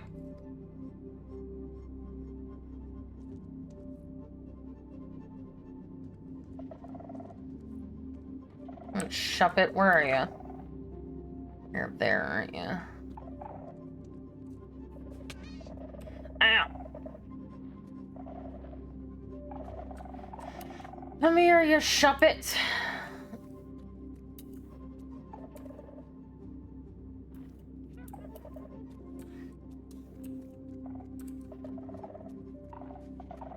Let's see, I need stone bricks. Oh, I have stone. I don't think I have the bricks. Oh, I do. What are you looking for? 3. I need stone bricks, I think I might have a waystone in my stuff. Oh, I have the warp stones to make it. I just need to find them. Here we go. Here's one. And then I need obsidian. Okay, I have some somewhere. I'm an idiot. I have a shulker box.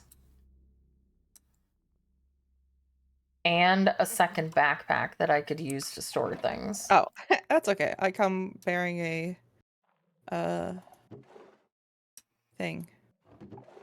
Where are you? You are here. Who knows, honestly, where I am.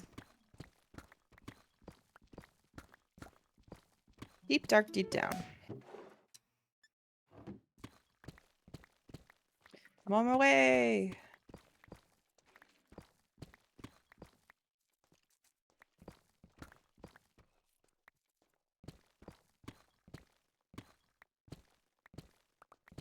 Celine is friend. It is true. Yes, yes. Hello, Peaches. Celine is friend shaped.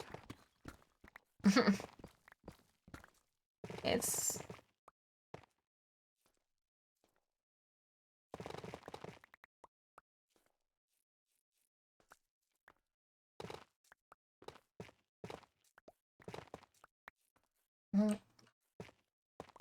Well, how are you liking Rogue Trader? I've only gotten to like hear it a little bit. It sounds like it's fun. It looks like it's kind of like a Baldur's Gate. It's like an old one. very much like it's by the same people that made Wrath of the Righteous and Kingmaker. Oh, So okay. it plays identically to those games. I haven't played either of them, but I have them. Have you ever played Divinity? Oh, only a little bit. It's like that. Oh my god, I finally found... Oh my god, they're... What? I found this stupid Sableye. And they spawned in corridors. That's weird. So it's not like too different from old school Baldur's Gate? Maybe a little more tactical? Yeah, like I said, I feel like it's... Because Baldur's Gate was never turn-based. The older ones weren't. Oh, I see. So this one is more like a Baldur's Gate 3, but if it were made older, if that makes any sense at all. No, I get it. I get it.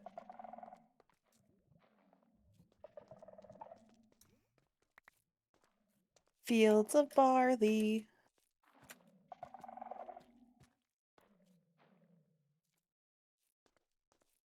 I'm almost there. Whoa, you're over here. No rush, because I am eternally lost in this prison I have made for myself, looking for shuppets that I can't ever find. Oh, I found a tepig.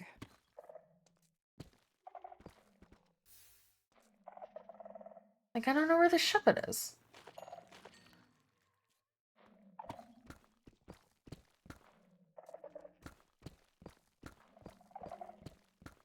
Is it above me? Is it below me? It's above me.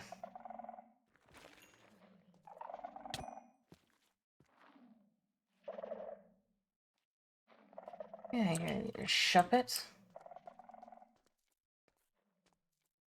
We need those spawn slots for Dino. No one knows how it's pronounced. I think it's dino. Like a dinosaur.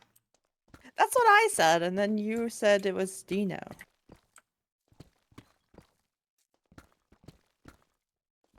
Why are you listening to me? You're an English major. It's not a... I mean, it wasn't made by English people. Oh! I got the tepig. Nice. I don't know where these shuppets are. I can't find them. Cupid. I have a shiny one in my inventory. By that, I mean my party.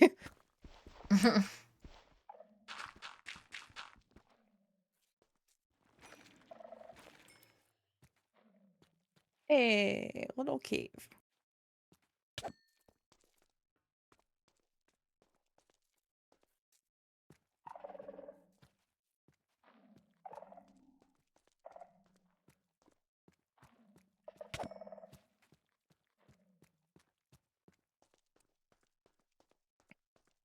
This is barley fields.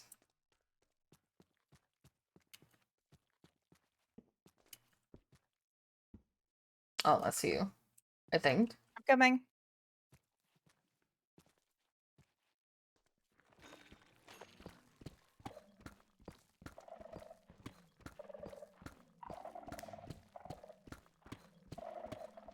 You always exploding things.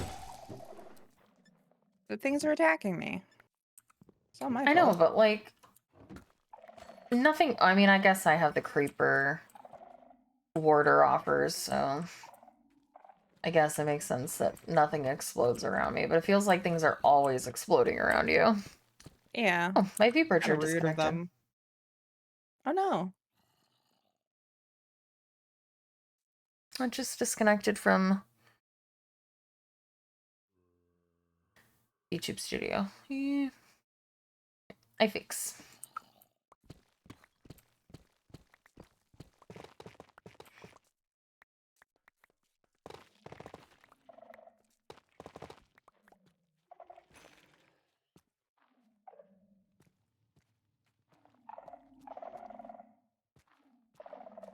Where are you, Shuppets?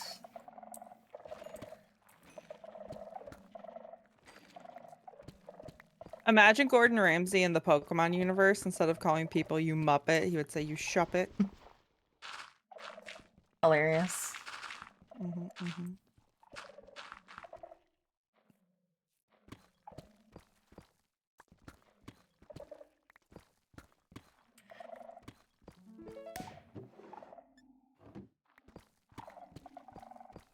Yeah, I can't tell if they're up or down. It must be up, I guess, because I dug down and it was like, nope, not here.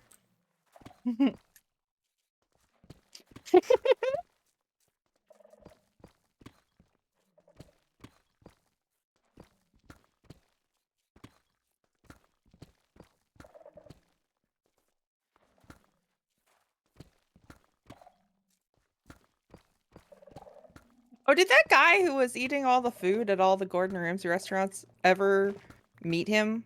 I don't think so. Remember that video you were watching? Yeah, I doubt it. Because I took Juniper out while you were finishing it, so I didn't get to see the end. No, he was literally on vacation. Oh. At the time.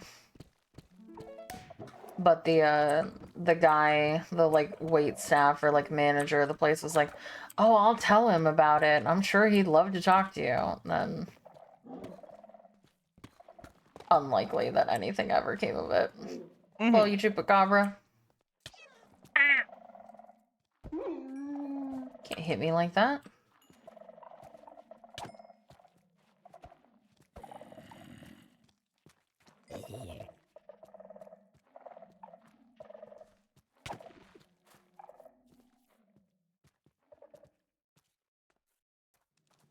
Oh.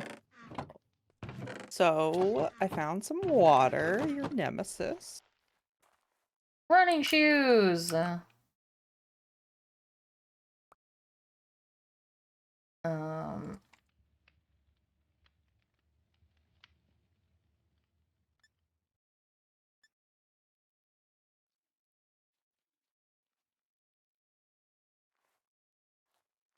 Also, I killed a rare mob boss and I got a propeller hat, which is pretty funny.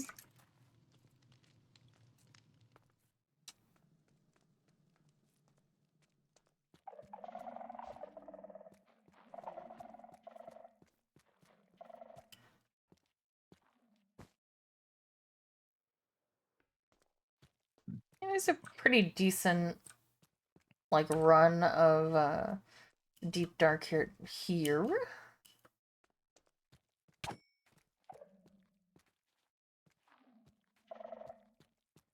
Oh, a very decent. Oh, come here, you Diglett! Oh, I found some water. Your favorite. Is that me? My nemesis.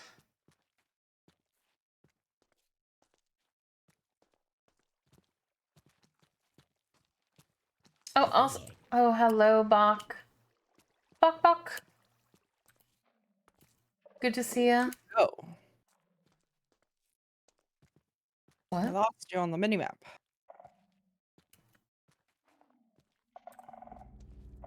Where are you? I don't know. Did you go this way? Oh yeah, you did. All the chupies. The cabras.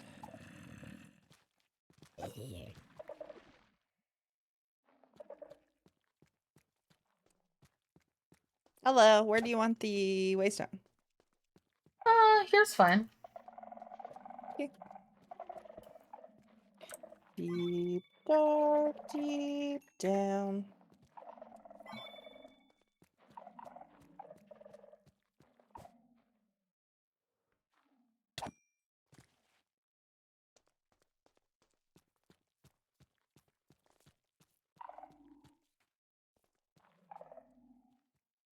There's the screen. Oh no, those are catalysts. So I was like, are those the screamy boxes? There's no screamers here. I've run the whole gambit.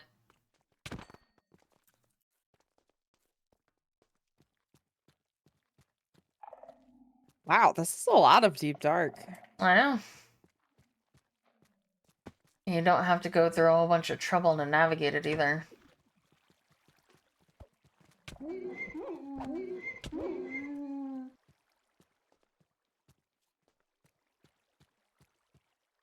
Obsidian.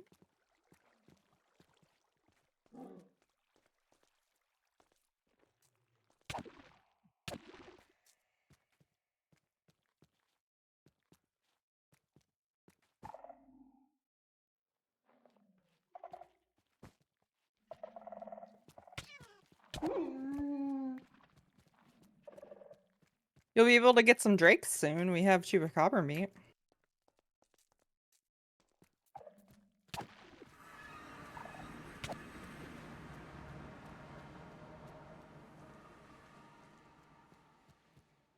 Oh, was there a Shuppet outbreak that? Oh, was there? I don't know, I just heard the warbles. Let's see. It's Elegem and Roggenrola for me. Oh, okay.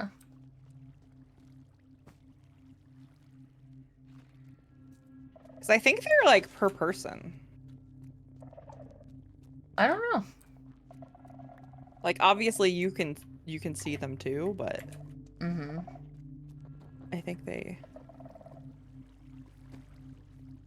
are influenced by where players are. This Deep Dark has tons of diamonds.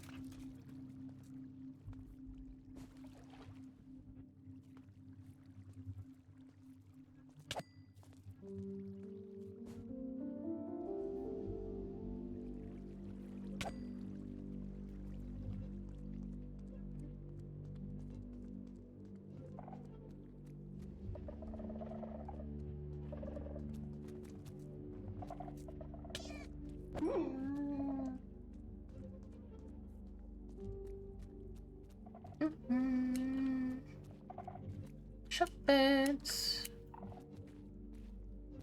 Will you stop it?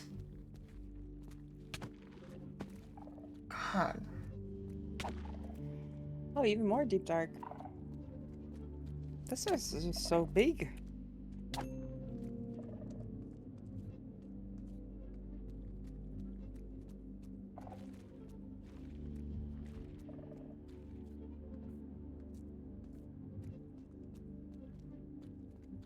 Oh, there's a Mars shadow here.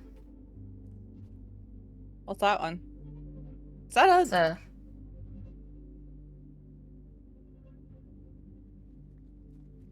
Lightning Ghost? Look at you, you little weirdo. Is that like a... Oh, Blue Moon! Special guy? I don't know. He might be legendary.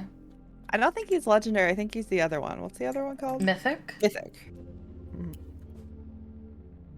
I mean, Mythic is I'm not rarer sure. than legendary. Oh, is it? Yeah, Mythic means that it was never distributed within the games. Like they were always like events. Like Mew was a Mythic.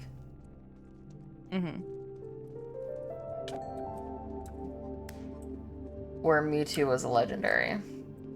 Or like Celebi was a mythic. And Deoxys and Jirachi were mythics. So they were usually like movie only Pokemon, really, and were usually distributed in some way by the Pokemon Company through like cards that they gave out at events, or eventually when the internet became a thing, distributing over the link system. Shiny Shuppet again.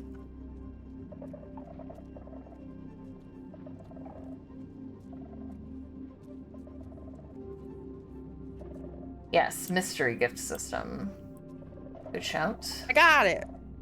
Nice.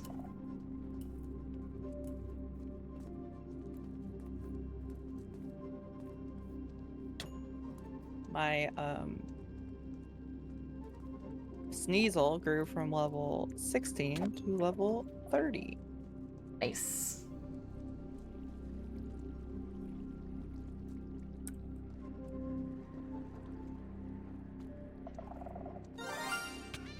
How? I'm looking at my chat. Another shiny Shuppet. There's a Banette here. Somewhere. You have it, right? What? Shiny Shuppet? Yeah, I do. Yeah, I'm murdering it.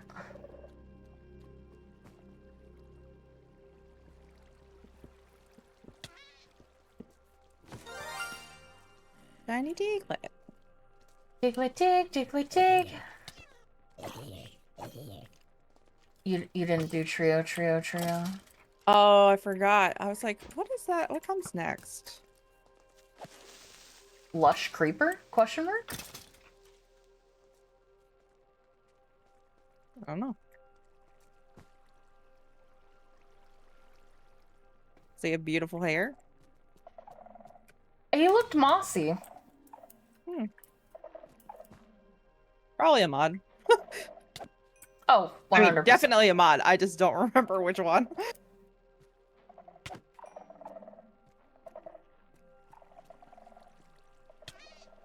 Damn. It'd be cool to get a shiny Ghastly. Is there Ghastly showing up around here? I don't know where this rock and roll is. Yeah, I have no idea. It might be underneath. Yeah.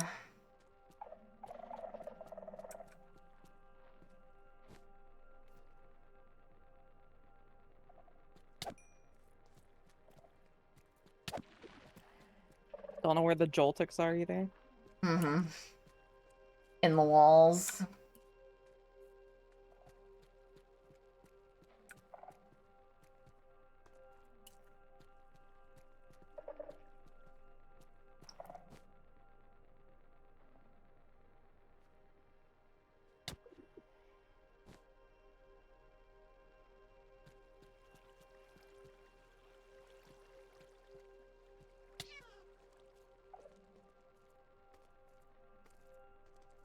Where's this Whismer?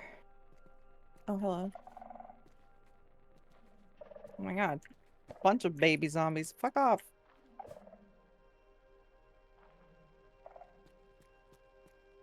I didn't realize there was diamond here. Alright.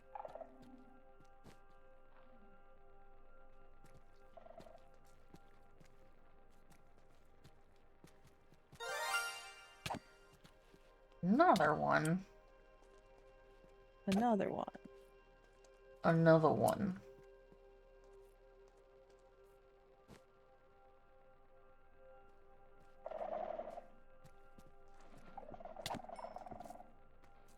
Deep down. Whole ass Golbat. Looks so goofy in this game. Uh-oh. What? There is a screamer over here. Oh. Oh, you must have gone far then, because I've run up and down this whole thing and never saw one.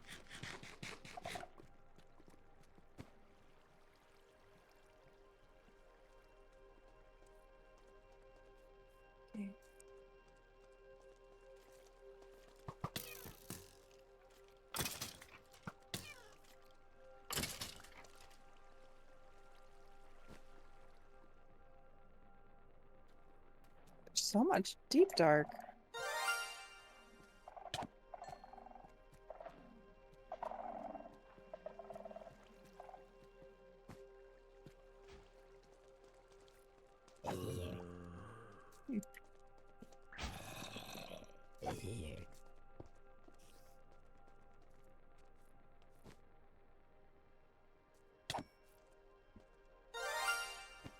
Ooh, shiny Zubat.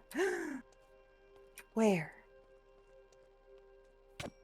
I don't know, I don't see it on my map. So I don't know if it's near me.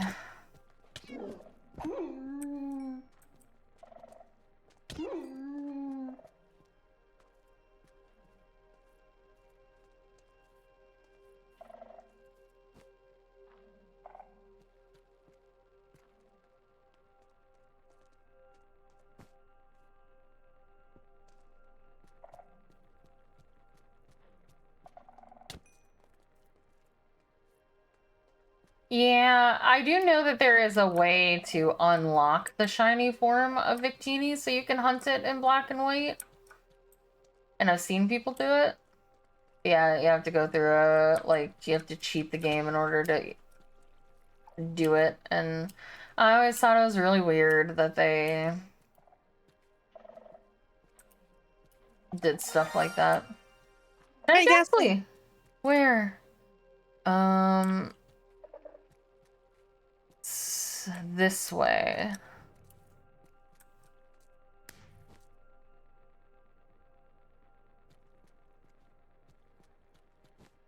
Wait, back my way?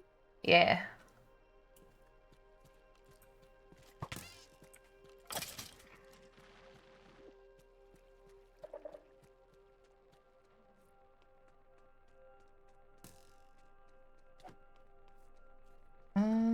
Gee. 428.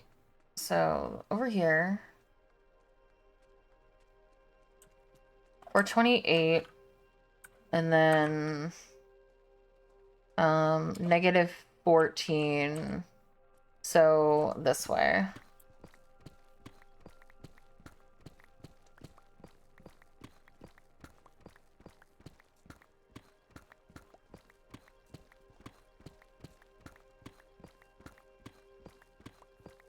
What's the coordinate? 14 what? 81. And what's the Y? Let me look. 36. 36 positive? That's what it says. Oh, that's... Is it up? Yeah. Oh no. It's like... The Zubat's almost up too. 40 blocks up almost. Hey, Blighted Bobber. I'll try to get to it. Thankfully you gotta catch a tough tier. No. You feckin' chests. Get out of my way. I'm trying to get a ghastly for my friend. Before it just spawns.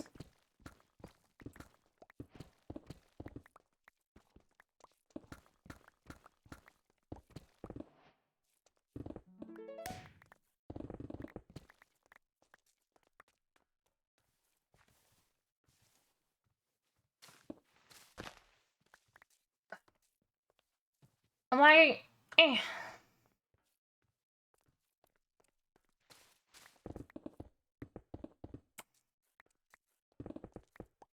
What was it? Negative 1481. No, 36. what's the Y? 36. 36, okay. Should theoretically see it soon if it's still here. Fucking chest, get out of my way.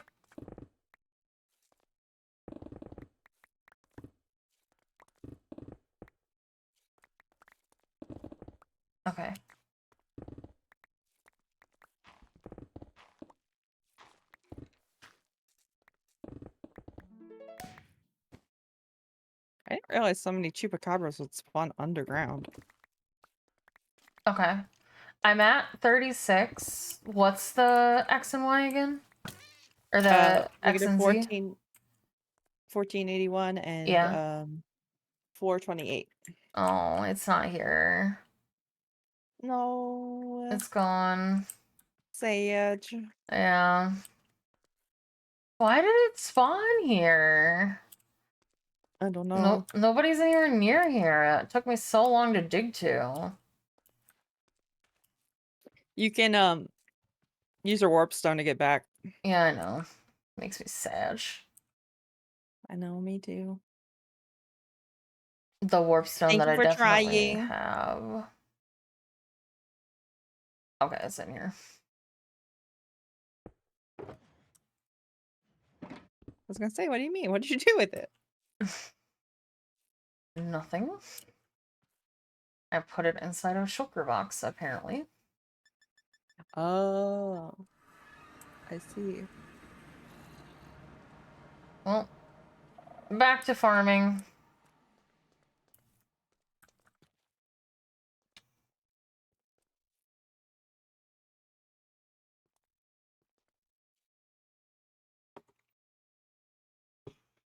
Let's see.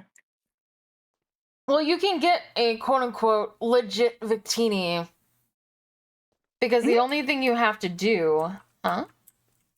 Liberty ticket. Well, it's shiny locked. I.e., it cannot be shiny by any means. Unless you run a cheat code that turns it off. And then you can legitimately hunt for... Like, do the full odds for shiny Victini. Mm-hmm. But you can't just do it like base game itself.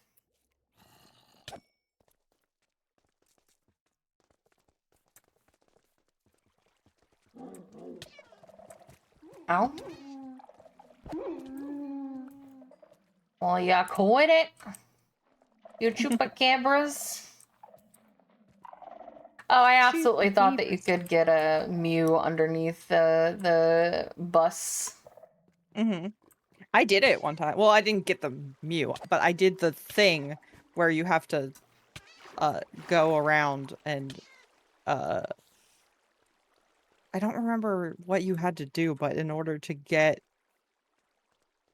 Missing to fly, Oh. I got in so that I could surf or whatever you had to do with the SSN. And it was hard as fuck. And then I was disappointed because you can't actually get Mew. But I was excited that you can actually get there. That's kind of cool. Mm-hmm.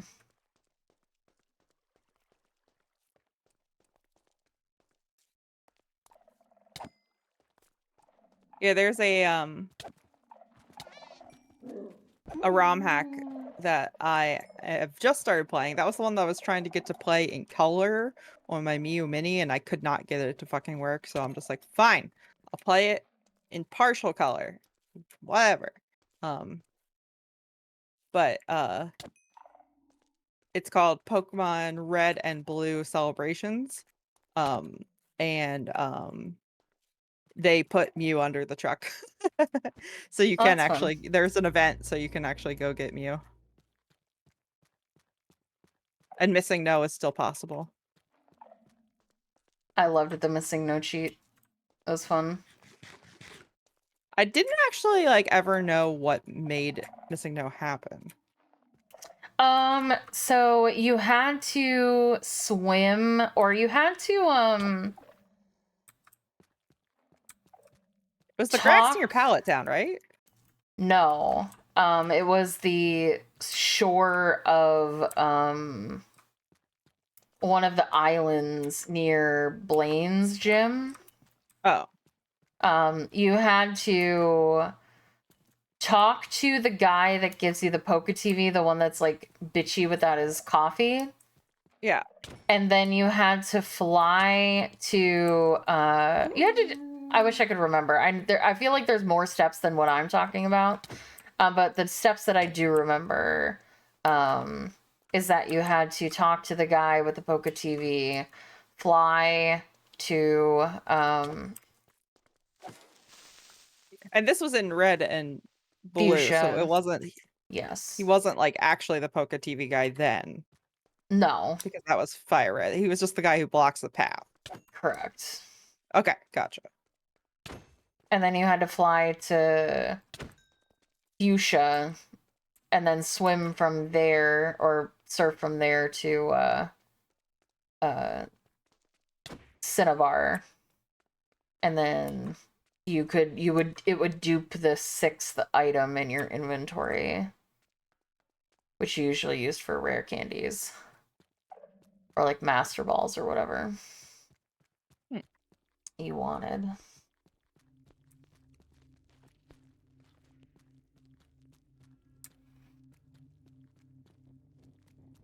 I need to look that up so I can tell you exactly what it is. Duplicating rare candy. Pokemon Red.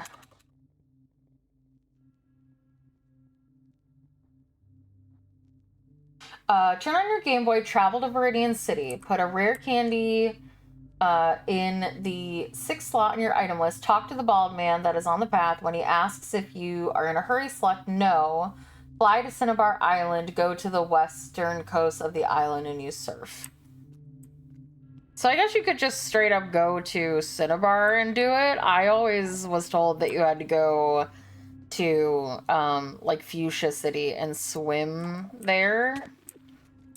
So I guess I did it the hard way.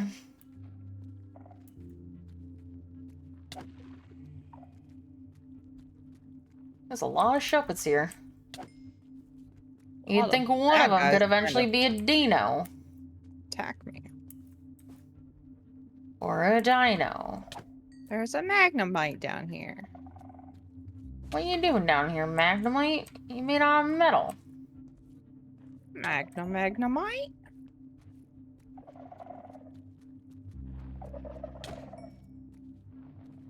Chupacabra. Chupacabra. And a boulder. Aw. There was a rare mob captain, and it was a creeper, and it blew up. Why are you always blowing up creepers? It wasn't on purpose.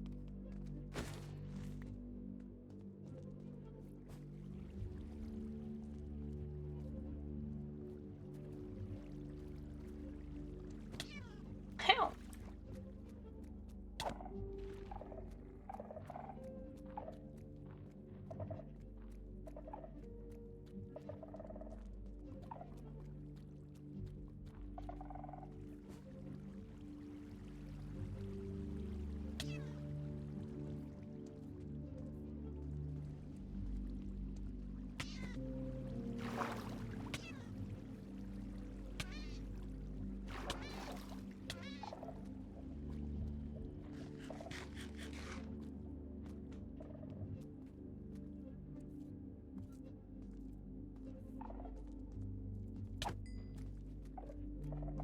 I feel like we've seen so many Pokemon. How has there not been a Dino? Is it ultra rare or something? Oh. I think it's rare. Let me. I can use my Pokenav though. Did I bring it with me? No. I can check spawn. Check spawn. Rare. 37.5%. Sableye or whatever is higher than it. I've seen so many Sableye. Blah. Well, that's the rare that's taking up the slot. Fucking Sableye. Every one of those Sableye could have been a Dino.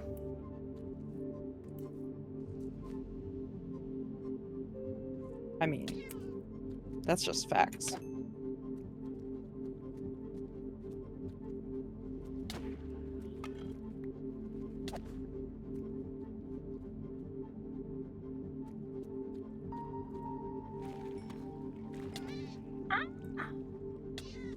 I made water!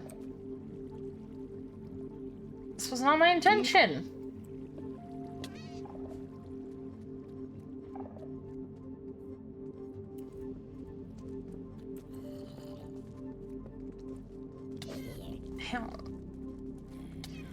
Damn. I was itching my ear, you dick.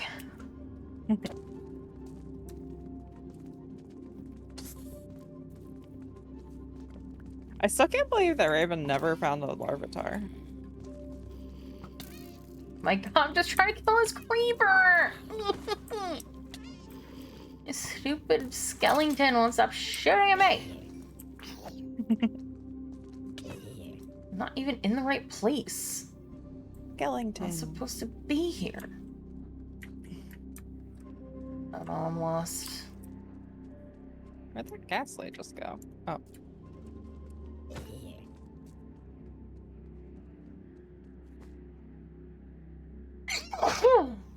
Oh, fuck.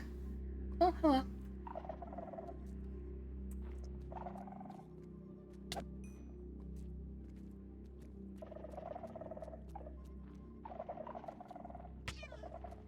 Ow.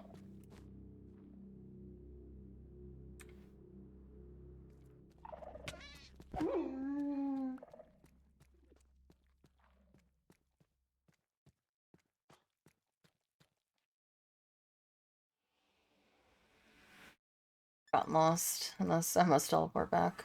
Hello, Bro Knight. Beep, beep. Beady, beady, beep, beep, beep.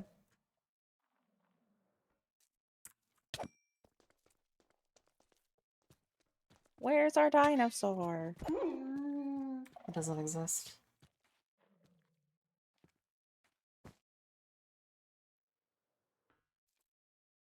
Yeah, no one, I don't know if anybody's actually, like, explained the coding reason. I'm sure someone has by now, as to why the missing no cheat functions the way that it does. But it absolutely feels like it shouldn't make any sense at all.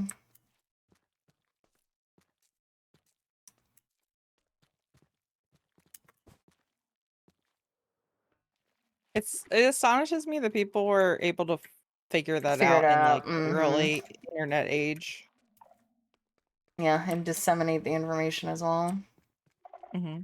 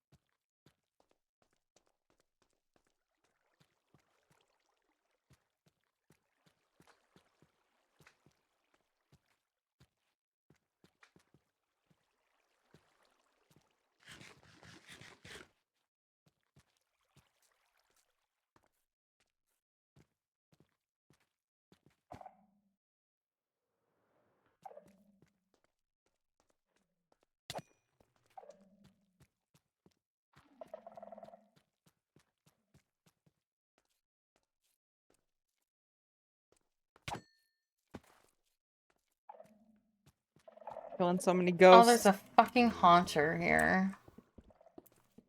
What a troll.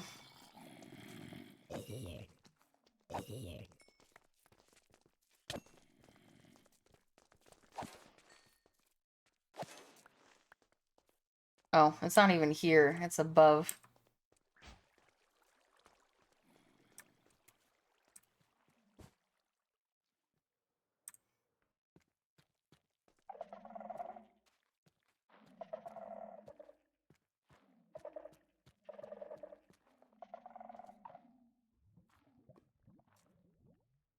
Oh. Interesting.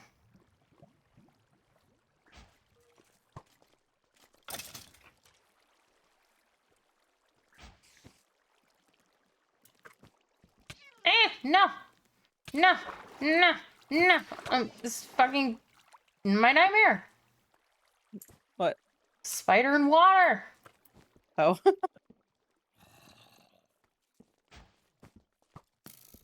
My god, you fucking skeleton.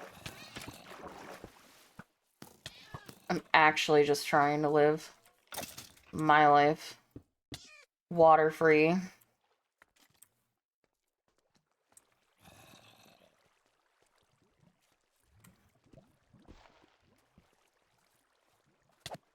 can't kill this ghastly.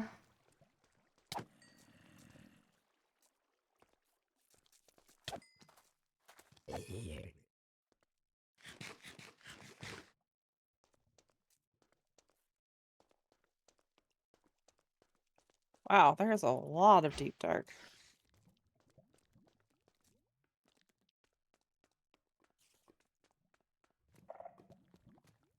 Yes. As has been previously established. Yeah, I just keep finding more, though.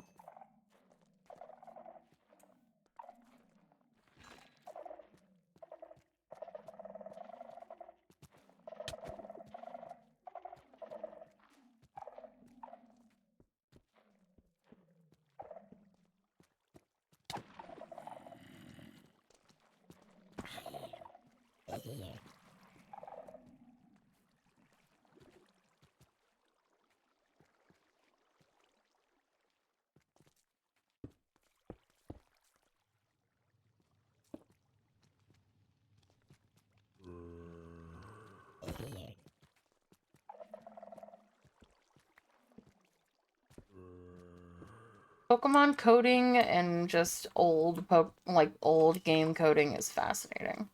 That's from Promenade. Also, these creepers, the lush creepers, are not afraid of me. Oh. Interestingly enough. My kitty slippers do not affect them. Which is a little rude, to be honest. How dare they nerf my shoes? That mod wasn't prepared to play with the other mod.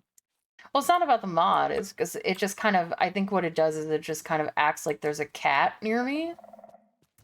And so those lush creepers must not be afraid of cats. Mm.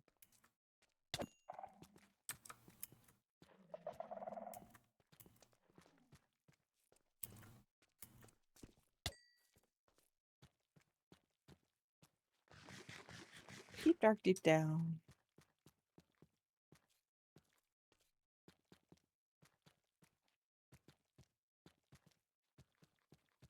Magnemite? Are there any other rare types of Pokemon here? Technically the evolutions of Dino. They're very rare. Oh, so it's just Sableye and Dino. Bronzor and Bronzong, technically, but they're less than Dino. Gotcha. Yeah, I haven't seen one of those. And then it's Zweilous and Hydreigon. Gotcha.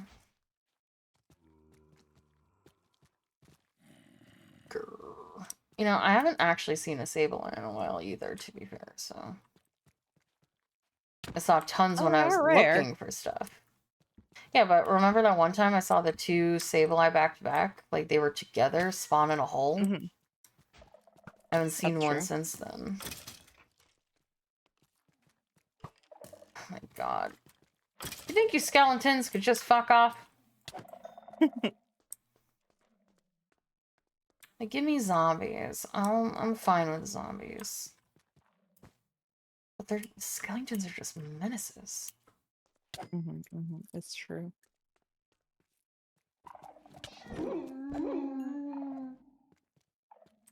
Don't remember how to get back to where you are. Teleport. Oh, that works. You're right. Oh my god. They heard me talking shit. Oh my god, there's a whole platoon of them.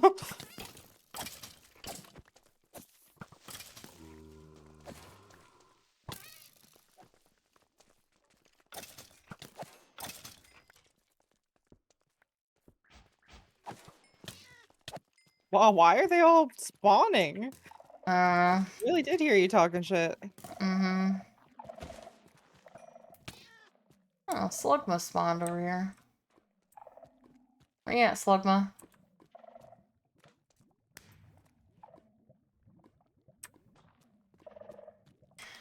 Oh, it's going slowly. We are not really running into any rares, Dino or otherwise. and unfortunately a blue moon spawned, and for some reason the shiny Pokemon were spawning above us. I don't know where this Slugma is. It might be in the lava. I'm inside of the lava. I do not see it. Oh, well, never mind. It might be below.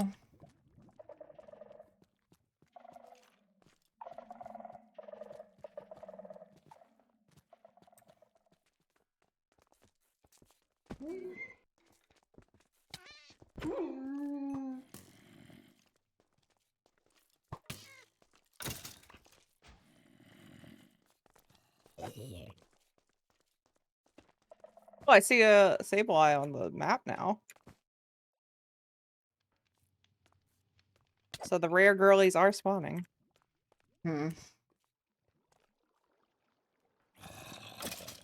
Just not the rare girly you want.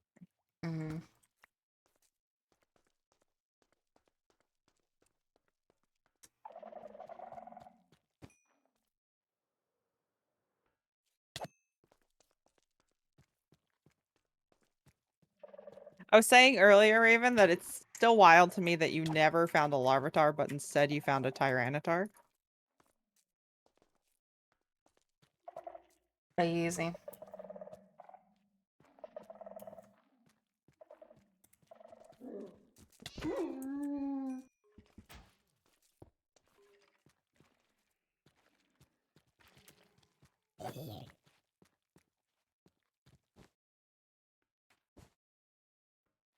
I literally saw the gas. Where did it go? You're flying. What a jerk.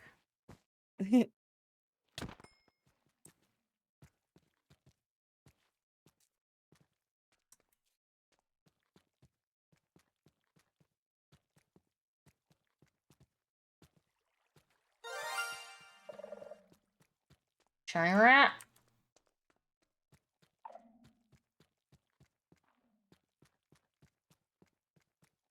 I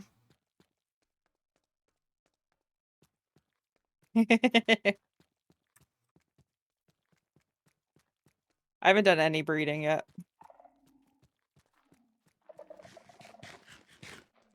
Found a Bronzor. I can't believe Dang. this. I can't believe you've done this. I hate you. What should I kill it or catch it? You should catch Since it. it's so rare. Ugh. I mean, I'll catch it. Where is it? Ugh. It's over here. It's an ugly little thing. I'll get into a battle with it. There we go. Alright. Oh, look at your Dragonair. So pretty. Oh.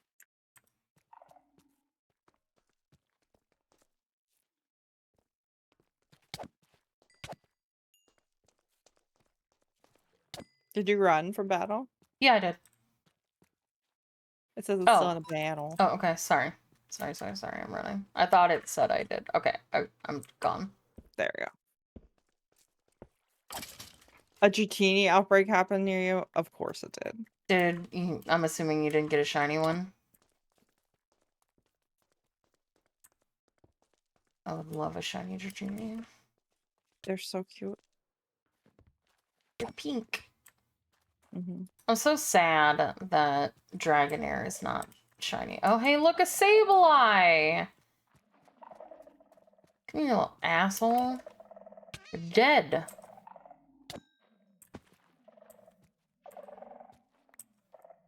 DED dead. Ugh, Diglett outbreak. I got the Bronzor. Nice. Actually horrifying Haunter is. I know, it's so big. It's like, oh, Could you imagine going through a cave and you see that thing? You're dead. It's Yeah, gonna like, murder oh, you. okay. Mm-hmm. It's gonna eat my dreams.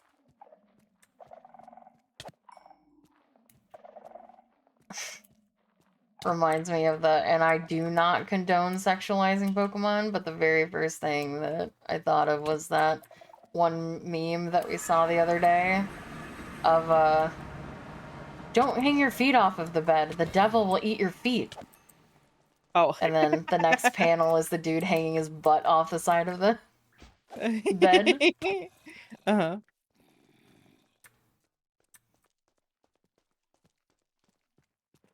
But that is how the monsters get you. You can't have your feet off the side of the bed. Exactly.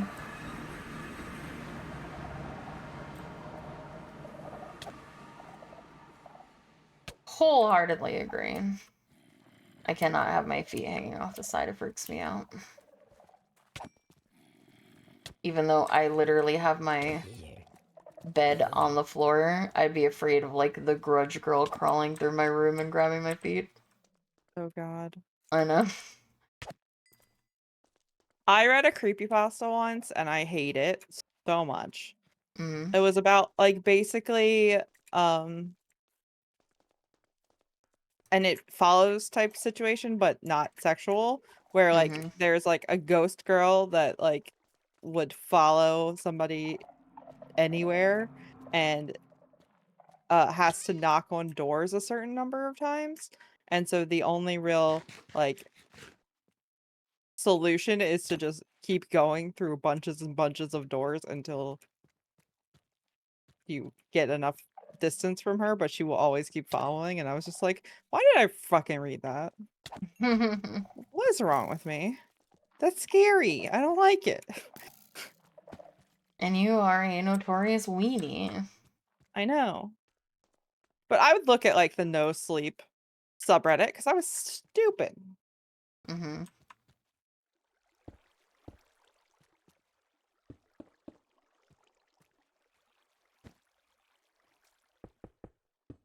Yeah, I don't care how hot it is, I need something partially covering my body. Yeah, me too. Oh my god, Like, I I'm don't doing have this to be wrong. fully tucked in, but, like, something needs to protect me from the monsters. Mm-hmm. And that something is some sort of blanket. Yeah, I always have to have a thin blanket over me all the time, too. I just hate being exposed while I sleep.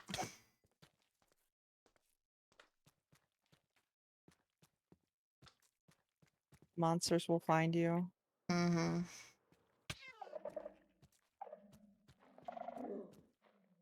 Oh, this zombie's wearing, like, a scientist outfit.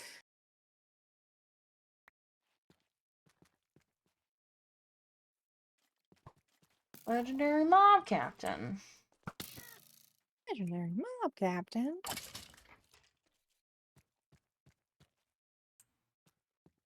Oh my god, Haunter. Scary. Haunter jump scare.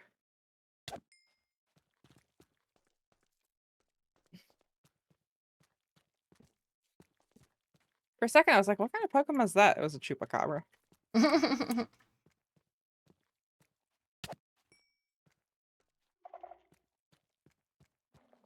Okay.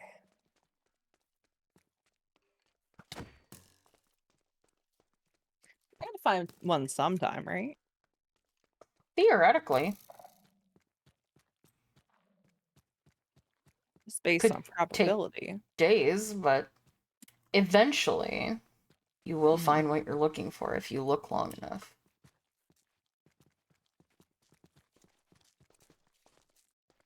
I call this fucking Alolan Dugtrio. This monstrosity away from me. Fabio. Oh, sorry. Oh, sorry. Stood in front of my sword. Awkward.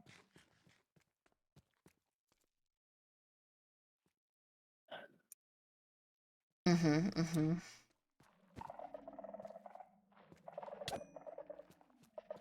Wholeheartedly agree, Storm.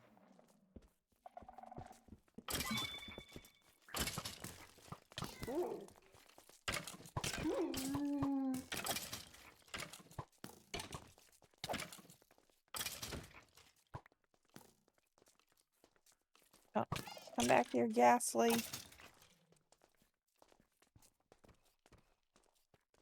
I keep missing this fucking Rattata. Alright, I have to be right back, so I'm gonna dig myself into this amethyst cave. Okay. Be right back. Entertain the people. I'm entertaining the people. Hello, people. How are you guys today? Let's see. Favorite cactus? Oh God. Well, I mean, I feel like I have to say, bunny ears cactus because that's like primarily what I am, but that's also a little conceited. Um, I am also a very big fan of prickly pear. I like a saguaro. Um, if you've never seen a Joshua tree in person, the first time I saw one in person and got to go up to one, I went to like put my arm around it and get a picture like I was hanging out with my buddy Josh, and I very lightly tapped my head against one of the fronds, and it turns out even though they look like leaves, they're fucking pointy as shit and they are hard. So I was like, ow. It hurt, but it was fine. My BFF Josh did not hurt me. And then I don't know, there's a lot of succulents I like too. There's a lot to like in the cactus family.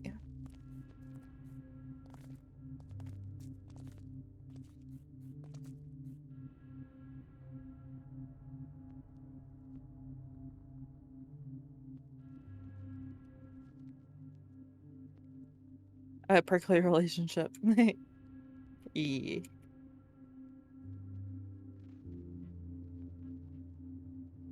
But yeah, barrel cactus is fun. I'm back. Welcome back.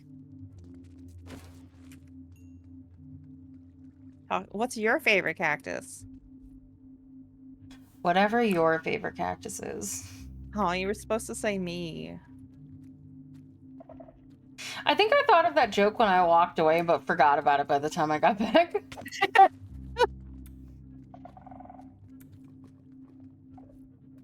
That's fair. That's so real, bestie.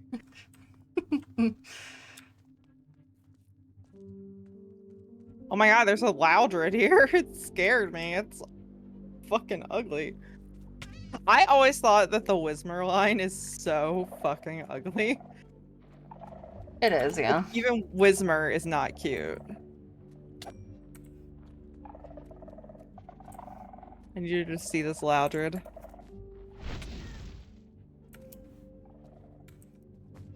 Fucking goofy ass. Stupid speaker ears.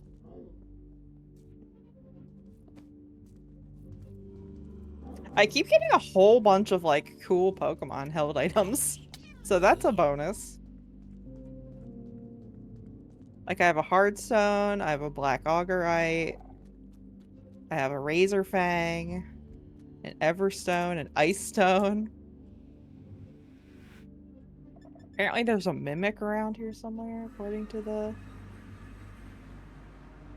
minimap.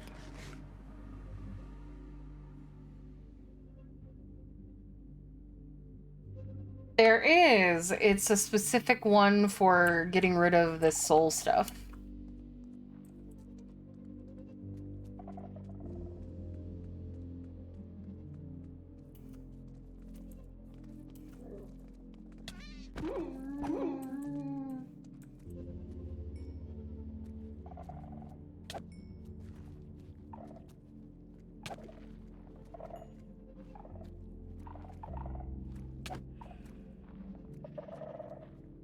Like, let's see what it does.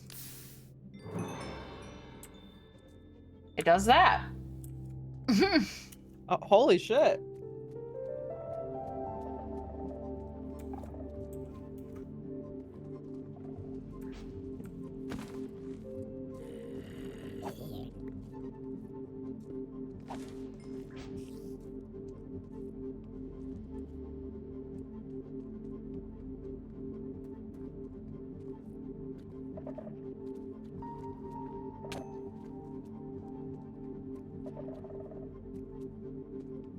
Did I just say Friday, where my supervisor is off, is the best Friday?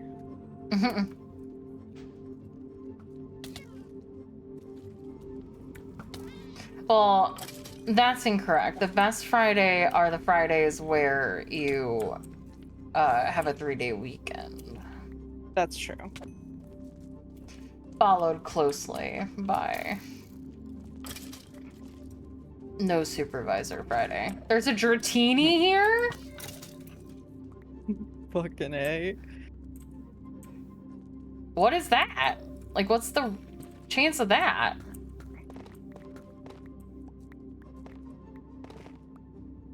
Where's their water? Where are you? I don't know. It's above me, I think. Because I just went down and it disappeared off the minimap.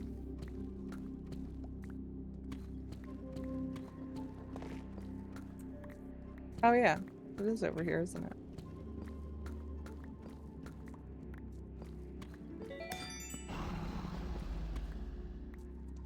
It's great and everything, chest, but I'm trying to do something.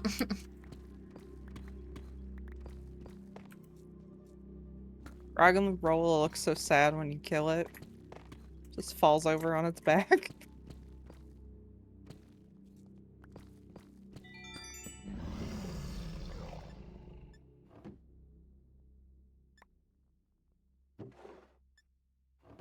Hmm. Do you see it? Because it's going over On towards the you. minimap? Yeah. Well, I mean, like, do you see it? No. I'd have to dig up, I think. Yes. Because I went down and it disappeared off the map. I just want to know where this, like... I mean, there was water above here. There's like a river.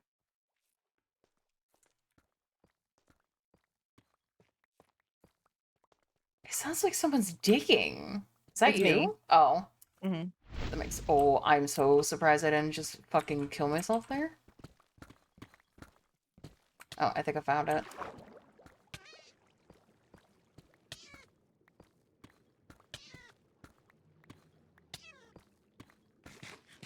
Oh yeah, hello. Water. I still don't see the Oh, yeah, Dratini, though. Dratini! It's right here. Oh, I see it. Hi. Oh, great. Okay. There we go. Glad I could find a Dratini! Not even shiny.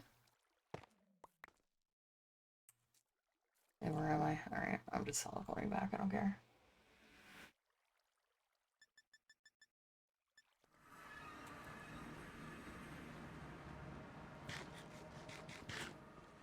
Yeah, that's how it always is.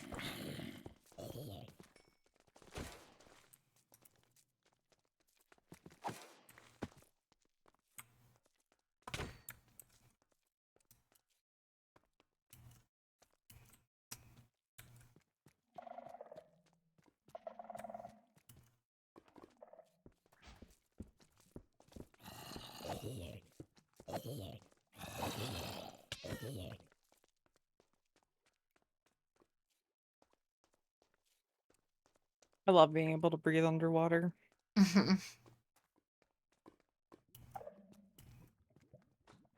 As much as a nuisance water is sometimes, I'm glad that I'm immune to lava. Like, even with the downsides of water being everywhere and being damaged by it, I'd rather take it and not have to deal with falling into lava on accident and losing everything like I would have done several times already. Mm-hmm. Although, to be fair, I might have played more carefully, but just not having to know whether or not I would have needed to is nice.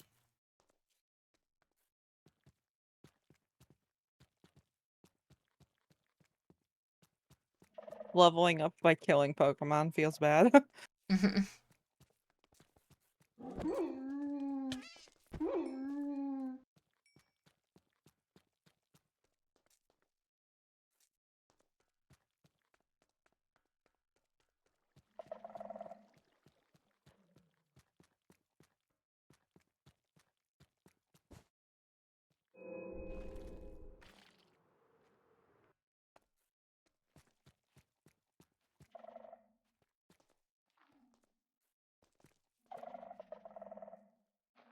Yeah.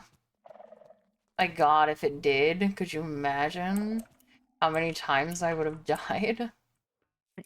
Yeah, it would be a little ridiculous. Yeah, I would have changed Origins if it did, like, the damage that lava does. I would have been like, nope. Water is too abundant. Whereas lava is at least usually seeable, hearable, and predictable. Oh, I fell off. Yeah, and honestly, lava is survivable if you have enough hearts, which we do. Mm-hmm. And I say this as someone who has fallen off of the world multiple times in the Nether and landed in lava and had to swim to shore in lava.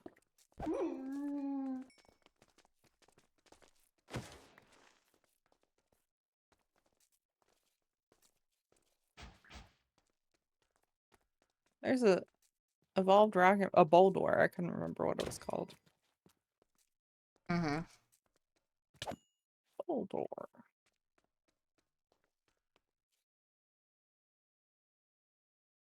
Ugly Whismer.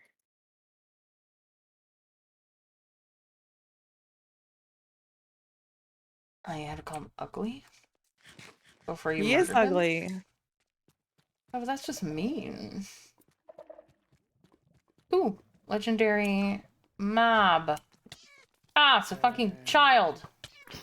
Not legendary, it's rare, I guess. Oh, it gave me a totem. A lucky totem reduces the damage from most sources. Oh, nice. That's fun. Mm-hmm.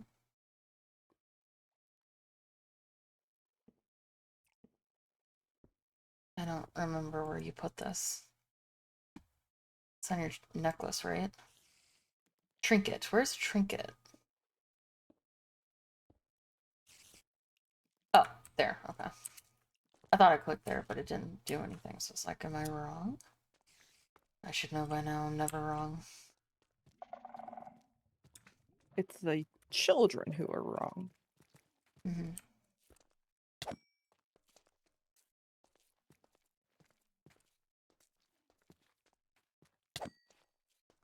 Get out of here, you shuppet. Yeah, there's an awful lot of shuppet. So many shuppet. Never-ending supply of shuppet. Who needs this They don't many? really seem to drop anything either.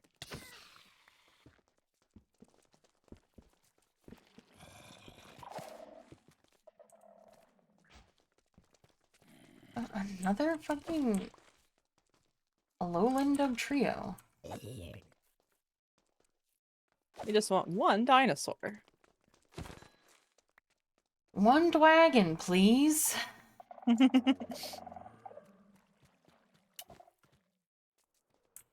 One Hydra.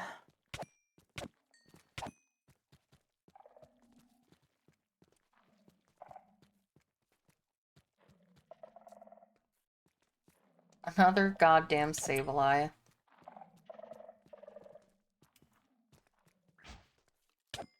I hate you. What, was there a shuppet outbreak or something? No, I think it's just... There are like 6 of them in one spot. I didn't see an outbreak.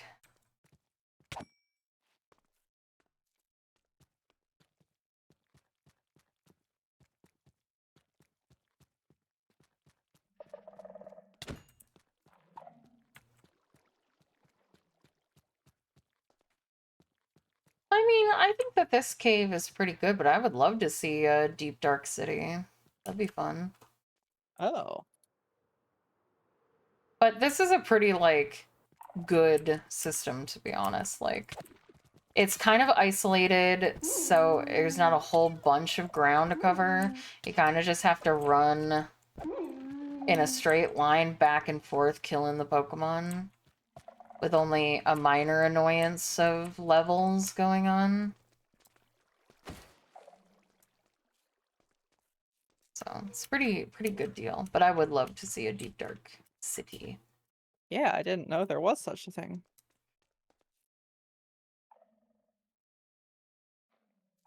I'm sure if we use the compass that token gave us.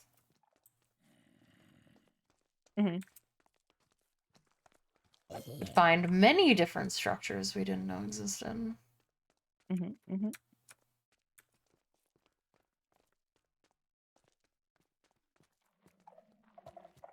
Spinnerack. What are you doing here? Oop, another something. Zambi. Well, there's a spawner over here. Skelly spawner. SWAT vest. SWAT vest. Curse of Binding. Prevents the cursed item from being removed from an armor slot. Protection 7. That's pretty Found funny. a quiver. Gall doesn't care. Sorry, I found treasure. I But want my to show you where the cool treasure is. item that I found. I found a SWAT vest and she just doesn't care. I found a SWAT shield once. Or a Cool. riot shield, I guess. Yeah, the treasure's in here. Oh my god, Spinnerack, fuck off. So many of them. This has to be an outbreak.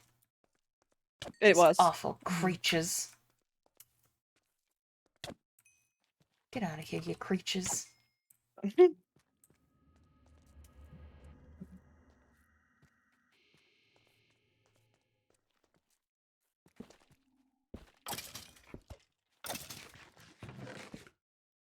Oh, cool. More stuff I can't pick up. Because my inventory is full. I guess I could go home and put my stuff away. Oh, hey, look, there's another Sableye on the map. Cool. I'm leaving and I'm never coming back.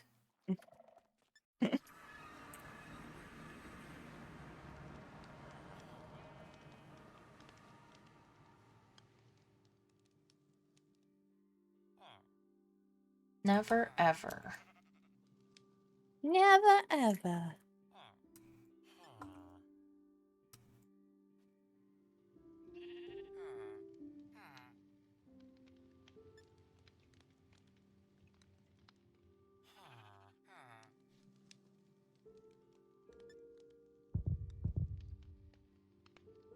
Jesus. A heartbeat spooked me.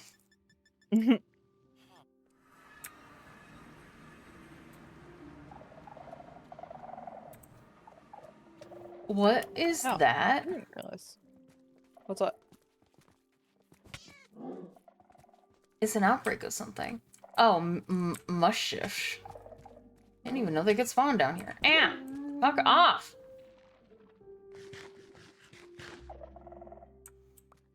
Has to be right, because mischiefs, I mean? They're called mushish. Mischief? Yeah, The dog? whatever. Yeah, it was an they could outbreak. spawn down here. Yeah, I don't know. So, it seems like kind of weird to me. Kind of weird. Weird.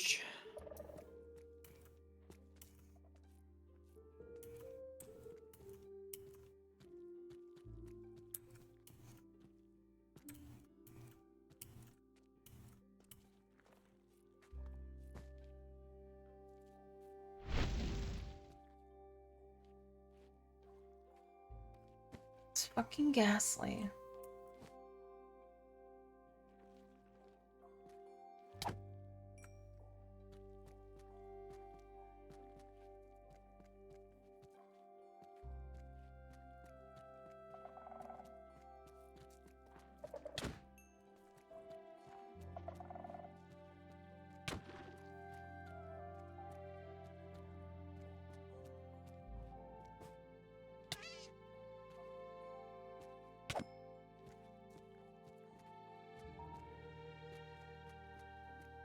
Are you excited for boigas for lunch? Boigas? Yeah. Boigas? Even I if love they've got boigas. pineapple in them? It's like only a little bit of pineapple. Yeah, it's gonna go in the sauce, apparently. I don't know how I feel about it.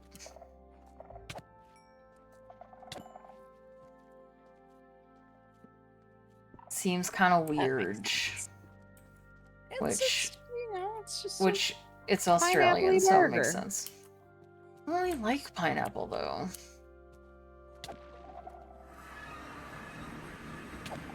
Recovery compass.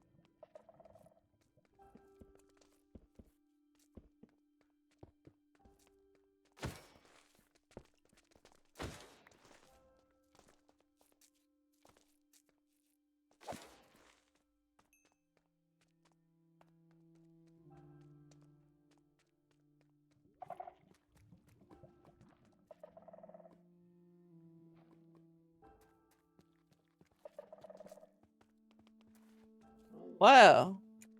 What? What's that little guy? What's the little turtle? Shuckle. There's a shuckle over there.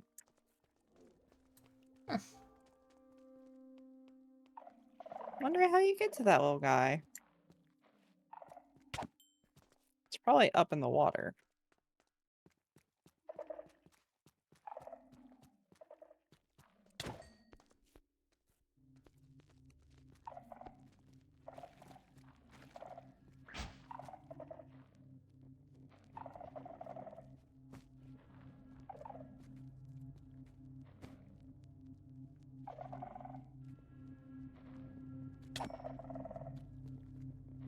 I just want a dinosaur. Don't know where it went.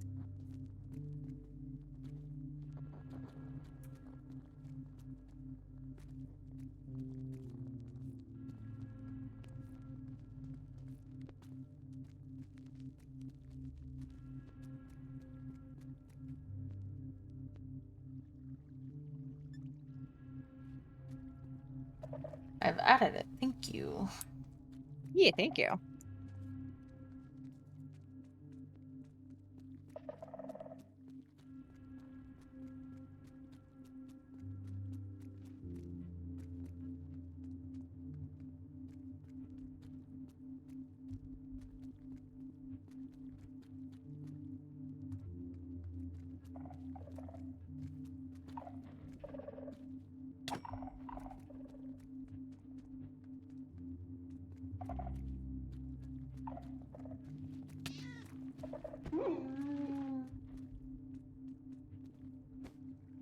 I still can't believe we found a bag on when we were like trying to clear out the place to get a bag on. And then this dino we just can't fucking find, even though there's a perfect spot for it. Yep. We just have to carve out more deep dark.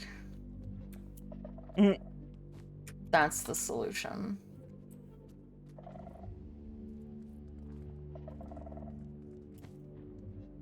I think the only Pokemon game that I had ever completed the dex in was Ruby. And hey, guess one what? of the last Sableye. Sorry.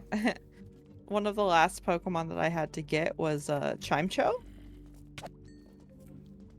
For whatever reason, I could not get it to spawn on the graveyard mountain that I can't remember the name of. But I could not get one to spawn. I got Phoebus before I got Chimecho.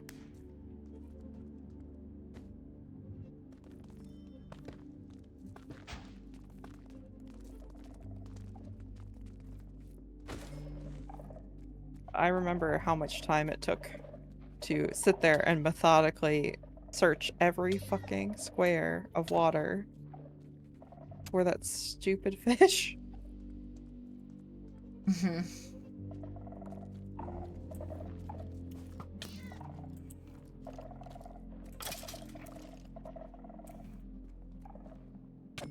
I think that might be a second Sableye. No, I think that's the same one.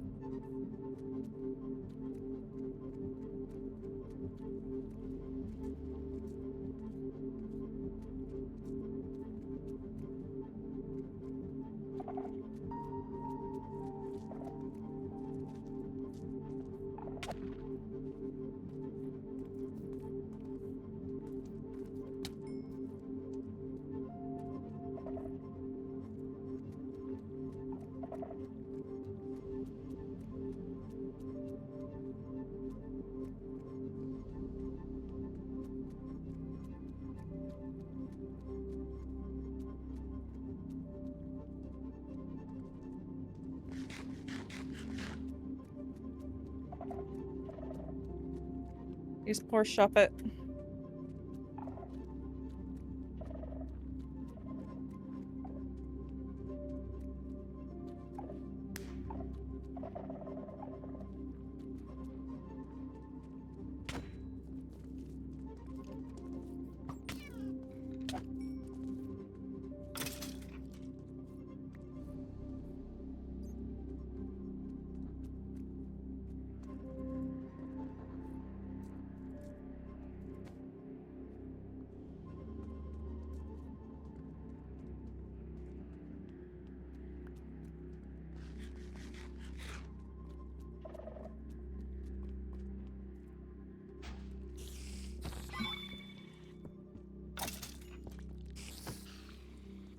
Wonder where this Mawile is. Is it down here somewhere?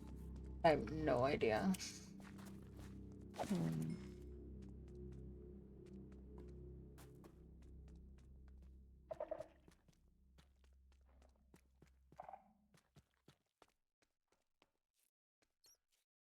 There's a Wimpod around here, apparently. Mm-hmm. I love Golosopod or whatever.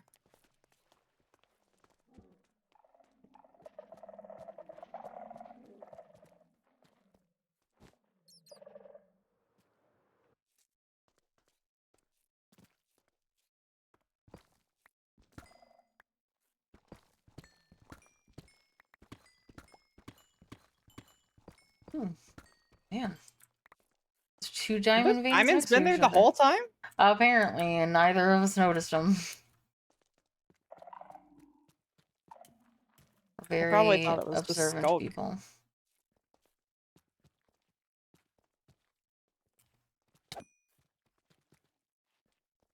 Hey, look. A Sableye. Oh. It's dead. I murdered it.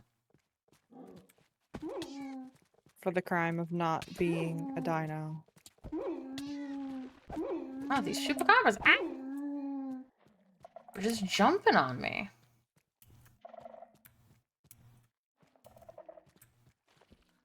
Falling on my head.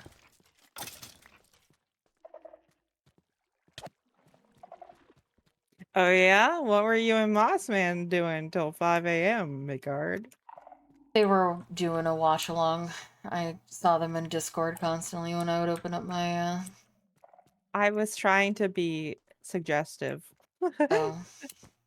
Yeah. But You have why French toast! no one's gay for Mossman? That's true. No one is gay for Mossman.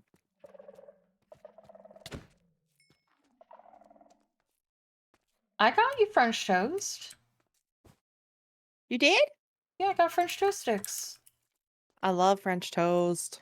Because I got myself the blueberry pancake wrap sausages that you think is weird. I don't. They smell good. It's just when I see them, I'm like, ugh. They're blue. Yeah, the blueberries are blue. Yeah, but it's like it's a pancake that's blue. It freaks So me out a little you, bit. well then, why didn't you? I thought that you said you didn't understand pancakes wrapped in sausage, or the other way around. Sausage wrapped in pancake. They have No, just there's nothing wrong with that. regular.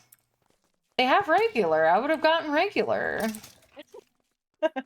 You just, when I said it, you were like, ew, that doesn't make sense. Like, why would you Did I? eat that? Yeah. Okay. And I was distinctly like, why would you think that? But I was like, all right, whatever. Maybe she's just weird. Well, that's true. And so when But no, I don't got like them, the color of the blue ones. oh, I would have just gotten maple ones then. Those are fine. But There's yeah, a no, I was ghastly up like, here. I got the blueberry ones because I like, you know, fruit. Or like sweet with savory. Even though I guess the maple pancake is also savory, but I like blueberry wrapped in sausage. It's good. Anyway, so I was like, well, I have to get her something because she won't eat those when I make them for me. And I was like, I'll get her French toast sticks. I do love French toast. Wow.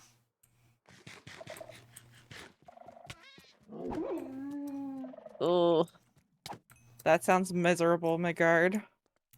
I'm sorry.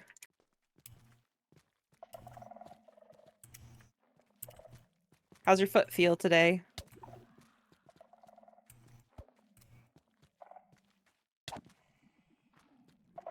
Horrid? Oh no. Oh god. No way. See, that's I'm sorry. Should be a crime. It is a crime.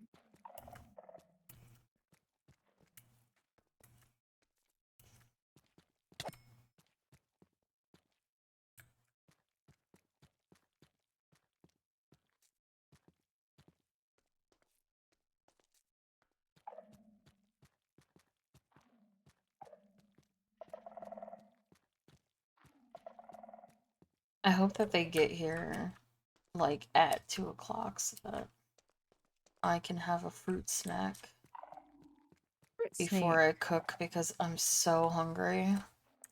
Oh really? Yeah, like I'm hungry, but I'm not starving. I'm breakfast is pretty starving. good. I don't know why. I am just so hungry right now to the point where I'm like, Oh my god. When the What? moth ones explode, they put moths everywhere. Oh.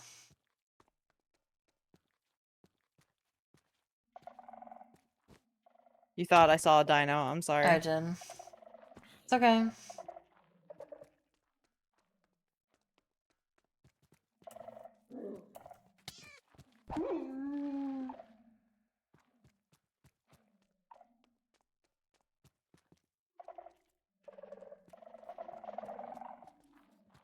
Oh no, you have black lung now. I am so sorry.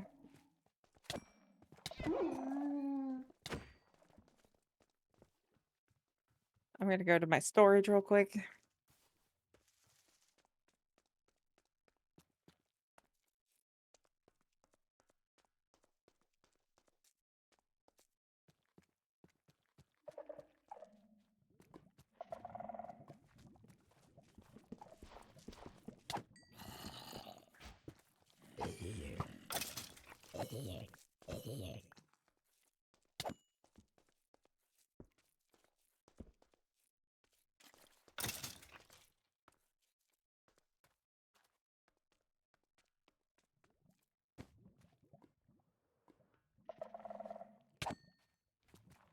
Okay, let's see.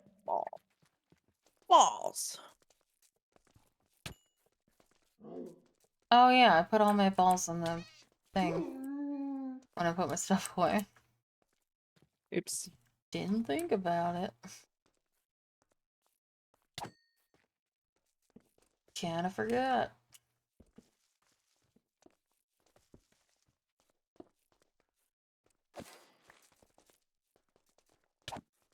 You're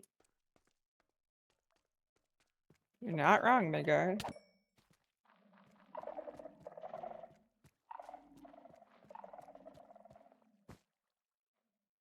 That might not necessarily be true because I'm pretty sure when I found Bagon, I was like, oh my god? And then didn't elaborate. I think you said, is that a Bagon? Oh, I might have. I don't even remember what I said.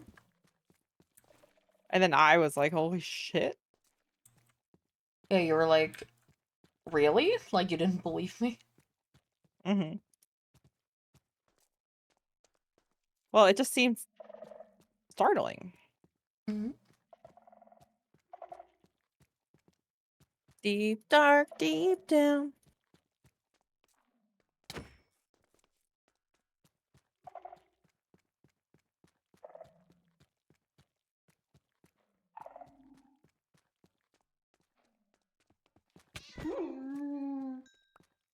Oops, I fell.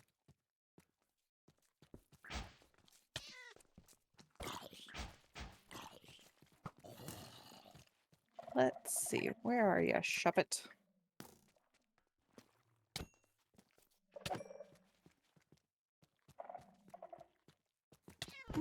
Slugma.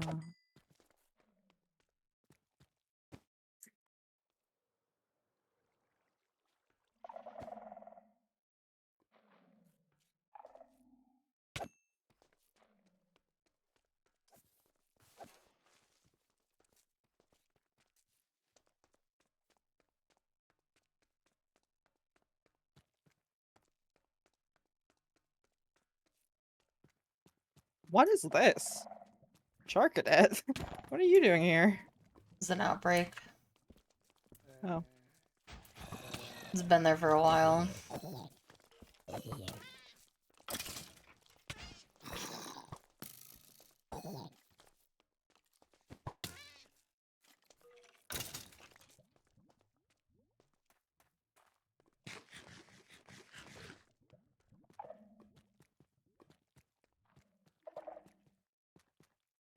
Who are you?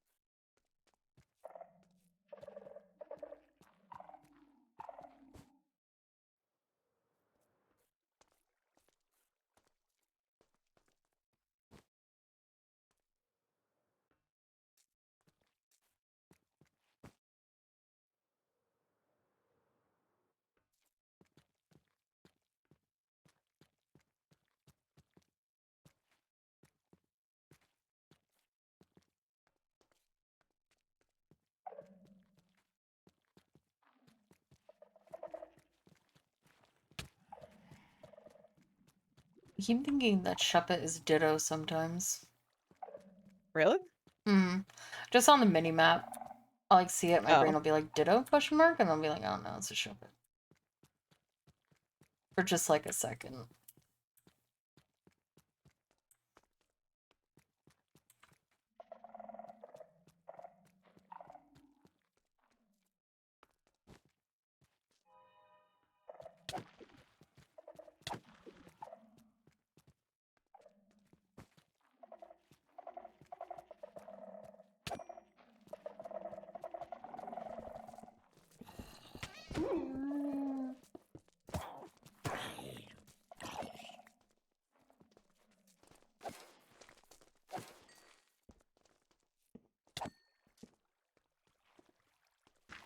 I'm so hungry. The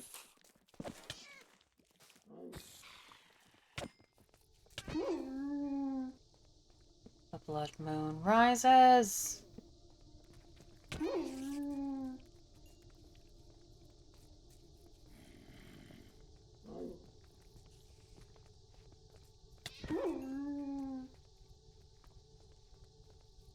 When's the Dino Moon gonna rise?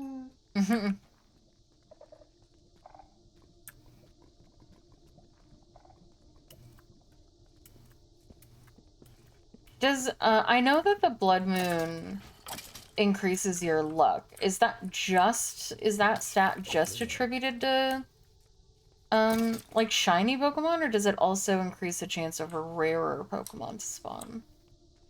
That I don't know.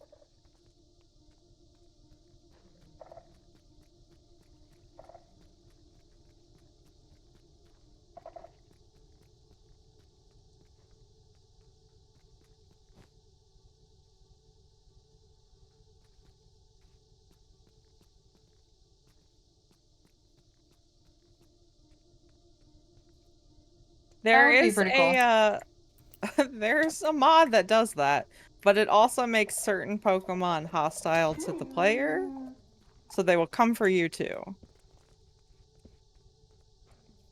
I love it. Come at me. Your dragons would come for you. They'd be my The friends, dragons though. are all pretty hostile. Yeah, until I catch them.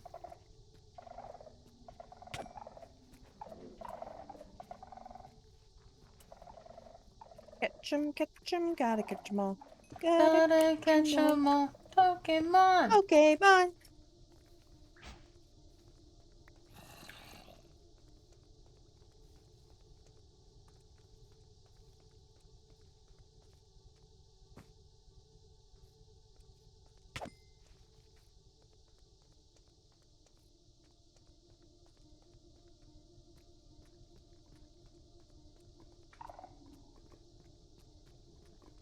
Another Sableye!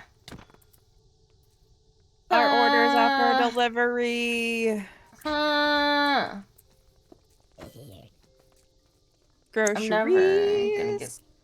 What is it with dragons? Well, I guess technically Larvitar's not a dragon, but... Why does He's our a little server dragon hate looking us? motherfucker. Well, unfortunately, dragons are kind of rare in Pokemon. Yeah, but like... It's supposed to be like a 60-40. if you get a rare. And I've seen so many Sableye. I'm And a over Bronzor. odds. And a Bronzor. Like, I'm over odds.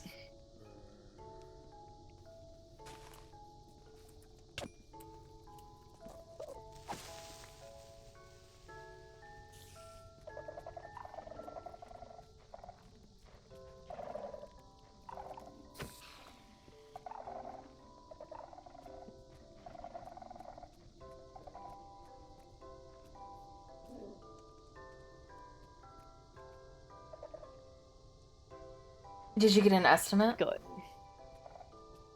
No. Because I didn't open the email. Gotcha. I'm sorry, the what? The deep dark what? dimension? What is that? What'd that do?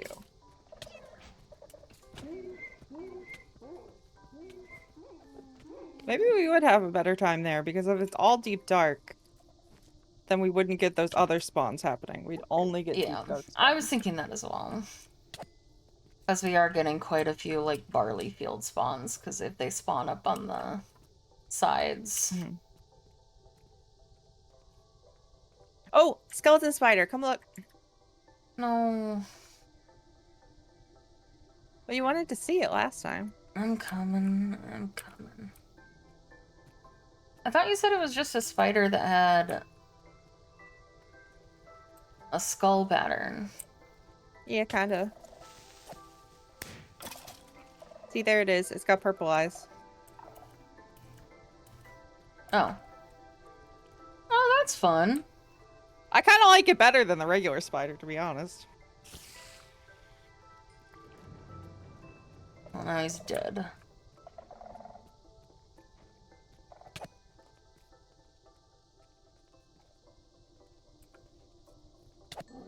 I'm getting a little lag.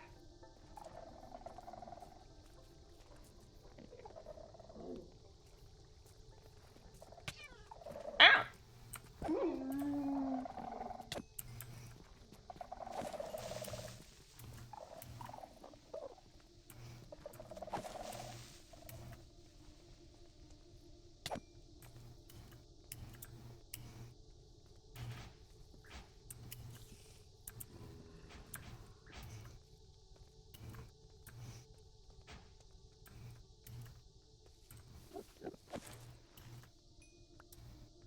We're not afraid. We're not afraid of no ghosts.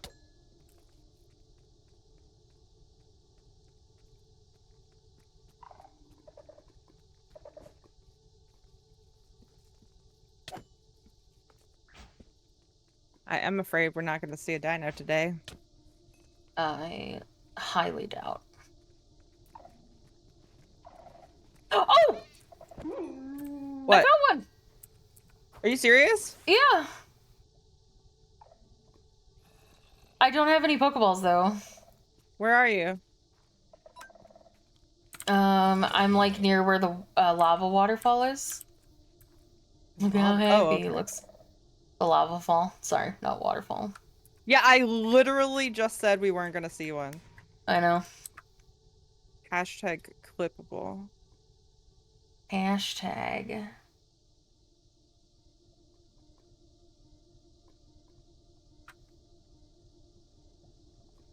Okay. Quick ball, please. Thank you.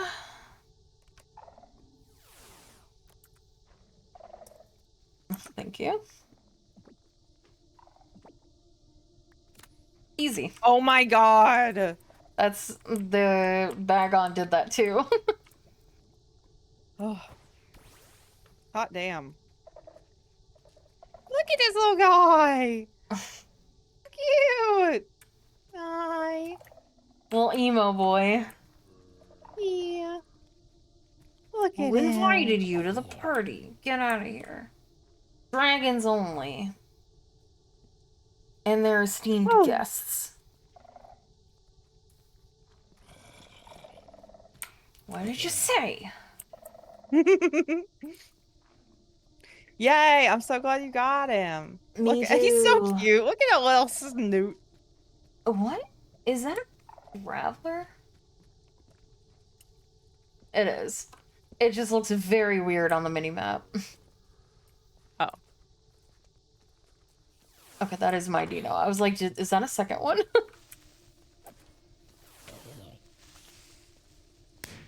Oh, we did it. Yeah, thank you. You are welcome. I'm so glad. I can't believe I had given up and you found one. Never give up.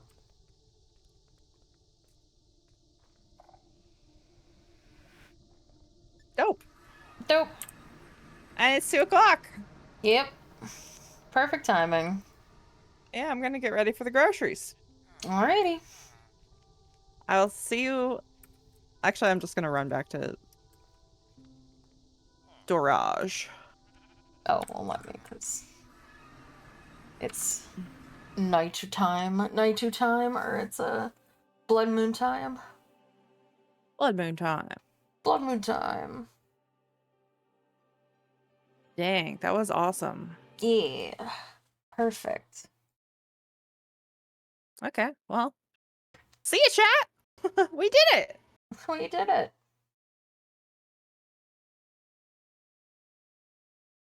All right, talk See you to you later. later. Thanks for playing. Thanks for playing. All right. Bye. Bye. All right, everyone. Thank you so much for spending your time with me. I appreciate you all so very much.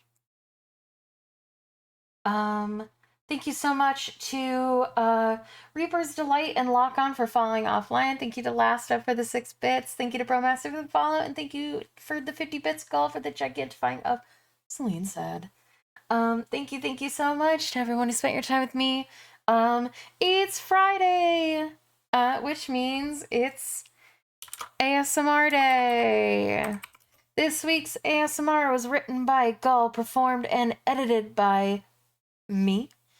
It is Flirting with the Hot Ice Cream Truck Girly. I don't really know what to call it.